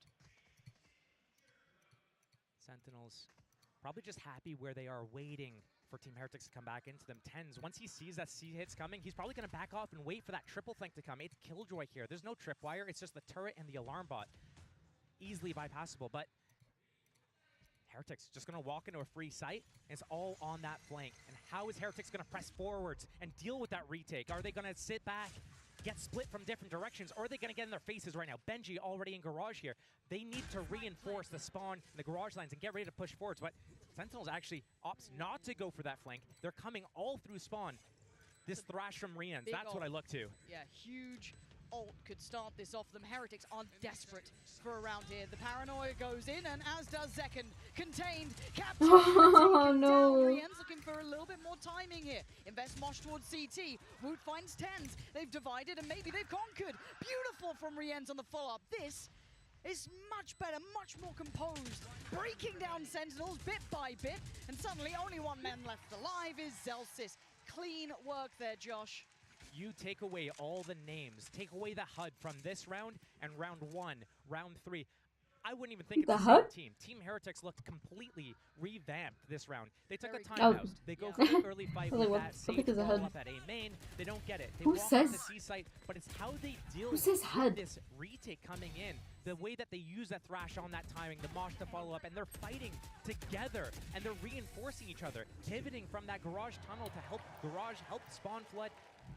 Very different look from Team Heretics. And they needed that. Now it would be a miss to not note the ults coming online here. Tens, how do you want to handle this? It's a big pressure play up towards C, and he's stuck here, and he stands. He got caught up that time. Minibu the one to connect towards him. They've taken down the tip of the spear, but John QT, the backbone of the Sentinel's side, still trying to do damage. He did a whole lot. He did the best he could, but Heretics again hold the site. The wall goes towards Garage. They've got the res if they feel it's required. Zekken still stands with the ult. Zelsis not too far away. Dealt with again. Heretics seeming to really come alive now. Out of nowhere, they're finding this form.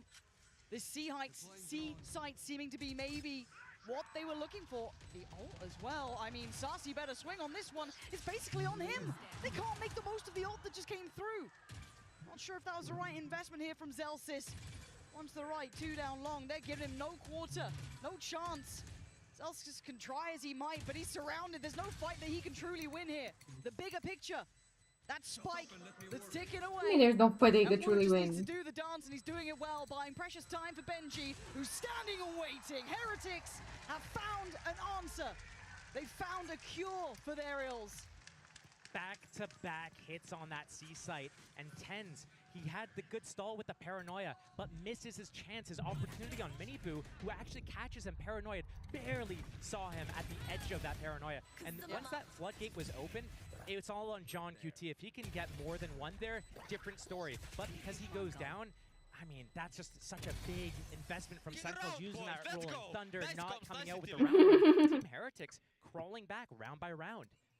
And it's caused a timeout. Sentinels have felt enough of a switch here that it's time to check back in. An early timeout as well. They're normally quite reserved for when they call them. We know that that momentum shift is very much in the playbook. Sentinels are very aware. But maybe it is the right time to touch base. Heretics clearly adjusted something during the timeout, 2 consecutive rounds, and there's a lot of ults on the Heretics side here as well. You've got the TP, yeah, with Woot, but you've still got the Showstopper, you've still got that res there. They're only 2 away from the lockdown, and that was a lot of ults invested from Sentinels for 0 reward. Not only that, but now we're getting to the point where if Team Heretics is able to pick up another round here, Sentinels is looking at maybe potentially having to do a save here. The good news is they have economy for this round, including op economy. And if they're really able to get an early pickoff here, that can snowball things.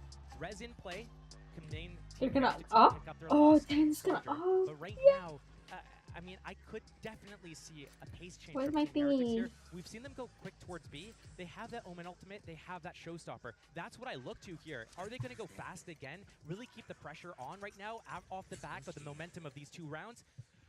Or Sentinel's going to be able to crawl back and stop them?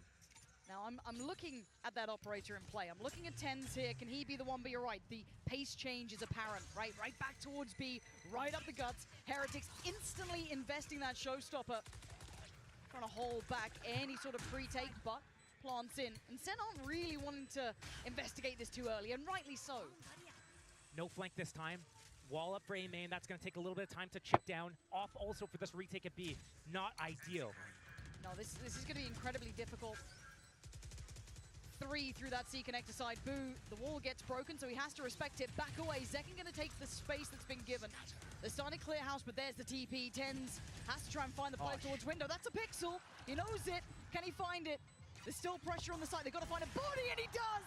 Takes away Benji. Back line open. Paranoia sent. Who denies Sarsi? What the fuck? Trying to step down towards middle. No way. Heretics needed him. Oh. Stood his ground and got them up to 3. No way. When we look to Rienz, we know that he delivers this. Normally it's on Sova. We look to him to be on the maps where he gets to play Sova. He's in these late round situations after he uses his drone, his dart, and he closes it out so frequently for them. If it's not him, it's Benji. But here, he goes big. Oh my god, it was down to a sliver almost with the amount of defuse left. Sentinels almost stealing that away, but big. That's 3 in a row for Team Heretics, and Sentinels, they still have a little bit of economy, but they're bleeding these rounds out. The timeout worked for Heretics, and even Sentinel's timeout worked for them again. The pace change was divine. Ult back in play so quickly for Rienz, and he's identified players, but Zekken cleared in a heartbeat. Miniboo quick as lightning, takes him away, and the site is 1 out. Heretics have what they want here. There's no lurk on the way, no, I guess, flank coming in, but they've got everything they require, and once again, we rinse, we repeat. The wall goes up, they get ready to sit into this post plant. Still 1 more slow on Boo. So Oh, once it's this wall so gets broken down, scary. once the stun comes off cooldown, they start using the aftershock and comboing it with the fault line here. That slow comes in. Thrash also for Rienz. Sentinels realizes what's going on, and they're backing out. Thrash still used preemptively, waiting for, expecting and anticipating this retake, but Sentinels realizes what's going on, what the name of the game is right now. They've lost the sight. Team Heretics, very pacey. Normally we see them maybe taking a little bit of map control first, waiting, pausing, going on that second interval. Around that 1 minute mark is when they're grouped, gathered, hit by 50 seconds. But now it's the 4-man first full save? motion swinging all the way Really? through into the sights. And if we kind of pause here ourselves for a second and kind of consider this, we were discussing this veto at the very start, Josh, how this feels indicative that there had to have been change amongst Heretics. You would not walk into this veto without a plan. We are seeing a very new look Heretics here. This is a very different look. I mean, we talked about it a little bit with when it comes to Lotus. They made those changes coming into Champs. It wasn't working. They scrap it. Yeah. Honestly, it No, makes but sense. there was You look at a Icebox as the Gecko peak from or Heretics. Notably, one of their worst maps, if not their worst, outside of Ascent, which was their permanent ban, and now they're picking it. It makes me wonder what they've cooked up on that map as well. Now that we're Sadraw seeing and Gecko 4 ult. rounds in a row for them and looking revitalized after that timeout. Yeah, this is... it feels like a different team. But I'm looking at Zekken walking middle here. Miniboo, hopefully he doesn't tunnel vision towards this because... could get They caught did out it as well. again? Sarsi is going to be at least kept back. I like this for the control towards A-Long. We know that Sarsi does like to try and take towards that. They now know about Okay, don't peek again. pause. This is tough. This type of situation when you don't have that Cypher trips up, when you can't really clear mid. Normally that turret can spot someone walking down middle. It's in a really passive spot. It spots Garage. The alarm bot on that C means that it's not watching A, it's not watching that window. So Zekken could be able to hear all the noise that's happening. Hear the rotations back and forth between A and C right now. But if it's a shift walk, if Team Heretic slowly moves, yes, this camera can spot them early. Yes, these traps will get that information and allow that rotation to come in. But still, Wait, that's a the deep-ass smokes camera. are How the in fuck did play he get here. that camera Two there? smokes, paranoia, so much retake utility. It could be a pre-take. It could be a fast one. I Sova, don't remember the round before that. Yeah, here's the committed approach towards C, looking to see if anyone tries to get a shot. I think maybe just John QT eyeing up to see if anyone gets caught. Oh no! That's outrageous! Takes down John QT, who thought he was set up for success. Not the case. It's 5 standing for Heretics. You're looking at the flank, and they still have the util here. Benji, if he falls, then suddenly the floodgates could open. But he stands.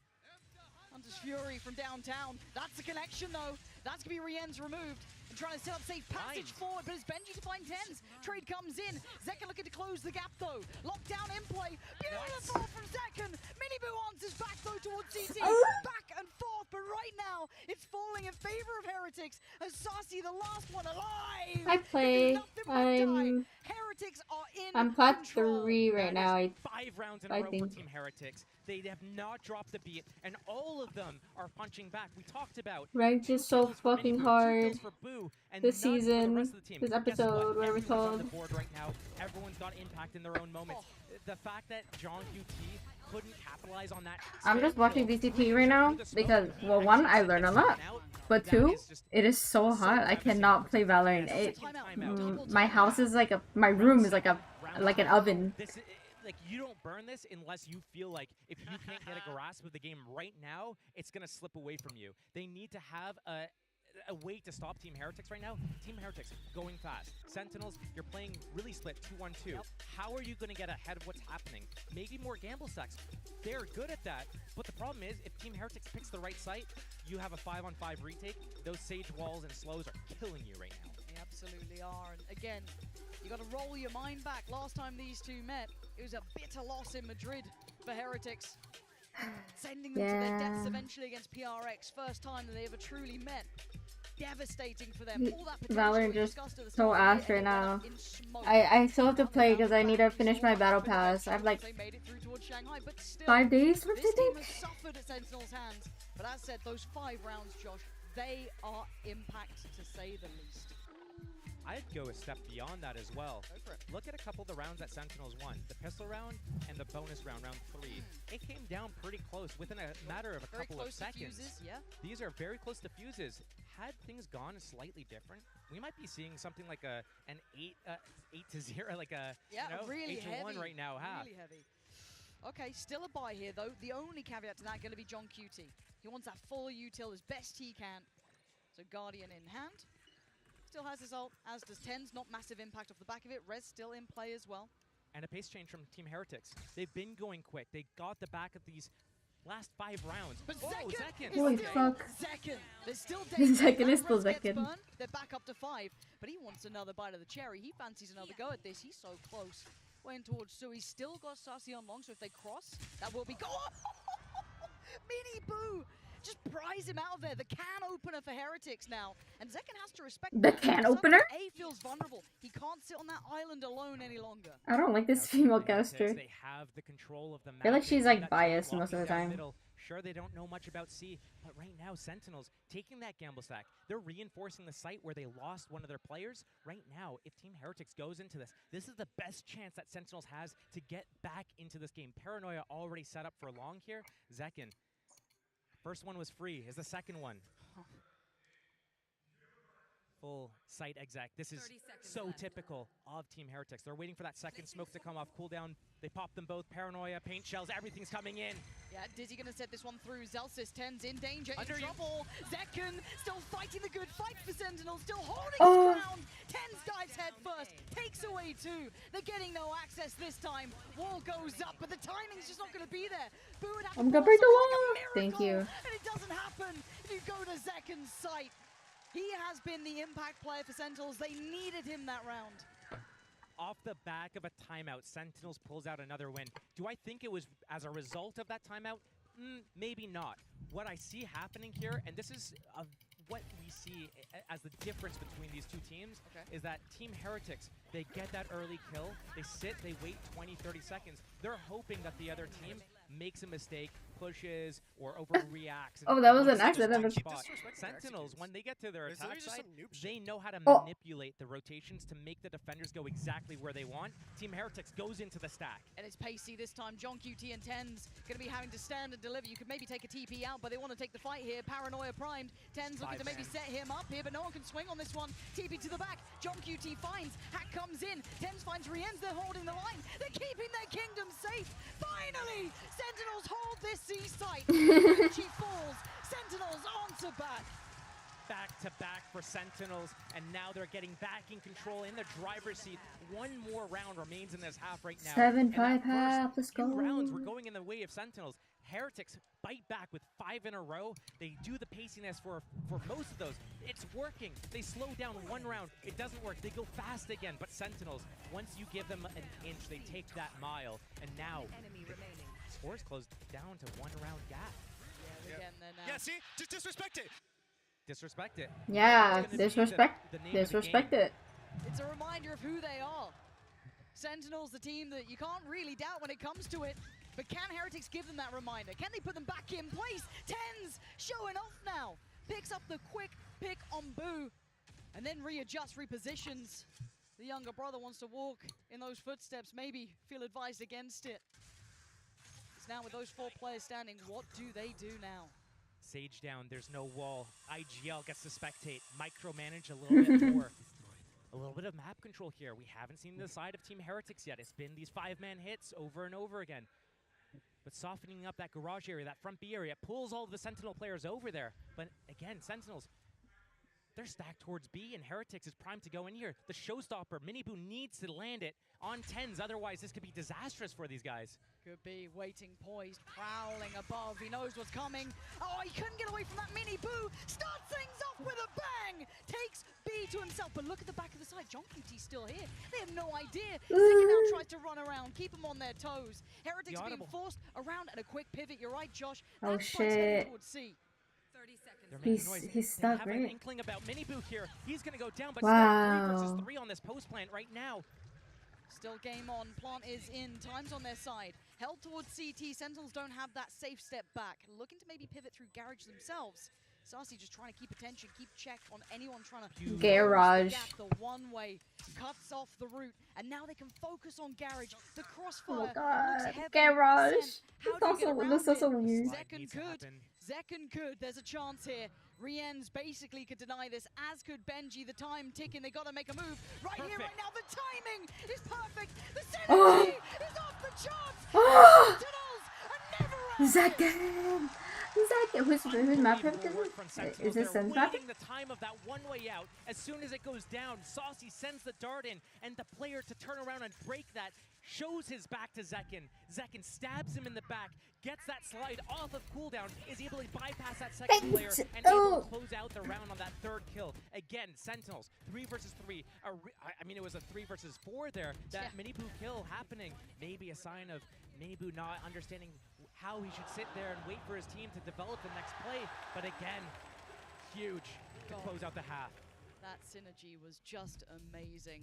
Love that. Absolutely love that. But if you like Heretics, there's a man you'll want to hear from right now. Is Patatek with Jen. Patatek!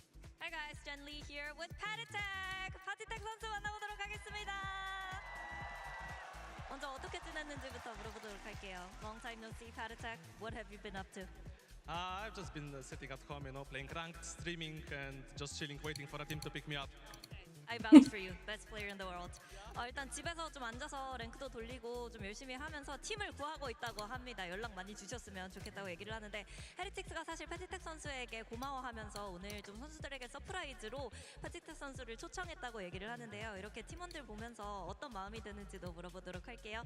Now, Heretics invited you over, flew in as a surprise to the boys, because you're very much part of the success that they're having, as much as the other guys up there. So what's it like rooting for them and watching them play today?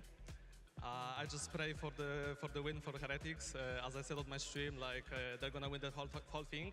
And when it comes to watching them play, it's just insane, I just imagine myself to be on the stage one day, but I came here and I'm gonna support my boys to win the whole thing.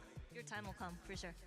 먼저 스트리밍 할 때 얘기를 했듯이 헤레틱스가 우승을 할 것 같고 그리고 정말 떨리는 마음으로 보고 있는데 본인도 이런 스테이지에 올라와서 언젠가는 챔피언스 무대에서 좀 경기를 멋지게 펼치고 싶지만 자신의 시간이 올 때까지는 좀 더 기다려야 할 것 같고 그냥 팀원들이 계속해서 잘해줬으면 좋겠다고 얘기했습니다. Thank you, Patatek. Thank you. Lastly, predictions today. 2-1 for Heretics. 오늘 2대1 예상한다고 얘기를 했습니다. 헤레틱스 승리. Okay, back we go. Thank you. What a first half we had there, 7-5, and it was swings and roundabouts. Josh, both teams runs, 4 rounds in a row, 5 rounds in a row, and then a strong close from Sen. It feels like this is still anyone's game. Both teams right now delivering the goods in their own respect. It's on Team Heretics now, though. They get to go in their defense side. They're really good on their defense because of their retakes, but they've cooked up a new comp. So I look to how they've changed that. Do they do something different with the rotations, with the gamble stacks? Speaking of, Josh, there's a gamble stack in play from the very get-go. 3 players dedicated towards this C side. Miniboo, the one with the sheriff there. You could hear that rattling off in the distance. And a quick close clear for Sarsi. Just going to be having a little look. Even spotting Woot. So, again, you're getting a little bit of a read of what's going on here potentially, but Sentinels seem reticent in their approach. They want to carry on here. They fancy going into this one. The paranoia might have slowed them down. The counter can't be capitalized on yet. And now it's standoff. Do they really want to go through with this? This is where the situations, when the rounds get to simmer like this, Sentinels does so well at picking where they want to go. Heretics peeling off, getting out of the site. They're going to reclear Garage first for this retake. Yeah, I'm looking at John QT waiting there. His eyes are still on it. Miniboo, though, with some Oh my god! shot from John QT. But now there's too many. His head got chopped off. Back away. He just about makes it out with the help of Zekken, but they do have the plant down. Sarsi going to try and be the kind of, I guess, the one to put a full stop to the round if they did go back through Garage, but he sees nothing. Garage. Sets them up to focus Garage. 2 players waiting in the smoke, and look at that deadly little duo. You don't want that. You don't want that. Ooh. All day. Ooh. Why not? Why not? It is you, Tens. It is him. He's absolutely him. Give him a pistol, and he'll get you around. That Sentinels classic right click. There's something about it, man. Something juicy. Look at this. Stopping them, and we heard it in the soundbite before from Tens. Disrespect them. This is how you do it. This is what Heretics needed to do to Sentinels. Get in their faces and just pump them full of lead. Sorry there. if I punch your arm. Sorry if I punched you. Yeah, he's getting into it. He's feeling it first. Dude, it's Tens. He is a big game player. That is what you want to be seeing. There's the impact off the back. But remember the first half. It started really well for Sentinels. The timeout hit, and Sentinels burned both of their timeouts in that first half. Heretics still, I believe, have that option available. So, it's not over They brought yet. both of It's them? just a good I don't remember beginning. that. But with the lead on the half, it certainly makes that scoreline look a little scarier now. When I looked at this game, I'm thinking, Haven, how many rounds realistically does Heretics need on that attack side for them to be able to comfortably close it out? I'm thinking 6, maybe 5 if they don't get pistol round. But losing the second pistol round as well, that's going to make things very difficult. And Sentinels, we're going to see why they picked this map right now. They start with that orb control. They get John QT here. 4 of them move together towards A. And look at the map. Team Heretics has 4 on that A site, and C site is open for the taking. Sentinels, a free round. Yeah, that's lovely. Why do they like predict the? They have the script. That's why they're predicting in the future. Dangers. Again, there were a couple of sheriffs in play. This wasn't like it wasn't without a little bit of threat. So Sarsi looking to farm here. Nice opportunity. Ooh. Quick 2 kills. Again, only against pistols, so no need to lose your minds just yet. But Okay, that's still good though. There were 2. get some orbs building. Okay, or not. My bad. Sorry, Zekken. I'm so biased. I just don't like this Again, caster. this is quite an invested round. The 2 SMGs are still there, but it's that Bulldog that Yeah. Phantom we don't want to see being lost, really. Try and slip away a little bit. Last-ditch effort. Try to take anyone down with them. Don't think you can get much more. Nice try. Not to be. Sentinels, 4 standing. They should be happy with what they've been able to do there. A very clean early start to the round. Navigating all that potential danger.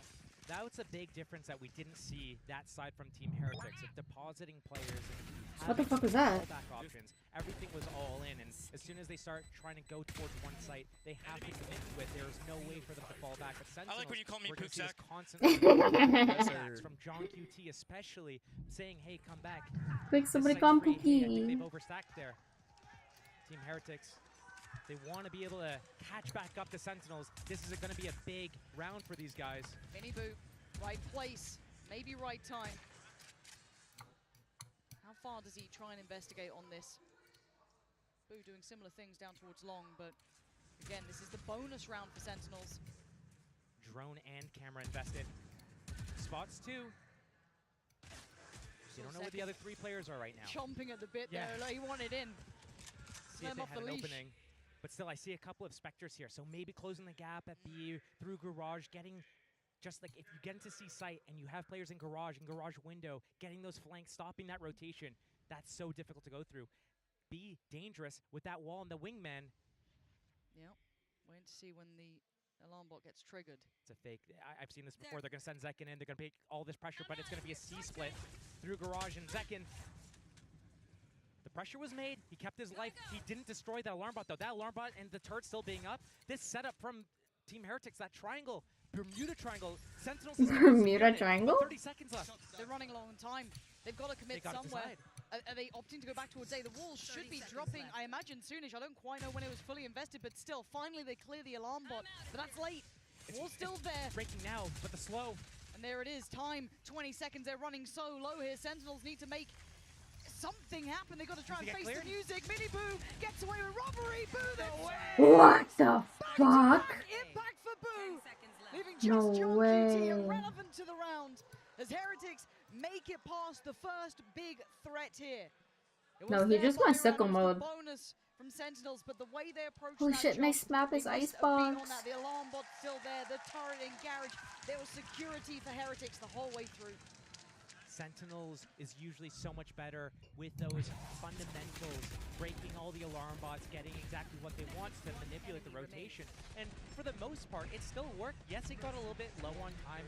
You get nervous when you see that clock ticking down, but that's still enough. That's 10 seconds that you have to take out 2 players and get the spike planted. You can do that. That's loads of time as long as you don't freak out. But Mini Boo and Boo coming together through smokes and getting the shots, the kills they got in that fashion. The power of brotherhood. Here we go again. Now we get into the fun of it.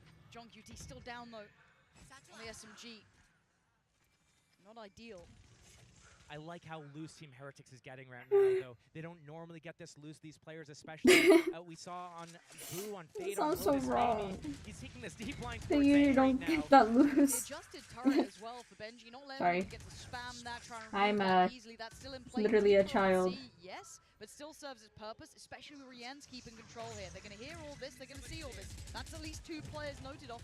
Just Dizzy and Benji feeling this. This could be perfect from Benji. No. Pulled the trigger on the first. I thought he could have waited a touch longer, but no. We're getting to 50 seconds, and they don't have a full foothold on either site. Pressure in Garage short. Oh my god, my back is on fire. You're right, Heretics taking some more gambles, getting a little bit more risky here. This is a huge bait and switch step as well. If Boo's able to get one, get away with his life, or even just make them look towards him, take out that drone and get away. Mini Boo. He got John QT. He got John QT. And they have no idea about Mini Boo. This is everything they dreamed of, but still, the plot needs to happen. 25 seconds. And once Boo shows himself towards A link here, they won't expect Mini Boo at all. It's a 4 John QT's dead. Surely, right? Surely, there's no way. They push through. This is good from Sentinels. They're alleviating pressure. And it's Woot who has no idea. He has no idea. Now he does, as if he still gets 10s. But they've made something out of nothing. 2v3 is still doable. Mini Boo. Res on Boo, but the timing on Mini Boo should be the death of Sassy, and it is all on Zelsis. Res as well. The salesman or the soldier, let's find out. No. Mini Boo there. They are playing this so well, Josh. I NT. can't stress it enough. We are seeing Heretics get loose, getting the reads, getting the feel of this game, and playing out of their normal style. Their normal style being that very passive, let you take the site, they come in for that retake right now, getting that space on A, getting in their faces a little bit, but also, even when you think that there's no way they're going to get a kill, stunned, it doesn't do anything to them. Medic. Yeah, it's all cosmetic. Zelsis shouldn't even use this. It's not affecting them. I've seen so many, at least 3 or 4 different kills, concussed players from Team Heretics, putting them down and converting these rounds. He's Sentinels trying his 9-7 best. with both pistols. The gap is closing again. If you're a Sentinels fan, you are eyeing up this round. This has to be a big impact round for them. Heretics finding success back-to-back here. Mini Boo, ult in play, and that's the site they lean towards. Caution has to be aired. The wall going to be invested over towards sewer, but it gives them a nice angle towards long. You note the time, that's 45 seconds, it's going to break. You see how Zekken's sitting here with 10s. They're waiting here for any regress at long. But what's going to happen is the fake's going to come in from Sentinels. They're going to put a lot of pressure, maybe even tap the spike in that B site. They're going to go back and hit that A site on that timing. It's got to be the play. 10s has that ultimate as well. Get that info. Create that pressure. Break that alarm bot though. John QT, there you go. And Okay. here comes the next step of this fake. Yeah, starting to put the question marks around the map here, giving themselves options, but this time a different look towards Garage. That's 2 players. Someone to work off that Dizzy if they decide to invest. And it's getting tense now. Wall breaks. Smoke goes back up towards B. Showstopper still on Miniboo, and he's on top of that sewers box. Trying to get this fake off. They still have a stun. Full abilities on Zelsis. Add it with a stun, a smoke. Try to create this pressure, but it might not be enough. 25 seconds, they slowly creep, they can disrespect the smoke, they're gonna give away the game a touch here. Now, Miniboo decides to move. 20 seconds. Where are they going? Back towards B. At this point, they're walking into the unknown. They can ult him. TP, where is he off to? Over towards B. Gonna try and quickly get that plant secured by Zelsis. 10 seconds left. Spikes down. He's done his job. Tens gets out of danger. And now the bedlam begins. Boo. You nasty. Oh, no Checks way. to make sure there was no one else here. Waits. This is a dangerous game to play in an arena, folks. That's a dangerous game. The crowd honoring. But that could have gone completely haywire. But a 5v4 now. Advantage towards Heretics, but they still have to try and break the backbone of Sentinels. And Nice. still stands. Yeah. Time now ticking, the defuse halfway. John QT holds the line. Yes. So close. John QT, that's my bragging at you. Re-ends one around there. 1v3 or a 3K at least. My fragging IGL, let's Blitz go. the smoke, no problem. Team Heretics trying to stick that, but still so well played from Sentinels. You can see how they set this round up so far in advance. They knew wall is breaking at 45. We softened them up at B. We softened them up at Garage. We softened them up at A right after. And guess what? It's going to leave a hole in B. We're going to ultimate there with Omen, get that spike planted, and play out this round. This mid-round adaptation, the on-the-fly calls from Sentinels are so good. Heating up here now. Might have a game on our hands. They abandon this elaborate back and forth. They're just grouping and ready to hit right now. I mean, you look at the ults, they've got so many. Sassy one away from having Hunter's Fury as well. They've got so much of what they need for this. Sentinels should be so easily securing C as they do. It wasn't particularly held by Heretics, sitting back a little bit deeper. Rien still does have his ult. Oh my god, you're lucky, Zelsis! He's the one to get caught by that. Benji playing back in through Garage. Clears out the first. That's one of the 3 ult bombs. The end of this is already you can see that counter pressure. Sassy from all the way down C takes away Rien's. But Heretics clear the site. And you're right, the wall is still there. Does it get used? Looking to try and secure safety. No it chance. does. It's perfect work. Surely there's nothing to be done. They've got to wait and watch as Bruh. The fucking wall. How could you forget? Raising the walls, Team Heretics. And that's why earlier in the half when I was talking about how Sentinels was jamming them up at that spawn point, when Tens was getting in their face, disrespecting them, this is the exact reason why. If you fall back to long C and play that spam battle, you will lose. They forgot. Did they forget? Did they forget? They need to get in their faces. Zelsis is going down, losing that Rolling Thunder. They can't push into Garage or spawn and disrupt Team Heretics' retake. Sentinels, 10 to 8 only. No. Seconds gone down. We're looking at the hero with the gun is Tens. And we know what this man can do, so pay attention. And it is straight up brawl, but Sentinels are winning. Okay, Stick to the 2v3, target, it 2v3. works so well. And a 3v3 in this situation, Zelsis has his ult, as does Tens. They've got information on their whereabouts. And now they can let this simmer for a second. Zelsis even getting the upgrade. So much time to let the round. Wait, Tens just used his ultimate a couple rounds ago. How's he have it again? It's Tens. Telling you. The alarm bot, But the turret. timing.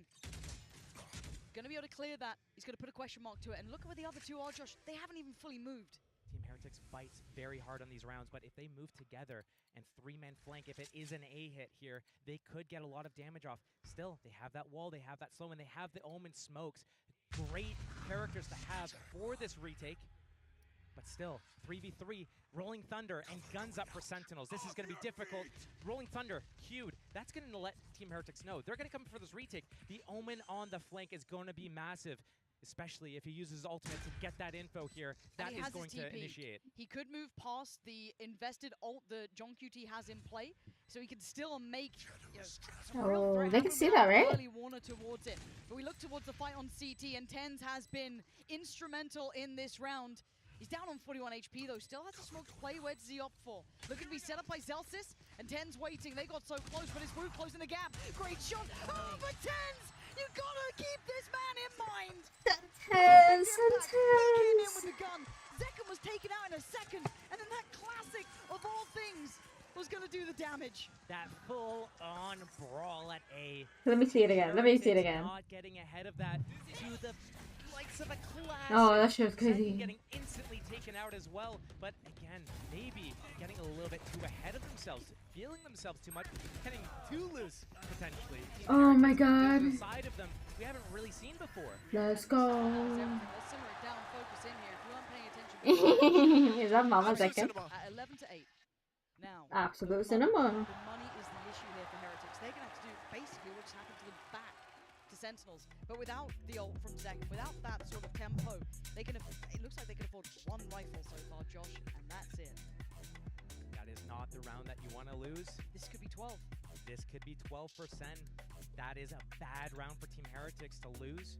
Those are the rounds that Sentinels have been winning all event to get to this point here. It's been these big swing rounds where not only do they win, but they're at their disadvantage just in terms of economy. They're doing it with classics, popping whatever ultimates they could to make it work. Then, not only do they win that round, but they're also able to pick up the following round because the economy on the other team isn't good enough to string together a proper buy. Do they not realize thrifties exist?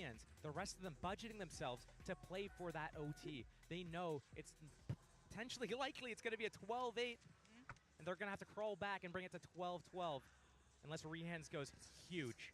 He's the only one to watch here, really. I mean, Heretics are good with those sheriffs, but this is a lot to ask. Zekken set into motion off the back of Zelsa's utility, at least to try and test towards A-Long. It's currently where Boo is playing. You're looking for where Rienz is. We can see it. It's over towards C. Can they manage to slip past? Pixel spotted. Boo's not going to stick around much longer here. Can't really have that sort of fight. It's going to be a period of time here where he can't watch both entrances. He's going to have to wall off one. Trying to hang on to that as long as he can. Sentinels creeping up, though. That gamble stack from Team Heretics still towards that C site here. Boo cannot instantly drop here. Every time they say boo, it's just... Surely. He's been able to back away at least. That's something. Right here. Revealing area. I don't know how he's still standing. The support system's not moving. The rest of Heretics aren't falling for this, but it looks pretty much committed. 40 seconds left. Sentinels, all 5 players here. No real fallback options. Is that a gap? Not enough to move through. I don't think so. But still, I mean, it's just too much of an order for Boo to get. Just a classic in hand. I mean, it's not even the Sentinels one, so it can't do enough. But Boo somehow has played his life as best he could, maybe hoping he'd deter them, maybe be enough to send them over towards C, but it's not the case. 12. Looking so likely. As Heretics have to do that long rotate back. Right here. Every step arduous on the way. They cause chaos now, though. 5 to find. And so little time to do it. And away we go. Sarsi instantly gets Benji, excuse me, Mini down. Benji? Benji? Maybe. Wingman's still in Sarsi got Benji. Though it's so low. Trying to swing off the back of the Wingman. It was a nice idea. But John QT, the mastermind. John QT. Not going to let this one slip. It's 12 in map 1 for Sen. Rien's the man with the Vandal. Last to fall there. Tens 27 kills. Huge. Multiple times he's had his ultimate. But need to highlight how he's getting to these kills. It's not like he's sitting in the back waiting for things to happen. He's I love the getting in composure. their faces. Oh, he's an instigator. Yeah, he understands his mission right now. Yes, he's Omen. Yes, he's on those smokes, but he's getting in the faces of Team Heretics, not letting them have a chance to be able to get off their elaborate plans, disrupting them. We go again, this time with guns though, but Lifeline starting to be flattened out a little bit here for Heretics. Held on 8. We haven't seen a change-up from Team Heretics' game plan yet. Same players, same spots. Now lockdown in play as well. That's going to help with a retake if they need it. But gambling towards SC site, Sentinels has been so good with their audibles. Once they get certain information, they know when to pivot away. They know how to use that time, squeeze out the last second. Zekin coming into Garage. Benji! And Benji's been having a nightmare this series, fair to say. But this time yes. he's saved by Woot. Second goes down, and now they can maybe live for another second or so. But it's Zeltis to trade out, at least take away the first. But Tens then takes strides towards the site, disrespecting the Bosch and the man Sentence. And Tens is just on an absolutely nuclear level performance here. 29 kills. And now Mini Boo and Boo, brothers in arms, might have to watch map 1 slip between their fingertips now. Forced to fight forward and forced to fall. It's all on Boo in a 1v4. Map 1 surely sitting with Sentinels. What more were you ever meant to do against this side? Map 1 is in the books. Let's go. You put them on a big stage. They just keep stepping up. Great performance from Sentinels there, and Team Heretics trying to change things up with their agent composition, throwing in that icebox pick as well for that map too. So what have they cooked up there? They need a slam Please, back as 2-0, hard as they can if they want to keep the please, Sentinels 2-0. here and go into that third map as well.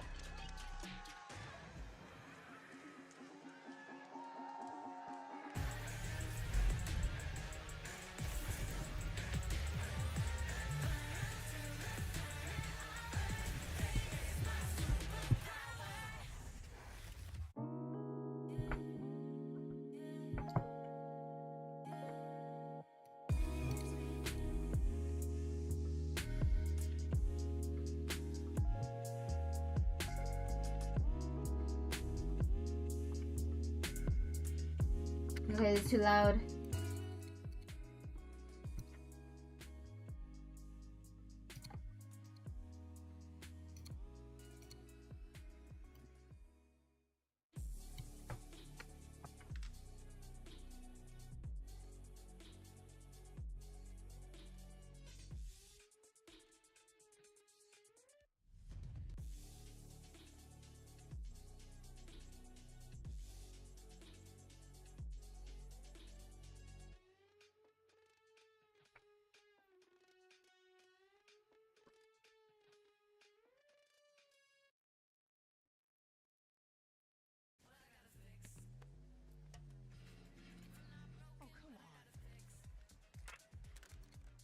Trade in any phone in any condition guaranteed and get $800 off the new Galaxy Z Fold 6. Only on Verizon. Red Bull gives you wings.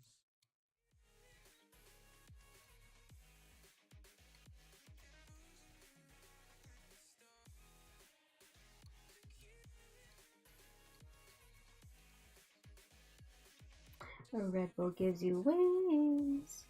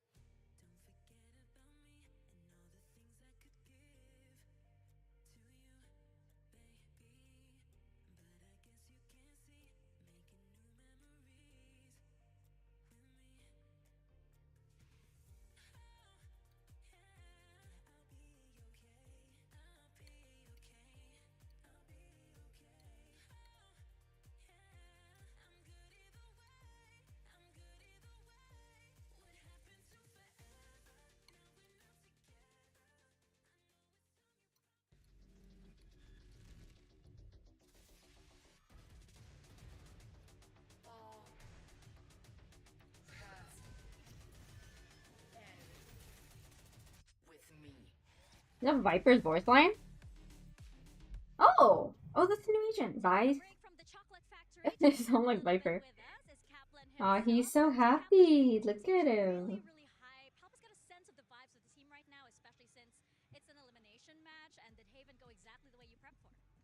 Yeah, the vibes are very high. Like, we agreed going out here, let's not, let's not be afraid to acknowledge we're in a big stadium, there's a big crowd, there's energy, there's lights, let's lean into it. Let's have fun with it, and let's trust it'll empower us.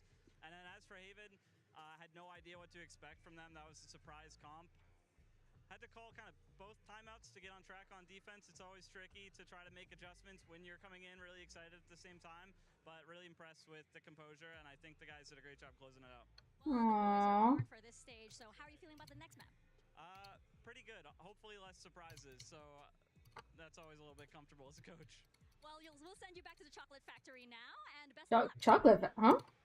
It is always great to see Coach Kaplan smile. It was a fantastic start for Sentinels. I'm back on the desk with Kakuka, Mimi, and a special guest is Coach Josh RT from G2. Welcome. Josh RT. Just happy to be here once again. We're very happy to have you here. Did that map go the way that you thought it was going to go after seeing the Heretics comp? Honestly, once Sentinels start to key in onto the comps for like win conditions and start to understand that they like to play onside post and like they would try to use the Sage Wall to buy time, they start to play against the comp really well. Yeah, I think towards the end, after that second timeout from Kaplan, they found the right adaptations. I agree. Really heavy on those C and B sites and being a lot more willing to disrespect that utility, to fight in together and play into that flood alongside the two anchors that they had on those sites. It's got them just enough rounds to pull things off once they switch over to that attack. Yeah, exactly. We started with the Sentinels that was very comfortable in the first 4 rounds. They thought it was going to be an instant trip, and actually Team Heretics starts playing disrespect them. Go onto side, put that wall up, send Carnalito, just get the spike down. But as you're saying, Mimi, once Sentinels got to the key of they need to stop that from happening, they cannot allow them to get to those positions and make such great use of that utility that it started looking easier. Yeah, so like the key. Oh my god, my room is so hot. How do I like live? The 2 or more anchors, and all they needed to do is stay alive, use their utility to buy time for the rotations to come. Since the Heretics kind of were telegraphed on their hits, they like to play really pack heavy, and so once Sentinels keyed in on that, they start to convert.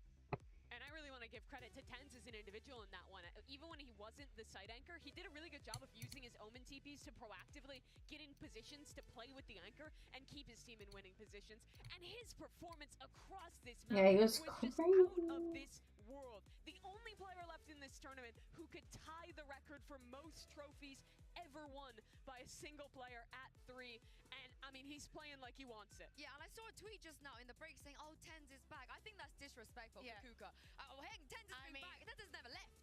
Totally, right? I feel like throughout the tournament against Fnatic in the most important matches, that's when he shows up. But another 2 people that show up constantly, regionally and here on the big stage, it has to be Boo and Minimo. Even though they did not win this map, things were very complicated. Imagine that you take this composition out. First played ever in the history of Valorant that this comp is played on Haven.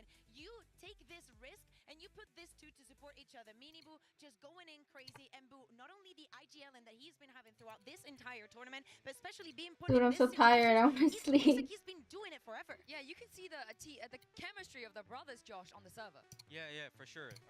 Since that was their first time playing that with that composition, you would notice What do you mean no Raze and sleep? Sage together at A site, and they were actually 2-man hold the site. Normally, that site requires 3, and they were able to mix it up and keep Sentinels. But I gotta support my boys. I'm playing TFT to stay We awake. were talking about this a little bit. Likely to continue with those 2 playing together. It must feel incredible to get to be up there on this big stage, even in these tough moments, with your brother alongside you. And they'll need to rally back here. This team is made lower bracket runs before. They've bounced back before, but this is. I don't nap. I literally just to come sleep. back in this series and stay alive. Yeah, my hopium is Kakuka. I just hope it's a 2-0 so that I can sleep early. Going to change the composition? I do not expect it, right? I think that the moment that they decided to stick with this Neon, that is what they were going for. They decided to come here to Icebox. Out of all the options that they had, maybe even some bind after how comfortable they said they were feeling, they I decided can't to go with nap. this one. And I feel like the I will pass out for 12 that it is hours. something that we want to see. We wanted to see flashy, but the style is very, very different when you talk about entering the site. Yeah, Miniboo's Neon. You like it? You're a fan? Well, for the system they provided, I think it's really good for them. They already played that comp that Sentinels runs, the KO Sova, multiple times already, previously against DRX. So, like, I would like to see Miniboo like rotate quickly based on like Boo's information and Rian's information, and based on that, their defense like works for them.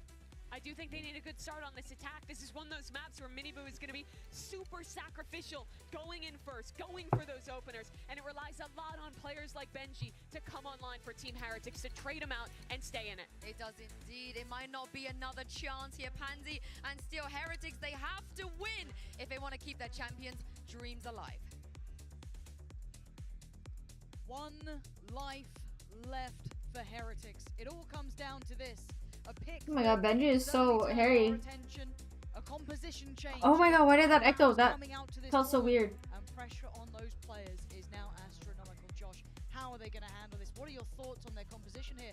Sentinels have the grace of a map in the bag now. When I looked at the Icebox pick, I thought maybe they were switching something up to get a little bit of a curveball that Sentinels wouldn't expect, but they're sticking with the same composition. So what they could do is change up how they play that composition. We see a lot of these 5-man hits. Maybe we see them get a little bit more loose at middle, send Benji up that way a little bit more, try to send more people with Boo on these B-lurks.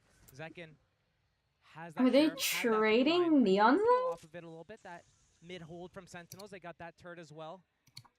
Happy to play for that retake. I feel like Neon isn't good on Icebox. And they're Team Heretics, they're slowing down right now. They're kind of feeling out the map, seeing what space they can get, see if Sentinels bites on anything. But Sentinels doesn't really bite. When they have their setups that they're happy to sit in, they wait as long as they need to make sure that where did that dart go? Fully committed. Hey, you're just doing a fake? Cool. You're going to end up coming into my gamble stack. Oh, you actually went there. Cool. We're fine doing the retakes. We showed you how many times we can do it on Haven. When our backs are against the wall, we'll make it happen. And it is interesting to see no support, though, on the way for Zekin here. At this point, he has had to fall back pretty deep. He's playing somewhat safe, though, I feel, now in CT. But he's going to hear this. He's going to hear commitment behind it. The lurk now coming in middle. That spike plant position is going to be for B main and middle. So if these players are able to stay alive at kitchen as long as possible and bleed the time from the clock, that is their win condition. Yeah, Boo and Benji. Saucy also has a sheriff in hand and Zelsis. 3 sheriffs on this retake. They've fallen away from kitchen to play dedicated towards side. And again, Zekin once again checked on. He's not getting any freedom to play into this.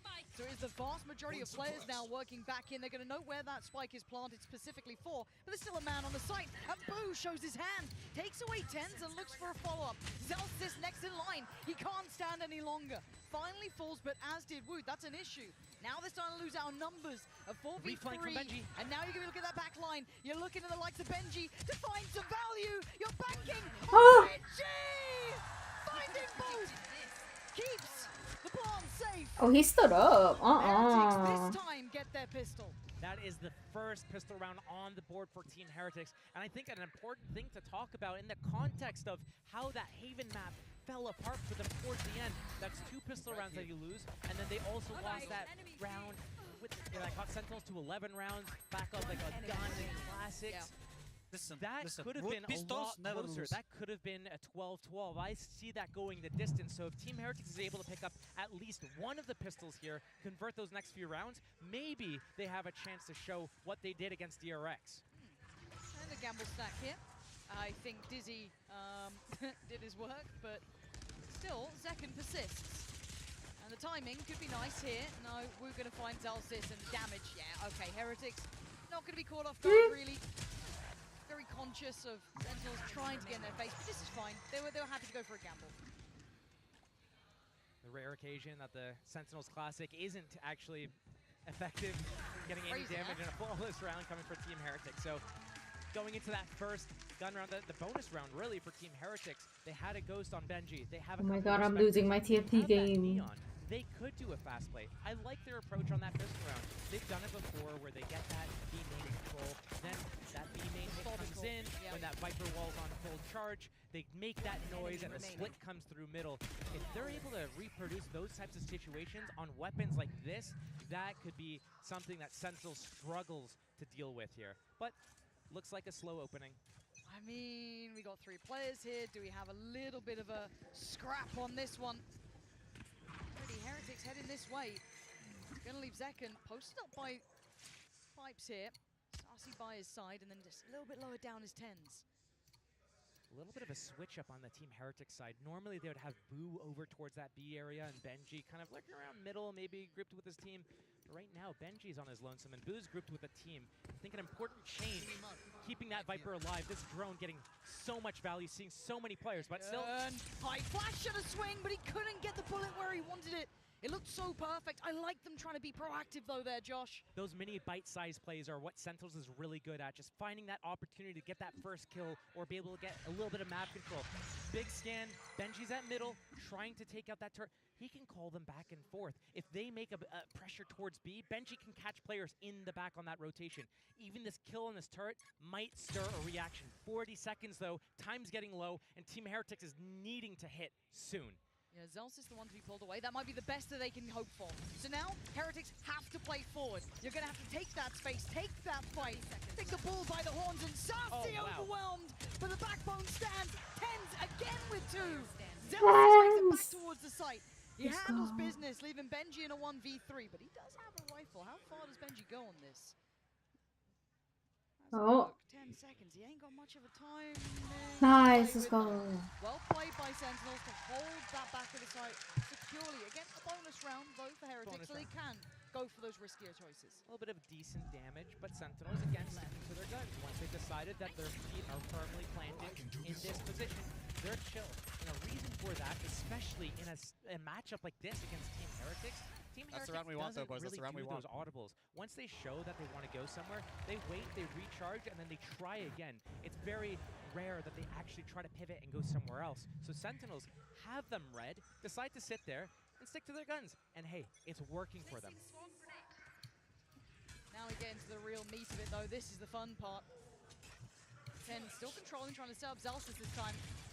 Love the unison between these two. Synergy is fantastic. A little bit of fake pressure towards A, Team Heretics, getting that control. Also, slipping the gap at B, but Boo, he's the first point of contact here and going down. That means they lose the wall. Needing to use middle now if they want to be able to close out this round, or when they go B, they can't instantly go for that plant. They got to take that space, look for another duel. This next fight, John QT, how do you play this? And Zelsys is getting closer though. Yeah, he's still a little bit worried about middle, but again, he could bank on that turret, maybe a touch, but still. This is John QT potentially isolated. Got to be careful, not outstays welcome. A risk too far. Normally quite the mastermind, quite a diligent player, but that felt desperate even at a man advantage. And Rian's just picked up the ultimate orb just before that spike got planted. He's got his ultimate. Spike not planted for that mid flank this time. So B main is the main point of contention, but both Vipers out. This is the start, a tap on the spike. And Zels is looking to close the gap, but it's Mini Boo onto What the fuck was that? Takes down Mini Boo and another go on the spike here. Once again, half. Anyone going to deal with this? Anyone going to swing on this one? Finally, they take it away, but the defuse is happening. Oh, that was so close. And again, he has to try and close the gap. There's nothing more to be done. That is so awkward. A fumble from Heretics. No other word to describe it than a fumble. And those types of rounds, if Sentinels is able to steal it away, that is when they start gaining that momentum. And right here, you can see the body language on the players of Team Heretics, how Boo is talking to the team, the rest of the team not animated, quiet. Fucking sliver in the wall. Gift from John QT, peeking from Snowman. Gustavo, 5 versus 4. I love that sacrification from you. Good job. Sacrification. They don't even have that, and they still close it out. Team Heretics needs to do better. I love Zelsys, holy shit. And you can look at the light shields. Struggling financially, Heretics. This outlaw is going to be devastating. Rien's. Oh my god, I'm gonna die to the fucking rave crab. Pass around a little bit to Mini Boo in this situation right now. Creep up towards A, but again, Sentinels on this stack. They have that line at B on Zekken. He's on top. No threat. Alarm bot, turret, active. Zelsys pivoting, ready to be that 4th player on that A site. And this triangle setup again from Sentinels.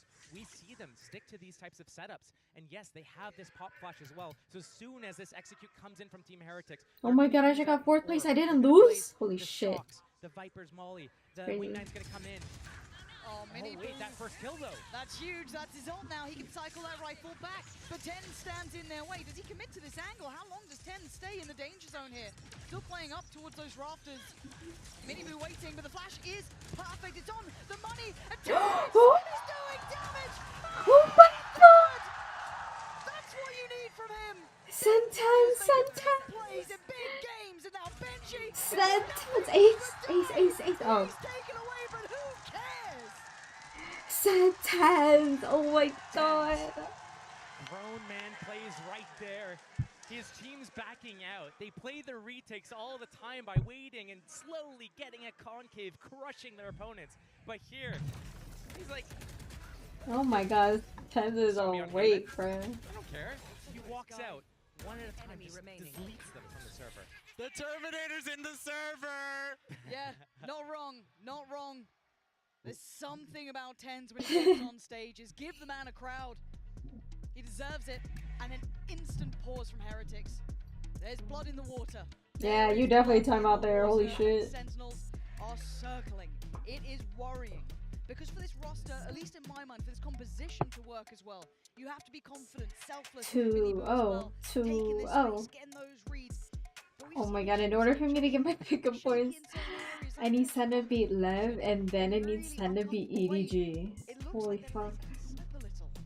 This might be one of those situations we've talked about before with Heretics, is that they do have a pretty young roster. And you know, in EMEA we talked about it as well, where they have issues getting past that finish line. We've seen it in multiple different instances this year so far. We saw it in kickoff, how they fall to KC. We saw it in stage 1, they lose to Fnatic. We see it at an international event, they lose to Gen G. So all these situations, it's like that last little hump to get over. That's where they crumble, and it can be to the confidence, it could be to the nerves and the pressure of the stage. It could be that they just unravel when they lose a bad round. They can't rebound mentally, but they need to get focused here, because right now Sentinels, Lock in, especially boys. right now, is having a game. And you talk about momentum, you talk about confidence, you talk about that X factor. Rounds like that are what we mean. These players on Sen can give you them. Now Heretics can as well, but they've got to start now.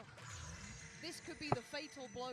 They could start at a scoreline like 3-2. Feels almost innocuous at times, but it could be so deadly. Innocuous? As Heretics look for a change, look for a switch up, but it looks like Sentinels have the read. And they got Wow. the goes down.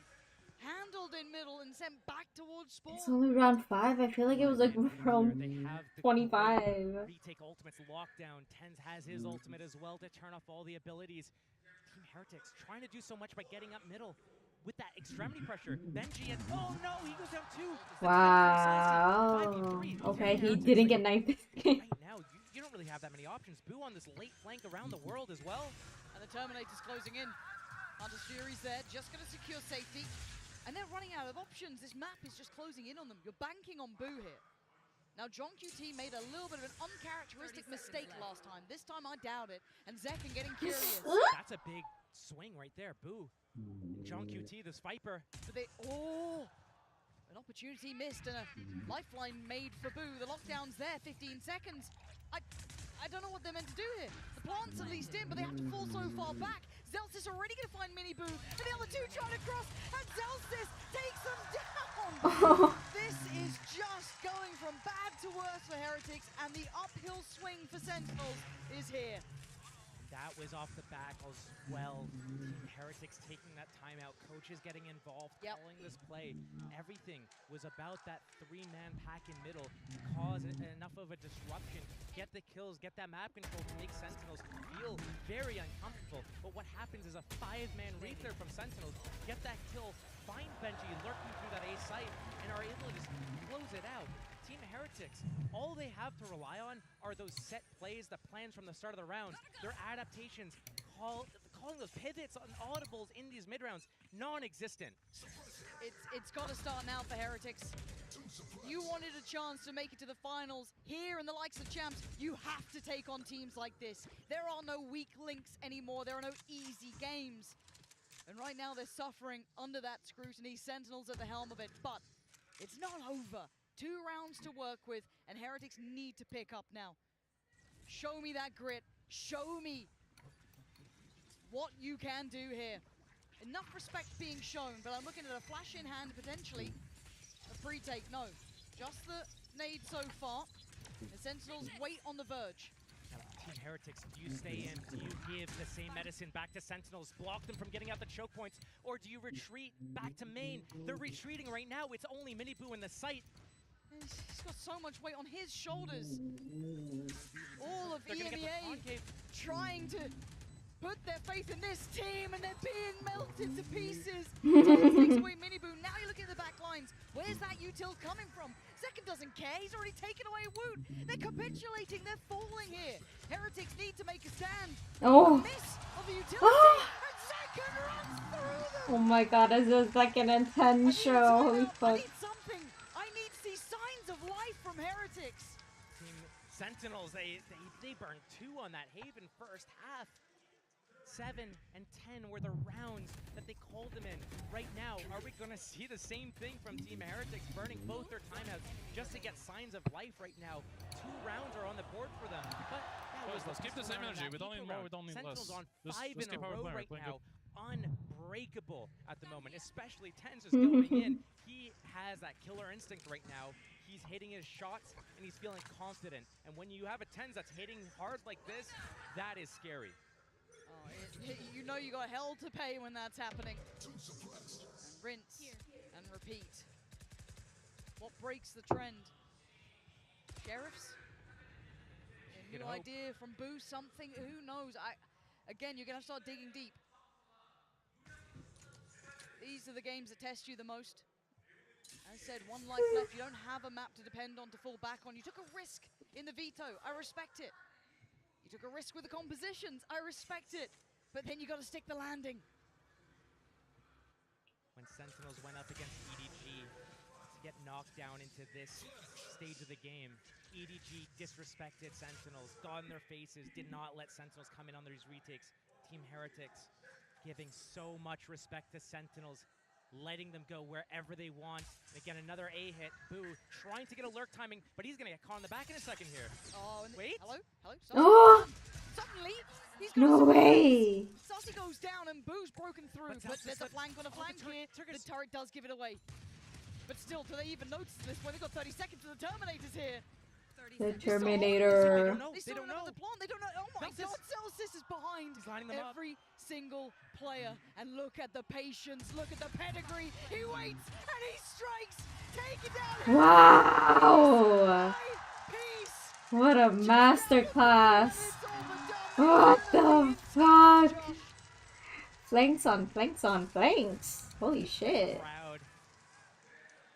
The joy. Sentinels. They're all unleashed right now. Such big plays from everyone coming into play. Boo thinks he's got them on the ropes. Thinks he's got them in the back lines. But Zelsis one-ups him. Says, hey, you know what?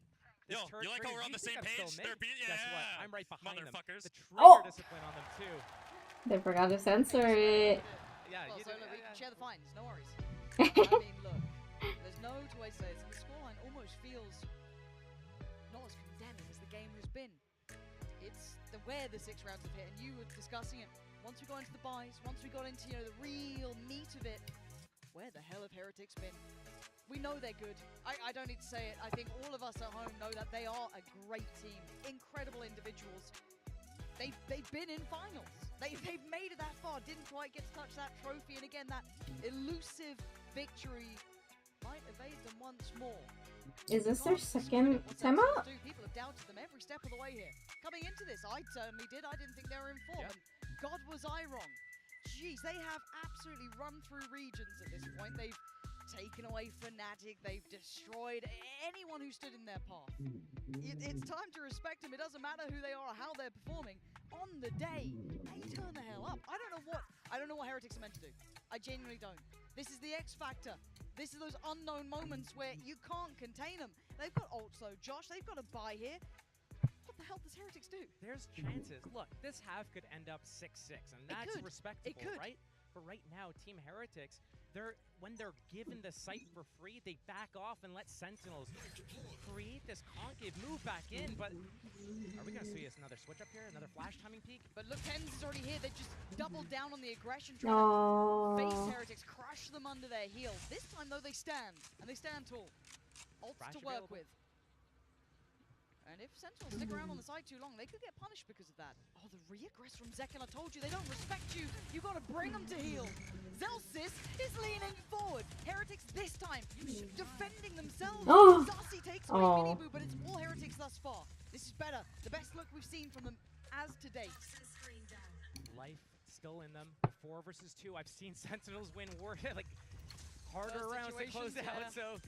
But Spike being planted, front generator, this is going to allow them to play this actual safe, fall back, play this post plan. But Heretics not knowing where they want to play. Do they want to play up? Do they want to play back? Sitting in maze, ready to strike on a timing. Wait for that wall to drop and do a triple peek, but here comes the molly. It's going to stall a little bit. Oh. Not gonna get it this time. I respect them trying to double down on the aggression, really offset, get in the heads of Heretics. I like that. This time though, Heretics keep themselves secure. Safety. And you said it. 6-6 is a respectable scoreline. It can be achieved. There's nothing stopping them there. And they kept 4 alive. They kept some of these ults. This is a really clean, good, respectable round to walk away with. Especially if they're able to pick up that second half pistol, there's suddenly a game on our hands, especially if it does end in a 6-6. We got a game on our hands. So Team Heretics gotta stay in the game mentally. And off the back of that, Heretics timeout decides, okay, you know what? They're probably gonna call an elaborate play. Let's just walk up, try to fight them. We've been winning our fights. Why not? But they lose them for the first time. Unlucky. Team Heretics still, though, they want to be able to close this out. Well, Zekken. No flash though. We're sitting Zelsis sitting on that or Tens sitting on that boiler, waiting for that molly to come into play to try to take out that defensive turret, so he can deny that molly. Here, the timing, the molly gets thrown. Tens just left it. Now this turret's going to go down. This is going to cause pressure. Sentinels last time they went back into middle together as 5 to re-clear this. This time they stick to their guns. They don't move at all. They don't care. How is Benji on 10 HP already?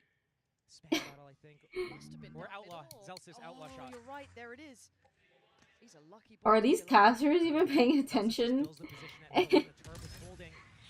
now you got to try and break through against 3. They're not going to respect you this time. They're still going to stand there. Still going to hold their ground. I'm just so confused. Do they back away because of the ult potentially, or do they double down? This Thrash, if he gets it perfect at maze and catches Zekken, there's a chance. But right now, it's another 3.5 player stack on this A site for Sentinels. Team Heretics hasn't been able to break through like this before.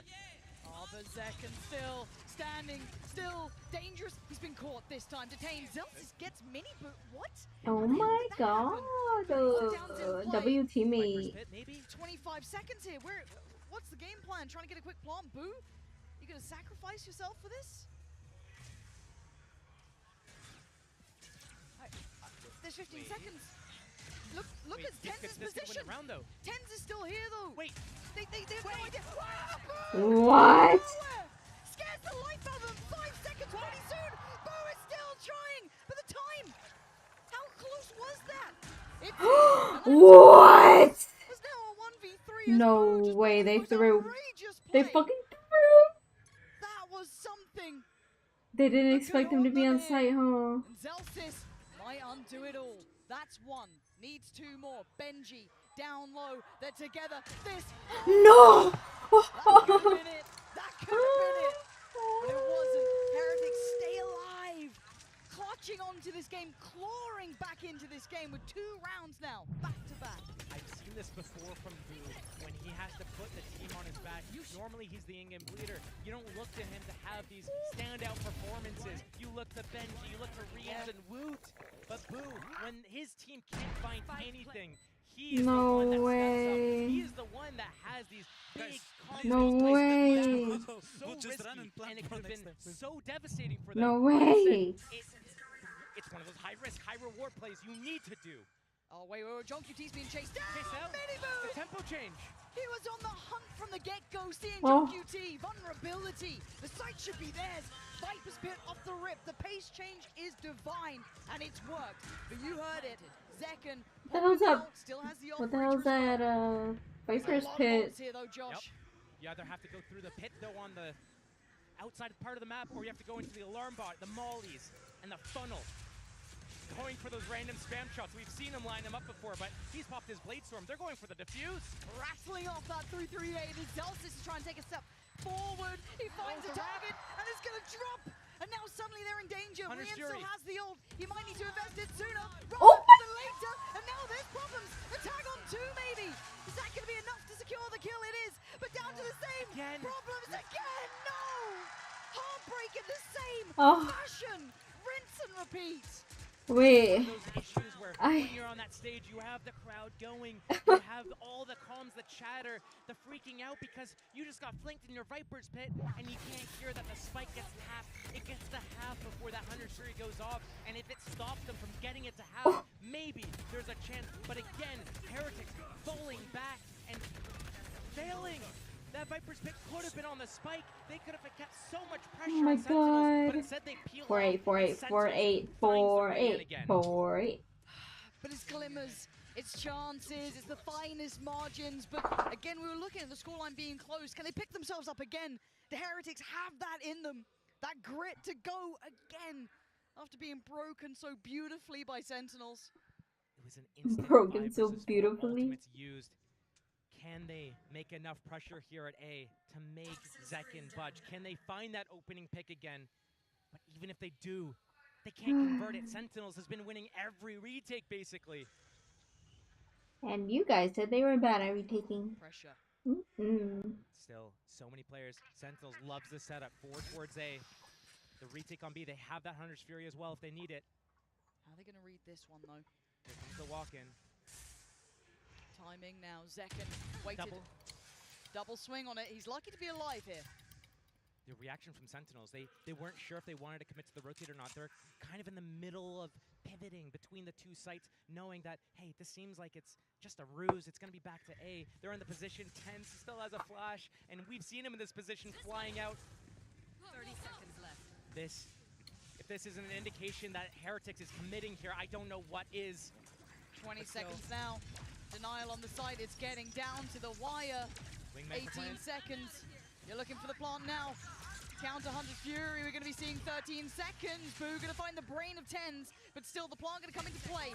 Zelsis steps forward, loses his life. They're clawing into this one. Heretics showing what they can.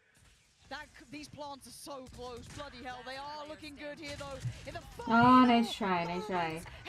Okay, 7-5, 7-5. That's fine. It gives them a chance, Josh. It's so small. Dude, my fucking knees are sweating. Maybe it could be enough. No mistakes from Team Heretics in this second half. They need to start with that pistol. Sentinels has been looking so good in so many instances, but a few big plays from Team Heretics is helping them stay in the game. Yeah, this is game on here. There's a chance. Let's go back, boys. This is what it's about. Those finest of margins. Oh, please don't go to map 3. I'm gonna die. die. There are Petra and Amy from G2 are standing by with Jen to give us their thoughts. Hey guys, Jen Lee here. I'm standing here with G2 Gozen's Petra and Amy. 안녕하세요. 이번에는 게임 체인저스 팀인 G2 고즌의 페트라 선수와 에이미 선수 만나보도록 하겠습니다. 먼저 G2가 사실 미국 회사긴 한데 G2 고즌은 유럽 팀이거든요. 오늘 누구를 응원하러 온 건지 물어보도록 할게요. So guys, it's a little bit confusing. G2 Gozen, you guys are part of both regions, Americas and also EMEA. So who are you guys rooting for today? For EMEA, actually, Heretics. Yeah. Okay. 응원한다고 합니다. Wait, who is this? Yeah, even though I love Sentinels, I need to support my EU brothers. 센티널스를 좋아하기는 하지만 그래도 헤리틱스를 응원하러 왔다고 얘기를 하는데요. 그러면은 응원의 한마디도 부탁해 보도록 할게요. So any fighting words for Sentinel? I mean Heretics. You know they need your good energy. Yeah, I mean they need to step up their game, and comebacks can happen all the time. So go Heretics. 조금 더 열심히 해줬으면 좋겠지만 She said 도전을 Heretics. 충분히 할 수 있을 것 같아서 헤리틱스가 힘내라고 얘기를 해줬는데요. Do we see a potential comeback happening? 역전할 수 있을지 에이미님한테 또 물어볼게요. If they keep up their energy, they for sure can do it.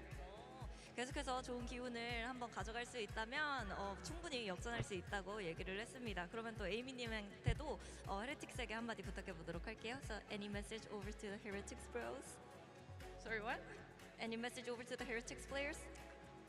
You got this. Keep up the energy. Let's go. 열심히 해주시고 화이팅이라고 얘기를 했습니다. Heretic bros. and Amy. 네, 이렇게 해서 페트라 선수 그리고 에이미 선수 만나봤습니다. 7-5. Heretics now have their work cut out. Sentinels, they have a map in hand. They've had the lead on the half here. They probably feel a little safer, but if you're Heretics, it's do or die, Josh. What do you do with this? 5 rounds here, you do the side switch. Where's your mind going? What do you start with? When we came into the series, we looked at that map pick of Icebox from Team Heretics, a head scratcher. You think that they've cooked up something new with agents. They haven't. You think they've cooked up something new with game plan. They haven't. They've been looking shaky individually, not closing out the rounds that they should be. Mini Boo, trying to find that early contact.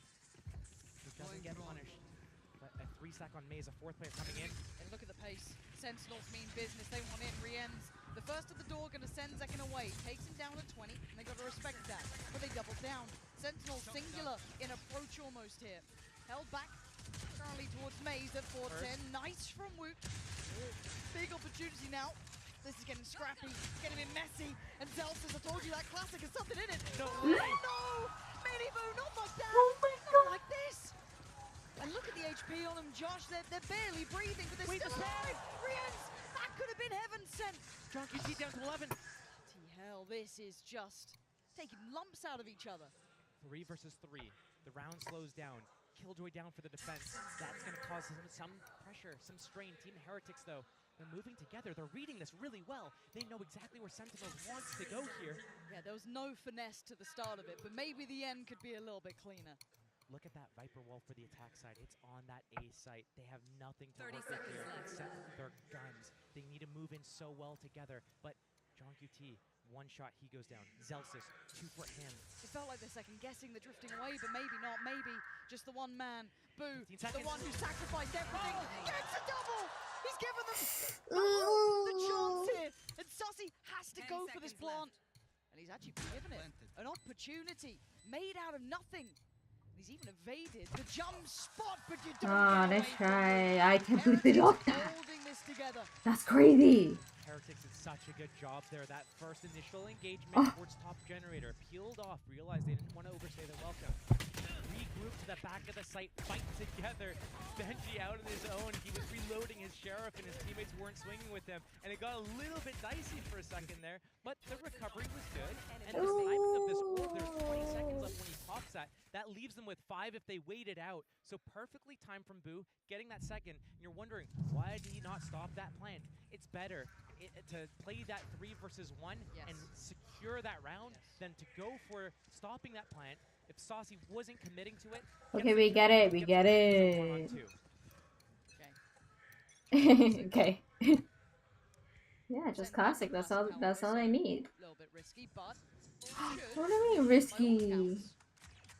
be comfortable. I don't like this caster. Oh my god, I hate her more and more every time she casts. Oh shit. Really Saucy down as well for 17. Oh shit. Beautiful from Boo. Doesn't even need to see them, just knows where to spam, knows what to go for. And he plays his life well here. They'd love to take him away. He's not letting go. Beautiful. Again, He almost aced. He's the ice cold leader, and sometimes you need someone like that. Rallying the team behind, we talked about it before. 7-7 is the scoreline off the back of that pistol. Yes, they have both in this game to be able to keep them just barely alive. But, I mean, hey, Sentinel did that to them on paper. So right here, this is where the game really starts to separate. Does Team Heretics get to... That's all she wrote. They have these weapons. They get this bonus round going. Sentinels, what do you have in play? Because right now, maybe if you were thinking, let's go B, guess what? Boo's been having a belter of a performance, as I think you would say. I certainly would. Unable to... Ooh, did he recalled recall? it. I think he recalled it. Yeah. 20-second cooldown. Perfect. So we'll have to keep a little bit of an eye on it, but at least there's a chance. But it looks like the hit's coming in already. I'm looking at Rien's here. Does he get cleared? Saw the setup from Oh Sentinels. shit, they saw everything. So high Dizzy and Mini Boo on the re-clear. Beautiful approach towards the maze. Oh, and Moshed on the what? How did John QC's having a nightmare? No, this he's map, like 1 to be in fair. 12 right now. Yeah, he's having a rough go of things. So 1 we in know what 12? we know what he can do, but this hasn't been hitting for him. At least in this Damn. map. Zelsis, Sassy, and Tens left wanting here, barely making it past maze at all. Barely making towards sight.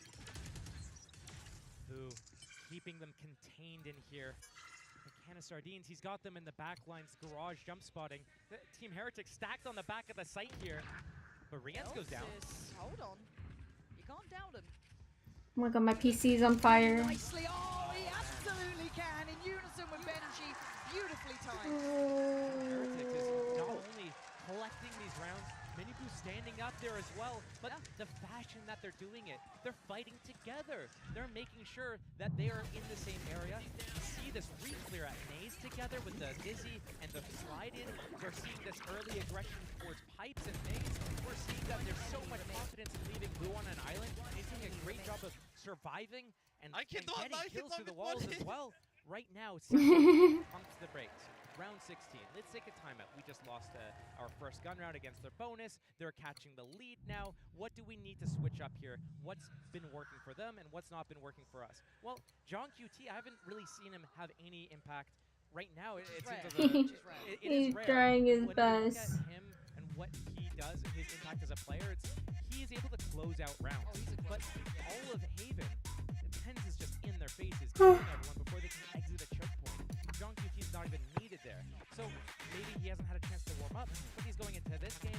He's taking these weird fights from Snowman in a man advantage situation. He's losing his duels. He keeps going for them.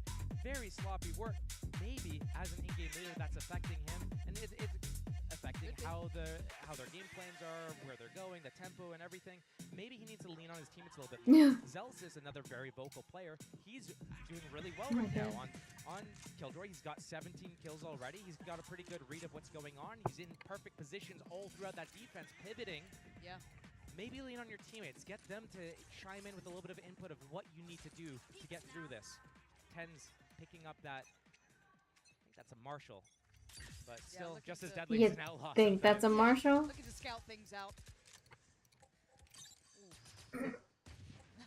Benji, please. He's toying with them a little bit. He's not, maybe not in this round. Maybe we just chill. These are the dangerous rounds. When you these highlight are the Sentinels, ones. this is the round that you don't want to lose. This happened on Haven as well. Yep. This is when you play it by the book. You know what I mean? You cross the T's, you dot the I's. You're going through every protocol. Because there's certain teams that have such high potential for these rounds. I mean, even statistically. So I get a little scared. Senna's certainly one of those. But we'll see. As it stands, Heretics are I guess not really going to be caught unawares by that. They should be very aware of it. Knife goes in, clears yellow, nothing there. He's going to catch the timing, get the kill on Rienz. No. Christ, look at this. Celsius cracks it open. Does he get traded quickly? No, he's away like a thief for the night. He's out of there. They're doubling back though. And they never broke the alarm bot either. So I'm surprised that they pulled so many players away of A, like from towards B. This is a big gamble from Heretics. It's the wrong read. Sentinels, yes, they're on eco, but they have that Phantom, and with a plant, he's got lockdown. That orb is still there. He can get locked down off the back of that. Do you ever feel like you're watching a disaster potentially happen? Yes. I feel like this could be happening here. But back on site, quick rotation from Mini Boo. There's still support here. 10 seconds. Gotta wait for the plant. They're not gonna go ahead of this. Question mark. They shouldn't go ahead of this. Okay, there we go. Woot keeps himself calm. And now I'm looking to see if that lockdown is in play. No, Zelsis is still one off from that. Mini Boo backs off. Zelsis is your danger man. Does he switch that rifle out? He does. Zekken with the armor, with a full HP, high Dizzy, and suddenly you're under the gun, you're under scrutiny, and you're put 10 feet under by John QT and a ghost. He wants more, he gets more, I told you! Oh my god! Dude, every time she says something... John QT, the closer. Oh my god. Getting up Maze, she like... Everything she says, the opposite happens the next round. Getting that Phantom, and it's again Those are the rounds you cannot lose to Sentinels. That is what gets them into the game. That's what kills your entire confidence. Momentum, everything. It's yeah. gone. It's dry. And Sentinels runs with these rounds. We talked about QT. Welcome back to He me. was at I 1 was kill. a bit late. 3 kills on that round to take him to 4. Sentinels. Oh man, that is a must-needed round. That could be the swing. Will that be the one? We're still all even. How is that mental for Heretics now, though? This is when it brings it into question. And they feel that pressure when you make mistakes. Sentinels, as I said, you give them an inch, they'll take a mile, they'll run with that. This time it looks committed, at least to start with. Want to see them remove alarm bot. That's gone. Even spread so much faith on Woot on this A site, even though he's got that Thrash. The bait setup trying to come into play here. Boo wants to get behind yellow, but knows. Oh my god, please just end this game. Cooldown, I'm gonna fucking die. Zelsis has his lockdown off the back of that. It's gonna be instantly invested. Does Boo get out of here? Benji stole that mid line. Okay. It still feels so tensive. Boo. Very way to play, and Sassy gonna post this actually, one towards Snowman and kind of back towards middle. That's gonna be Benji noted, but that's fine, that's not the end of the world. Miniboo gonna be held back as well. John QT taking a chunk of damage here, but he takes one with him. Oh, what a follow-up! John QT! They needed him, but middle's getting one out by Heretics. And now John QT is not safe. Benji strikes back, and now a 2v3. Zelsis and Zekken though, some heavy hitters still here. They pop the ult on this one. Boo wants to try and keep this at least in their favor. So Zekken gets curious, takes a glance, and didn't see Benji. Zekken now spamming as Benji finds Zelsis. Zekken still stands and time is ticking. They gotta get a move on. Zekken, can he connect here? Trying to get towards us. He's done so well! The time though is there. The lead. Close round. Both teams giving it their all, and I swear, you mention his name once, and he's just like, what? Did someone call my name? Summoned. John QT Summoned. In their faces. This is what Tens was doing on Haven, just getting in their faces, lining them up, and taking them down. But right now, you're right, Team Heretics does take the lead. Sentinels doesn't have the great economy, but either team does. These teams come down to the wire with one alive at the end. It's round by round. It's not even that, it's that it could be a big one round. It can be the difference of 2 or 3 rounds. Yep.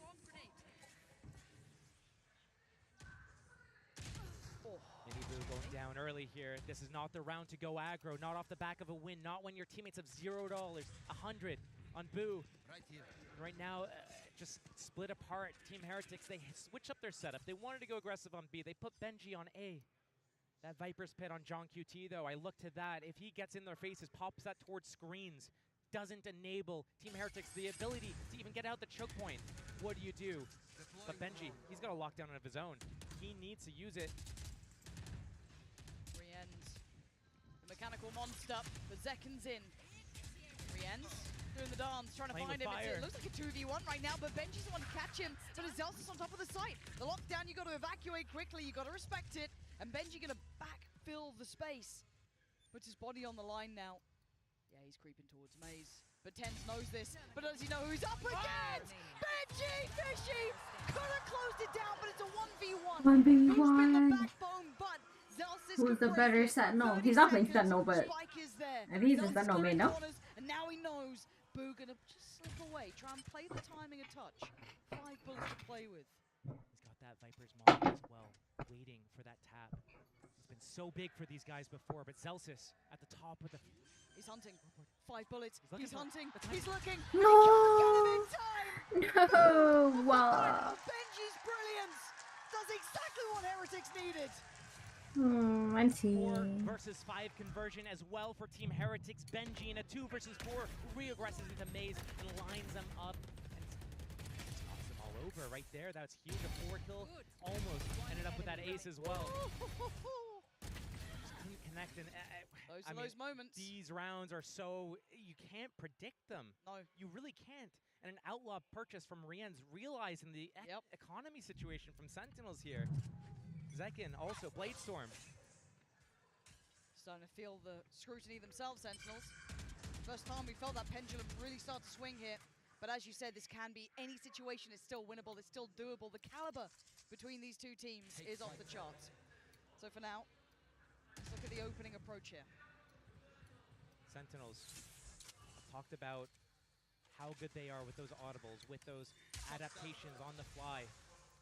But right now, they're not showing us anything new. They're not really using middle that often. They're not even breaking that turret or alarm bot. Benji stealing that space again. So Sentinels, all this work and effort to steal this space, to pressure Team Heretics to use that drone to re-clear things. But Team Heretics, they don't even need a budge. Benji off that sound cue, off A site, B site. Oh, hey, you guys are split. Cool. I'm gonna go take out your turret, create some more pressure on you guys. And here, Sentinels, they're regrouping right now, all of them together. They're leading Zelsis in mid for that late flank. But will they clear Miniboo? He's just on the edge here, so he can dodge and knife here and get back behind yellow. Let's see. It's a flash, and dash. Yeah, flash. 30 seconds left. No dash on the follow-up. Miniboo's still here, and Boo's gonna find Zekken. Oh wait, they're falling.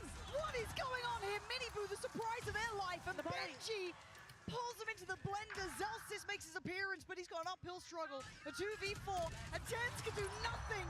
Oh, give it to him. 10 seconds left. No! Please don't throw. Please stop throwing. You know disrespect. But if you give it like Please that, you stop gotta take throwing. Zelsis has always been the player up. He's always the one giving it large. That and is now true. there's a timeout. A much-needed timeout as well. 30 seconds left. Looking at round 20. They're down by 3. Team Heretics. This is a very close scoreline to what we saw in the last game as well. And keeping in mind, Sentinels won both pistols in that last map. Now, Team Heretics, they win both pistols. They have the lead. They are on the cusp. Sentinels stringing together these buys, but still, we talked about how good they are at making these adaptations, figuring out where the enemy is. Excuse me. Thank you, Blue. On the defense. Right now, Team Heretics is in full control. As soon as Sentinels shows their hand, Benji disrupts it at middle, and then that bait and switch setup with Big Bro, Little Bro, it was so good. I was wondering, like, wait, they don't know you're here, and you're using your wall and everything. They still come out on top of the situation. But still, Sentinels need to do something a little bit different. This timeout from the coach, maybe he gets involved. Maybe he tells them which parts of the map to utilize a little bit more. Please don't go map 3, I'm begging you. They are, and they are in control of this. We are. What even is map 3? How badly do they Abyss? want it? Oh wait, fuck! I want to see Abyss. Key rounds from that first half to give them a lifeline, and that's No, I'm all it needed. conflicted. A chance given, a moment. They took it with both hands. Tournament life is on the line here. There is no going after this. You don't win, you go home. That's it. And for Heretics, it came down to this map to try and stay alive. Sen could have closed out in 2, but we're not there yet. 8-11. Heretics do have the upper hand, but a timeout comes. Does it answer their problems? Does it find solutions? They're trying to isolate Boo at the start here. He's not going down though. He's playing a really balanced game. Oh, Zekken though. Still wanting to follow up. And he's got support. Waiting for that flash. He's going to activate his dash with that flash. Try to punish Woot there behind that yellow. The 3-man stack though. Does one play anti? Anticipating. They have to read again. Flash, dash, we're away. No one playing anti, and the body's gonna what? Whoa, whoa, whoa. Wait, did his mouse die? His mouse died. Mouse problem, don't know. His mouse died. That's horrific. That could be a mental breaker too. We'll come back to that. For now, it's a 4v4. And it's a pivot. Zelsis could still give them the golden path here to go ahead. He's got help as well. Sarti's with him. Trying to clear some of this No utility. fucking way. His mouse just breaks. To find his footing here. A quiet series until now. We saw him pick up that 4, almost 5 earlier on. And 10 struggling. No way, that happens again, dude. He's banking on someone to save him, and there's no one coming. But can 10s be the one? No. It's all on John QT. In a 1v3. And he's dealt with it. 12 for Heretics. I feel like we might have a tech pause, but who knows? Match point. Game wouldn't be a game without. We'll see. I'm interested. I don't know if it went off the mouse pad, something. It felt like it froze. I've had that happen to a teammate. They swiped so much and it went off the mouse pad. I've seen sensor issues. I've seen everything. No, I don't think it's. Right now, Team Heretics. There's no way he just got it off the mouse pad. Oh, wait, there. They're not back? playing to the normal game plan they have, is waiting for everyone to group, then doing the retake together. They're feeling confident. They're taking these duels. They're disrespecting Sentinels, and that's exactly the name of the game. That's what EDG did to send Sentinels down here. Now Team Heretics taking a page out of their book, getting a little bit loose, winning the duels, feeling confident enough to take them. And again, another 3-man stack here on that B site for Team Heretics. Another good read. A site completely undefended right now. Lockdown, Hunter's Fury in play if they need it for that retake. Looking at Ten's result as well, though. That's huge. And Saucy. Yeah, now that ready. Kind of a bookend, really. Start and end. We get to see a lurk this time. John QT, like we haven't seen them go through mid yet. Start the round now with commitment. And look at the utility. This sets John QT up. This could be massive. Benji spotted it! That could be so much. That could be near on everything. Tens goes down as well. It's falling for Sentinels. That lifeline, that grit, that determination we asked for, but the Reds comes in. He's back on his feet. A 5v4. It ain't over yet. Zekken on the site. Dude, Sen always chokes second map. Why? He's not moving. He's not moving though. He's still standing. They're still fighting. Zekken trying to back away here. He has to respect this to an extent. Wood trying to play forward. We're going to have the Hunter's Fury lockdown destroyed. And now we've got the pressure building here. How much is left in the tank for Sentinels? That's how much. Zekken still going. Sassy taking them away. And down is on Zels. It's on Zekken here. And it's all on Boo on the other side. Maybe 9 is calling Sentinels his name, as Boo knows he's out of time, and he's not running away from that. Oh, he said fuck you. Huh. Will the round end before the spike explodes? They save their guns, okay. Yep, big. Keep them into this next round. Map point for Team Heretics to even up the series 1-1. Huge impact, opening duels for Benji. If John QT got away with that, you Right. thought that could be totally different. Right. But so far, so many rounds, Team Heretics is finding that first kill and converting it. And even the rounds that they haven't, when Miniboo died on that garage push at pushing Comeback starts here, whether it's this map or the next. Converted. Zekken looks like mentally he's rebound from whatever happened. Yeah. It shows a great deal of wherewithal, even for a young player like him. Good info for Team Sentinels. I wonder if Team Heretics uses that to kind of get in front of where Sentinels is going to go next. Change the setup. Curious, isn't it? Do they then expect it to be this fast BP, so they even though layer ahead of that? Who knows? For now, what we can see is that Boo's already expecting this to an extent, sitting deeper by Snowman, sitting a little further back. But still, they've conditioned them to have to clear yellow like this. They have to invest, show their hand early. Securing that Snowman control, making it easy for the rest of his team to be able to come through middle, through kitchen, through that hallway, and come in for this retake. But we see this. Sentinel still hasn't even broached the site yet, but it's a 5v5 right here. Benji listening for the callback. Zelsis versus Benji. The Zelsis clear. The crowd. Oh! The game, and Benji rewarded. Takes away Zelsis, and the pressure started. Zekken again. Eyeing up that third map. You could imagine it might be John QT, Sassy, Tens. If they stand, I'm not going to call it done just yet, but Heretics have done everything we asked of them. They've walked the path. They've walked this game back from the brink, back from disaster. And now 2 more bodies to drop. Sassy and John QT in their way of opening up that third map to keep hope alive here for the Heretics side. Desperate to find fair fights. You're not going to get them. John QT has to face the music. Has to wait for map 3 to try and turn their fates. Heretics, they've given us a game. No, Abyss. Oh my god, my fucking head. The worst map statistically. They come back into this with just intensity. We haven't seen the side of them getting in their faces. This is it. They're back alive. It's game on. We've got map 3. I wonder how many people flew in for this.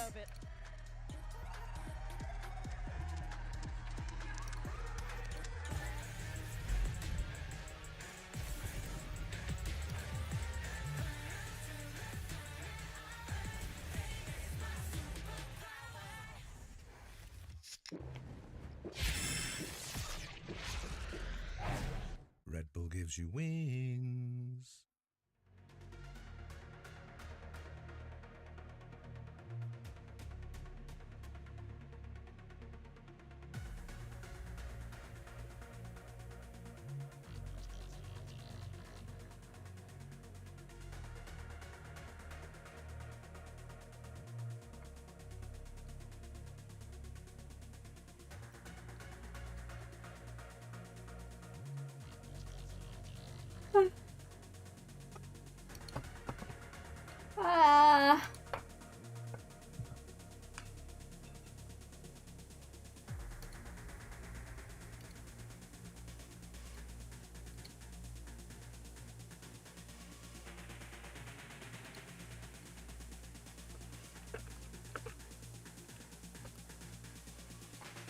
Hi, Ramen. Good morning. The game is shit. I want it to end. But, like, also I want to see Abyss, so, like, I don't know. I'm playing TFT to stay awake right now.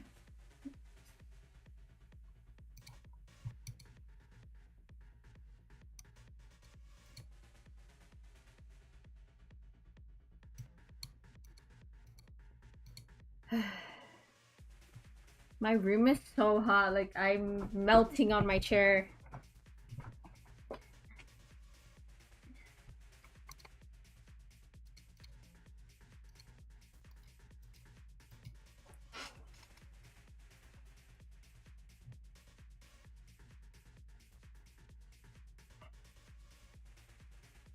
Must be nice.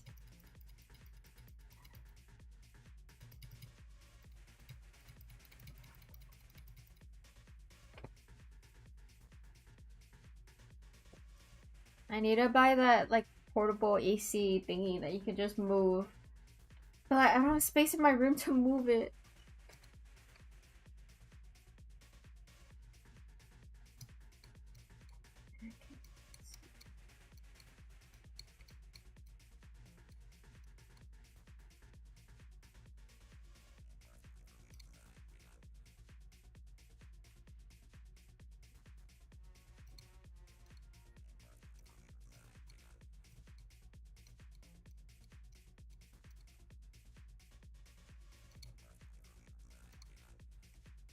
$50. That's cold. I like my room at like 70. Like 60 is too cold.